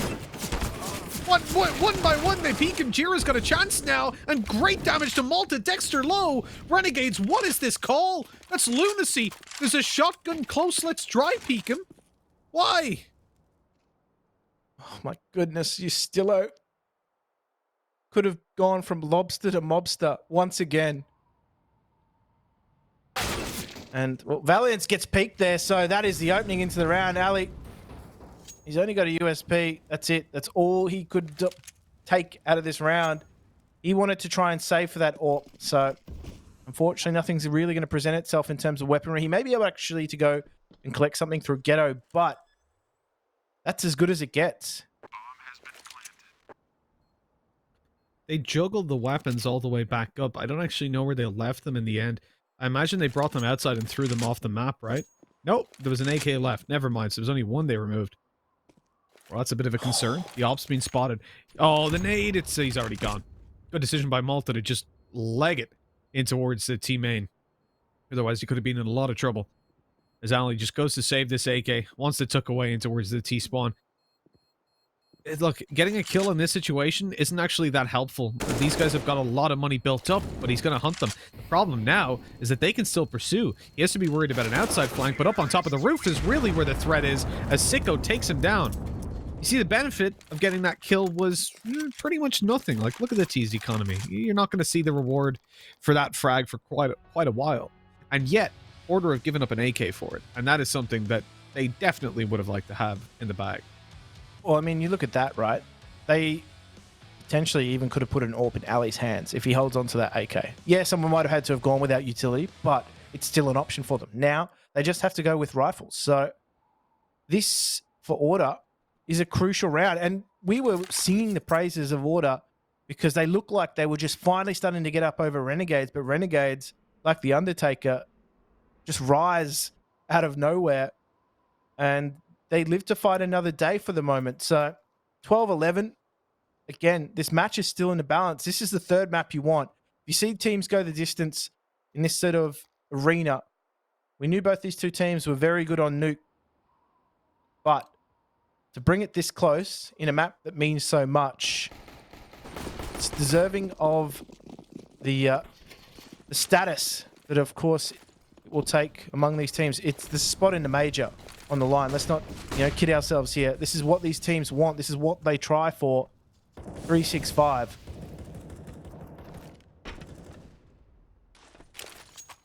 And that decision to hunt down with the AK from Ali might just have cost them some form of advantage. Oh, Valiance has just been dropped immediately. Hat's on the run out. Dexter grabs the trade, and the A side is overrun. It's a blitz push. Not even the full team either, and that's going to catch Ali off guard. There's no way he expects another player to still be towards T-spawn, but Sicko deals with him first. Jira tries to peek around the smoke, but can't get a damn thing done, and Ricky is last alive, 1v4. That has happened in the blink of an eye. You would have missed that round. Madness. Renegades didn't even full push that. It wasn't the entire intention. It's just a reaction. As soon as Hats gets that opening kill, Dexter's like, bro, I'm with you. Let's just push. Let's go. Get the trade immediately. And Hats, yeah, he dies, but Dexter grabs the trade, gets a second afterwards, and from that point, the round is over. Dex even finishes it off with a 3K by closing out Ricky and putting 13-11 on the board. That is heartbreaking for Order, as now they're basically forced to take an eco. A force buy at this stage would be very, very risky. And so we're probably looking at a 14-11 for Renegades with still so much money built up on that T side. Every time you face Order, I mean, from Renegades' perspective, right, they're taking these duels and winning them. And I don't know, if you're on the side of Order, it's got to feel like you're in a time crisis right now. You take one duel, someone else steps from the left, you trade it. That's how crazy Renegades' positioning is. The synergy is there, the communication's there. So they are a well-oiled machine right now, and they might be able to just run away with this. So Order, you're right. They've got to find something. They've got to pull a rabbit out of the hat in these next few rounds. Right now, their money is just being saved as much as possible. And I think there's going to be at least a slight reprieve. So one of the players from Mortar is just restarting his internet. And I mean, you want that to be working for you at the crucial moment. But I mean, it gives the rest of Order a chance to just settle down a little bit as well. A lot of these rounds are just happening quite quickly. Renegades are just finding these openings, not just one or two at a time. It feels like 4 frags are just all being lined up and knocked over at the same time. So there's so much action happening across the map. It's very difficult to keep up. It's also very difficult in that situation too, to keep your comms clean. If we can just, oh well, Jira's not here, so I guess it's not as impactful. We can see the scoreboard on the side, I suppose, on the player bar. Just look at the kill distribution again. Even coming into this stage of the game at 13-11, it is very, very tight knit. Dexter has come through with definitely the most multi kills, or at least the most big multi kills, getting those like 3Ks when they're pretty far behind. And I've got to say, with the exception of that, like 1 or 2 rounds, it has been so close knit between all of these players. Yeah, the kill distribution, the contribution from all of these players, distribution and contribution. Don't say those too quickly together, but players are digging in and they're trying to pull out their best performance all at once, and it's showing. This is the match that we thought we were deserving of, because if Order, for example, only showed us what they were bringing to the table in the earlier days of this competition, we wouldn't see the same level of gameplay. This would have been done in 2. The fact that Order started to step up, you've got some of the more experienced veterans, and, you know, as we said, radiating some of that big Rick energy on the back of his performances, they've been able to just grind their way back in. So it's allowed at least time for some of the other members of Order to settle in, having some of the veterans just put their hand up and do the dirty work. We've seen Ustilo, as we said, as soon as he just hits that control key, crouches, it's over for whoever he's dueling. And right now, these are the sort of performances that they need. So Order, whilst we wait momentarily for Jira to come back, obviously, in terms of what they're trying to collect themselves right now, they're trying to find the answers to what's going wrong in these rounds, because Renegades are just getting themselves into great positions on the back of some utility early on in the round. And as we said, things just happen so quickly. Things are just lighting up. The fireworks are being lit. And it seems as though Renegades find 3 or 4 frags almost instantaneously. Well, Ali promised us a brawl. He said that's exactly what it was going to be between them and Renegades. And, well, he sure delivered. My God, it has been one hell of a game. You know, considering we started 16-10 on Order's map pick of Vertigo, a map pick that we were pretty critical of and that ended up not going their way, I thought that was going to be a 2-0, guaranteed. Dust 2 came, and, well, I gotta say, it was probably the best performance we've seen from Ricky. I know, again, we highlighted him and Ustilo. Obviously, Alistair is one of the top 5 rated players in this tournament. At least he was coming into this series. Now that there's extra maps, I think he's fallen down to 5th, but that's still with a 1.22 rating and far more maps played than anybody else who's in the top 20. He's got 14 maps. The next, I think, is 9. Or, like, yeah, the next is 9. Well, that's realistically falling in the lower bracket. So early on as well. Yeah, absolutely. They've battled through the lower bracket, and Alistair's obviously been the highest rated player on this team, no doubt, in this tournament. But outside of him, and it feels like, you know, he dropped that 39 kill game. That helped out the ratings a lot. Ricky and Ustilo have been the two that have carried a lot of this weight. And on Dust 2, it was them. It was 23 kills for Ustilo. He had a great game, and I feel like he's almost been robbed of the praise for that game just because Ricky came through and was like, I'm going to drop 30, bro. I'm just going to wreck them. And with the two of them, now when we come over to this map, also delivering a pretty good performance, but Valiant's up there as well. We're seeing exactly what Alistair wanted. Everybody firing on all cylinders. I think Alistair's having a much, much rougher time than what we've seen in any other game. And it's not even coming down to op duels. I don't know exactly what he is head-to-head on this map when it comes down to himself and Sicko. But I know going into the previous map of Dust 2, he was getting wrecked. 7 out of 9 duels between them went over to Sicko. But it doesn't feel like that's what's happening here. It feels much more like Dexter is the guy, and we can check afterwards because the advanced stats for that only come out after the game. But I'd imagine it's Dexter that's shutting him down a lot of the time from what what we've been seeing. Well, we might just try and play with our drone a little bit as we see it over there on the truck around all the road cases. But yeah, in terms of the stats, we know that Dexter has just been phenomenal for them all competition. For the last 18 months, he's been by far one of the best players in Australia. So for him to just have a few quiet rounds here, you can see that Renegades allowed Order to get themselves back into this match. But in the last couple of rounds, he's also just woken back up again. The way that he was playing around Smokes, for example, also on that CT side, that was pivotal for them in just having enough rounds to get themselves competitive on this map. they didn't have the best of CT sides. We actually feared the worst for Order, but now things have swapped over. Both of these two teams are starting to show their stuff, and we see this buy come out from Order. Not really too surprised to see it, to be honest. Just trying to make the Pistols work as best they can. They want to give themselves now as much money in this last final gun round before conceding match point as possible. So this is really tough for a young team like Order. But they do have, as we said, some firm, guiding, experienced hands to help them through this. So this is them. This is the sum of their experience and their composure about to be revealed over these next few rounds. Next few kind of being the key thing, because for Order with pistols, you don't imagine a whole bunch can go their way. Obviously, though, Renegades, I mean, look, they came through with a very shocking win, but it was on the back of an overextension of an op, which was then picked up by Malta, and things just swung quickly in their favor, and it was on the T side as well. CT can be a little bit easier to make the pistols work, but having to concede outside control never really helps. Ince is already down, up close in secret. At control going their way, they'll seize ramp as well, and then look to just crunch down on this B site together. Ricky is isolated. There's players behind him. But his position now given away. This is where that single door will swing open, and Ince will not kill him, but do enough damage that his teammates should easily deal with him. Yeah, they overrun the lower bomb site quite convincingly. And you can see from Order, they just tried to swindle their way through that round, see if they could maybe pick something off on the flank. Didn't really eventuate. Renegades were just too tightly knit into a bundle, and they find themselves a 14th round, but this is as big as it gets for Order. This round here, Ali, he's been given the big green to try and make a difference here. He's been fairly quiet in this series somewhat, but one good round, that can turn things on its head. So I'm excited to see what he can offer up with this.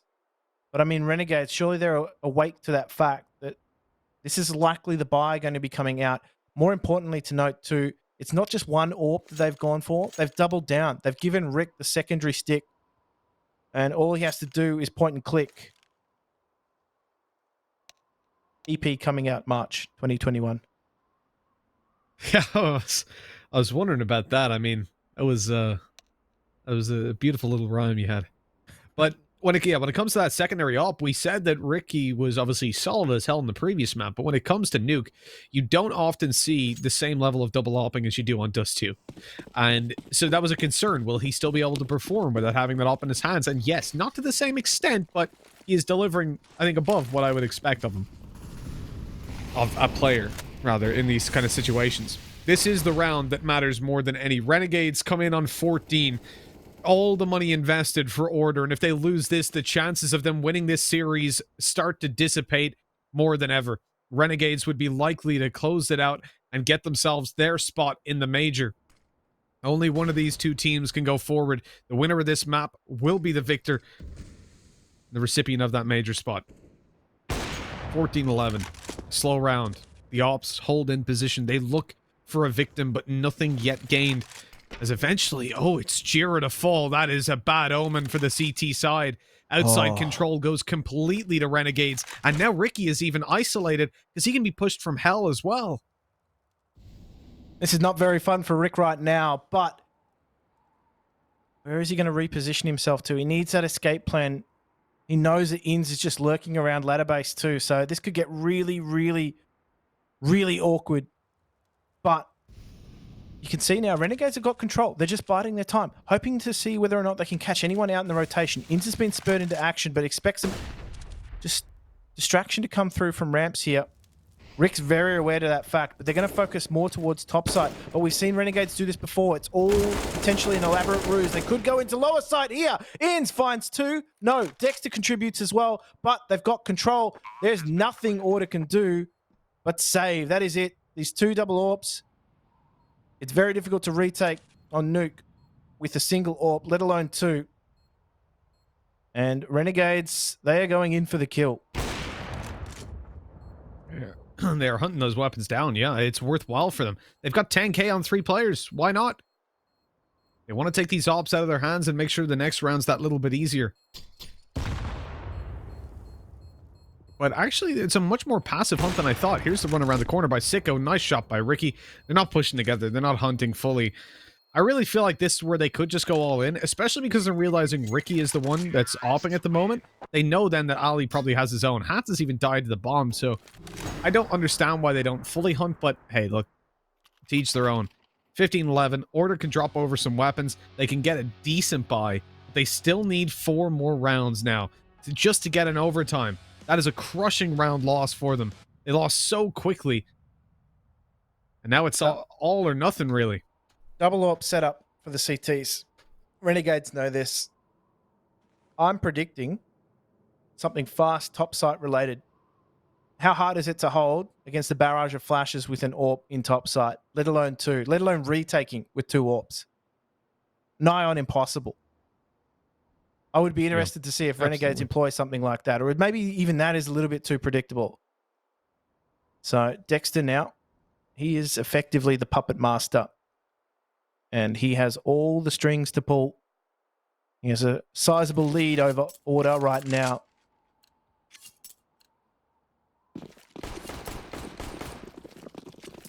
What will he produce? It's going to have to be big. If Order want to come back into this one, it's going to be a big performance by them. But Dexter, he's got so much money on his side. They can just headbutt wall after wall if they want. They don't need to worry about running into a stack or making a faster play and getting cut off. They know, as you said, that double up setup's in play. And we'll see what the produce of his genius is. Ali not able to catch anybody crossing over. And now he's in a position, look, he wants to play left side. He wants to hold that angle. But if he does, he's exposed to those guys walking through the smoke or having already come through garage. So I think he kind of has to either back off or hold a very passive angle that he's vulnerable to being flanked through spawn. Malta's also gone right down and gotten control in towards Secret. On the back of that, he's going to be able to just lock down that angle for late round. We come into the final minute. As Renegades don't quite go for the fast play. It's surprising considering they know they're up against the double op, but they are taking this very slowly and systematic.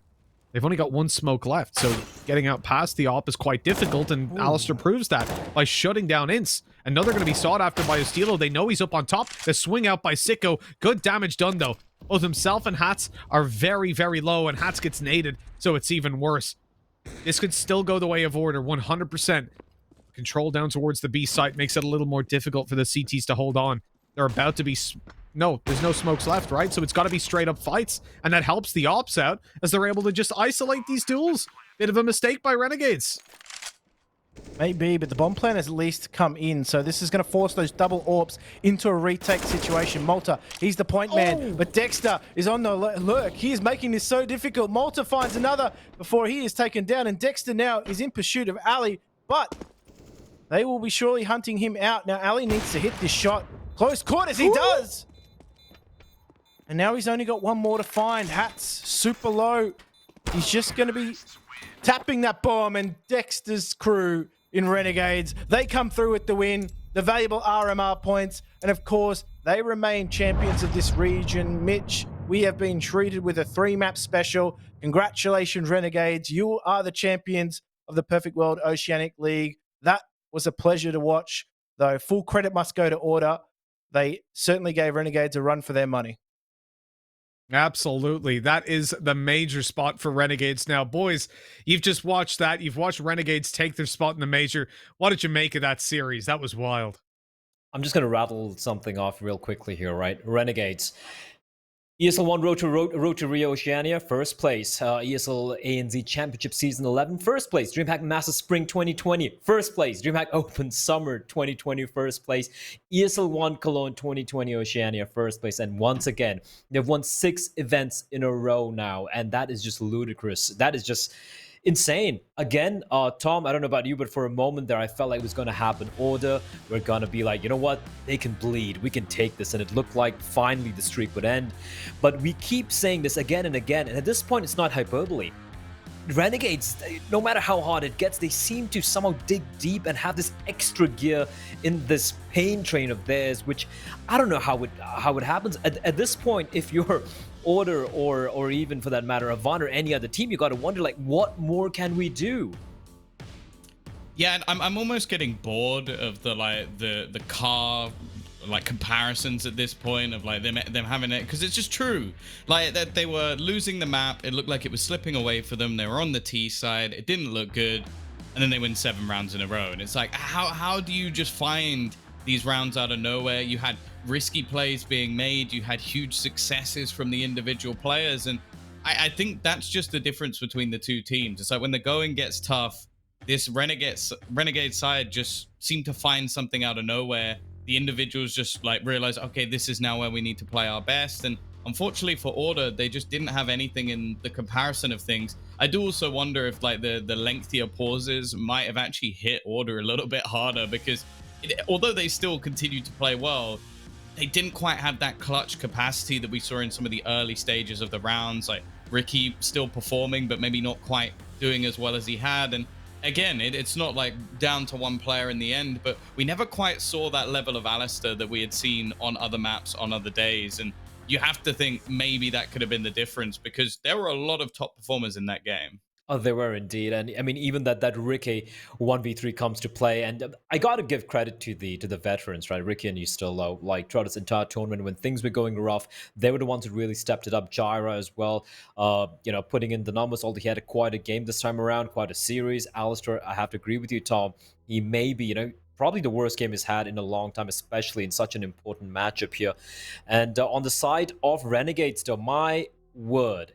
Look, I don't care about the stats, but I'm quite sure the stats are going to agree with me on this as well, Mitch. Dexter has to be the MVP of the entire event. Yeah, I think realistically, the argument can be made. When you look at how the stats sit for all the top players, he led it coming into this, and after that performance, I think he's finishing out the event with like roughly a 1.4, 1.35 rating, which is not bad, really, considering you're fighting amongst the best in your region.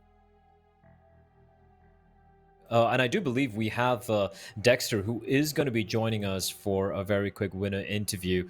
And hopefully we should be seeing him joining in here anytime right now. Hopefully, the internet's working out fine. But yeah, he is the MVP. Production's like, no, not yet. It's good. Oh, there we go. Dexter. He's finally smiling. The man's finally smiling. He's always been so serious in all the interviews. But there we go. The pearly whites come out. Congratulations, Dexter. That was fantastic. You've booked your spot to the major, whenever that's going to happen, to be honest. But that was a hard-fought win. And I just want to go back to this nuke game. It was very close. It was very, very close. I think it was like 10-11 or something. What did he say to the team? Or was it Mither? Or what happened? What went on the comms there where you guys just went in deep and just won 7 in a row to close it out? What did you tell your teammates? I think Myth Thor, yeah, he had like a pretty good read. He understood where all the players were, and then we just changed our play style a little bit, just very info based, and I could just provide a lot of info for the team, and then just know exactly where all the order players were every single time.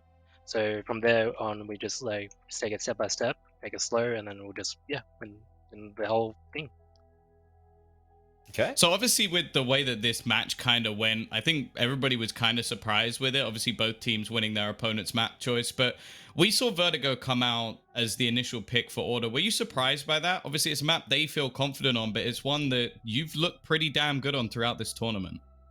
Definitely not surprised about that, because they've had some close games with us, and if we won a clutch or whatever, it could have been just easily their map. So it's basically very fair to pick that map. Yeah. Right. When it came to Nuke, though, as the final map, obviously it was very tight the whole way through, and almost impossible for us to call who was going to take it coming into the massive streak of rounds that you guys had.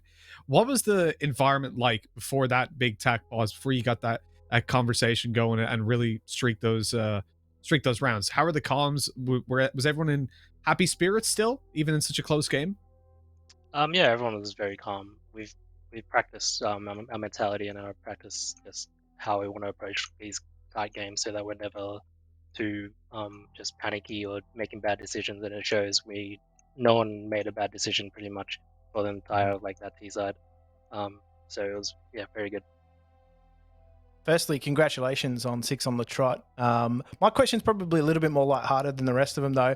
You've obviously had a lot of winners interviews lately. Are you getting sick of them at all? No, I'm just gonna expand my brand, show my face a lot more. No, it's great. You got to tweet a little bit more, Dexter. He's so polite all the time. But I mean, congratulations. And it just okay. They're just taking him off. Well, goodbye, goodbye, Dexter. See you guys. See you, Dexter. Thank you for joining us. Congratulations. But here's something to make up for Dexter. So rude. Oh, there he's back again. Yes, he's back again. But Dexter, very quickly. Again, thank you for joining us. That was, again, incredible run. You guys have looked fantastic so far. I do believe you have Pro League coming up next after that. But as a final parting thought, I'm just going to leave this to you, right? For you to like maybe talk to your fans. Maybe you want to talk about Renegades as a lineup, you know, with their COVID situation, the lockdown and everything. Do you have anything to say to your fans, maybe to your org, maybe to your team? This one's all yours. To my team, everyone played awesome. Everyone just us. To my org, thanks for supporting us. They're like the best. And to all the fans, everyone's just so genuine and so nice all the time. I appreciate all the nice comments during the shit time. Sorry.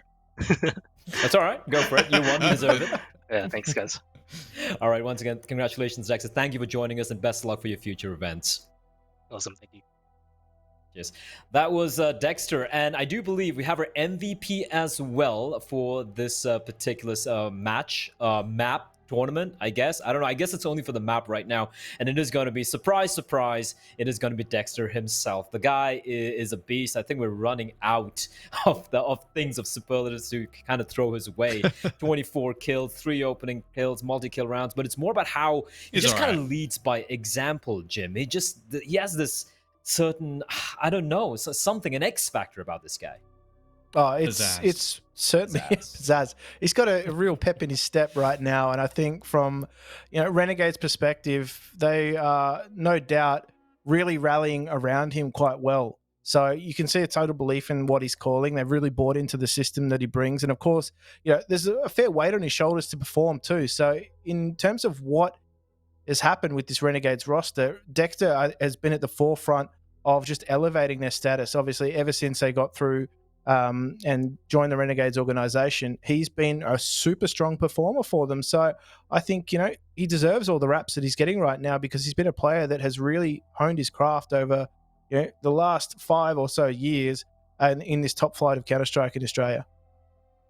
Yeah, indeed he has. And I mean, Tom, I do believe we have a little bit of a head-to-head as well from the previous map. I think it is Dexter versus, I guess it would be Ricky. And, man, we got to touch upon Ricky and Justillo, Tom. These two veterans, like, you talk about the youngsters and Alistair. Look, I don't want to really harp on his performance in this particular series, but we know what he can do. Like, that 39 bomb he dropped earlier yesterday, that was not a fluke. The guy is a really solid player. We saw Gyro step up when needs be. We saw even Valiance have his moments. But it's just a sheer consistency from Justillo and this X factor from Ricky, where the things look impossible and he pulls off these consistently impossible rounds, these clutches. You got to give them credit. The fact that it's still, kind of pushing Renegades all the way to the brink. I think the main thing that sort of resonates with me is something that Alistair said in the interview yesterday, where in the matches where they knew that it was ultimately meaningless, we saw some of those players go missing. And the second it came up to a big game, important moments, important times where the pressure's on, that's where players like Justillo, like your Rickies, like perform to an incredible standard that in a normal match you might miss. And that's why it's very easy if you look at overall statistics, you even look at some of their individual stats in the past, you might not think that they're the best or some of the best within the region. And then you watch how they play in the games that truly matter.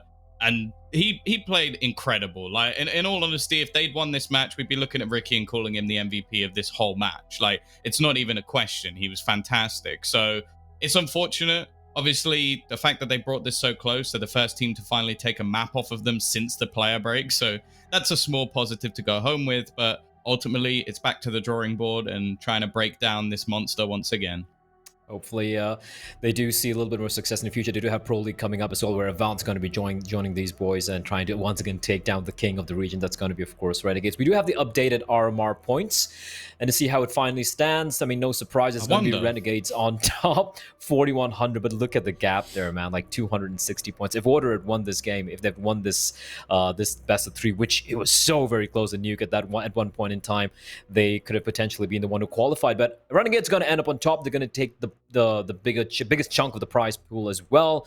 Chiefs coming in, Order coming in second. Chiefs with a surprisingly very impressive performance considering the lineup they have. But I feel like for me, the surprise of the tournament alongside Chiefs has to be the Downfall boys, Mitch. They have turned a lot of heads. They've impressed me quite a bit. I know, Paradox, Rooster, and Mako Shock, no armor points for them. But even for them, if you look at some of these youngsters, they did impress quite a bit. But it has to be Downfall. How they played, how they showed up against some of the better teams, the best teams in the region. It has to give you some faith in the future of Australian Counter-Strike.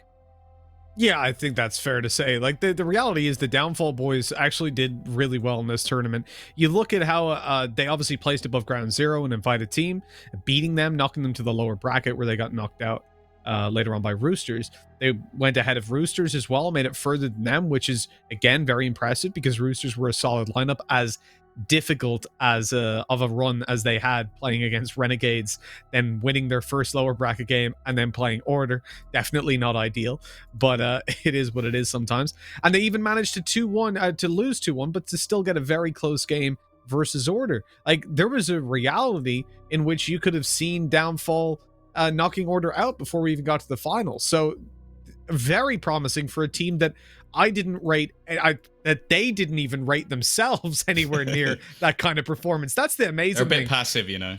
Oh yeah, Moop, very, very passive guy. It doesn't like to get aggressive at all. What a filthy liar as well. I think he probably had more opening duels participated in than anyone in the tournament. The most passive opening fragger on the planet. There we go. You guys are really married to this idea that he's a liar. Yeah, because you told me Jimmy's wife left him, and I felt bad, all right? I felt bad. I genuinely felt bad. It was all a lie. It was all a meme. I got memed. I feel bad about that. Anyway, all jokes aside, gentlemen, it was a pleasure. It was a pleasure. And once again, well, Renegades, their reign continues. When will they fall? I don't know. They're looking nigh unstoppable right now. But hey, we do see some bright signs. Order, showing that they can go toe-to-toe with Renegades. They still need to fix a couple of things. Maybe they need a little bit more experience, perhaps. And we see a lot of youngsters stepping up here. But this is the end of the end of this entire event. It's been a fun 5 days. And any parting thoughts for you, gentlemen? Jim, let's start with you. Well, look, I think, credit goes to Order. This was their opportunity to really showcase what they've got. They didn't have another foe in front of them. In front of them, Avant of late have been that boss for them that's stopping them from getting to Renegades. So they finally got their shot at Renegades. They showed that they actually had a good map to take to Renegades. First time beating Renegades in 18 maps since the player break. That's an achievement in itself. Though I got a feel for them though. I feel as though every time they've come this close, they've always been the bridesmaid, never the bride. They are left standing empty-handed at the Malta. Indeed, they have, and of course, Mitch. Just going to ignore Jim right now. You're not going to continue on that particular tangent. But final thoughts from your side, lad. Like I said, it's been fun. We got to dive back into the Australian scene. It's been quite a while. I think back to MDL probably like 3 or 4 seasons ago since I was involved around here, and like great signs at how things have developed. It's a shame we didn't get Avant in here. Would have been really fun to have them competing as well amongst Chiefs and Order. Would have made for one hell of a tournament. But either way, we still got some great games, and I'm looking forward to Chiefs in the future. I hope these guys get a couple more events under their belt. I think they could be a real contender in the region in a couple months. All right, and yeah, I mean, I have to just add on as well for Renegades right now. I really, really want to see them on an international land, Tom. I mean, at this point in time, you're like, it's kind of like a Tyloo Nation scenario, or like you want to see what this team can do because you can clearly see, you don't want to see a team like this kind of just languish in the region and just suffer and struggle because they just don't have better opposition to practice against. And hopefully, we see them soon. But yeah, Tom, final thoughts from your side? Well, yeah, that's similar to what I was gonna say. Is like, if you think about how Renegades performed when they were at Leipzig, very, very well, finishing in second place, they will now probably have had about 9 to 10 months with a Danish coach. So any team going into that tournament, you better watch your ass because Renegades are going to be coming for you. You should be scared. I think this team's going to do some real damage if/when the major comes around, and well, I think it might be some other teams that end up heading down under.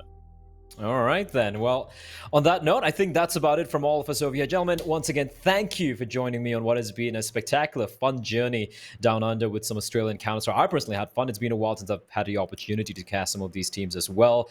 And yeah, thank you for tuning in as well. It's been absolutely fantastic. Commiserations to Order. They really give it their all.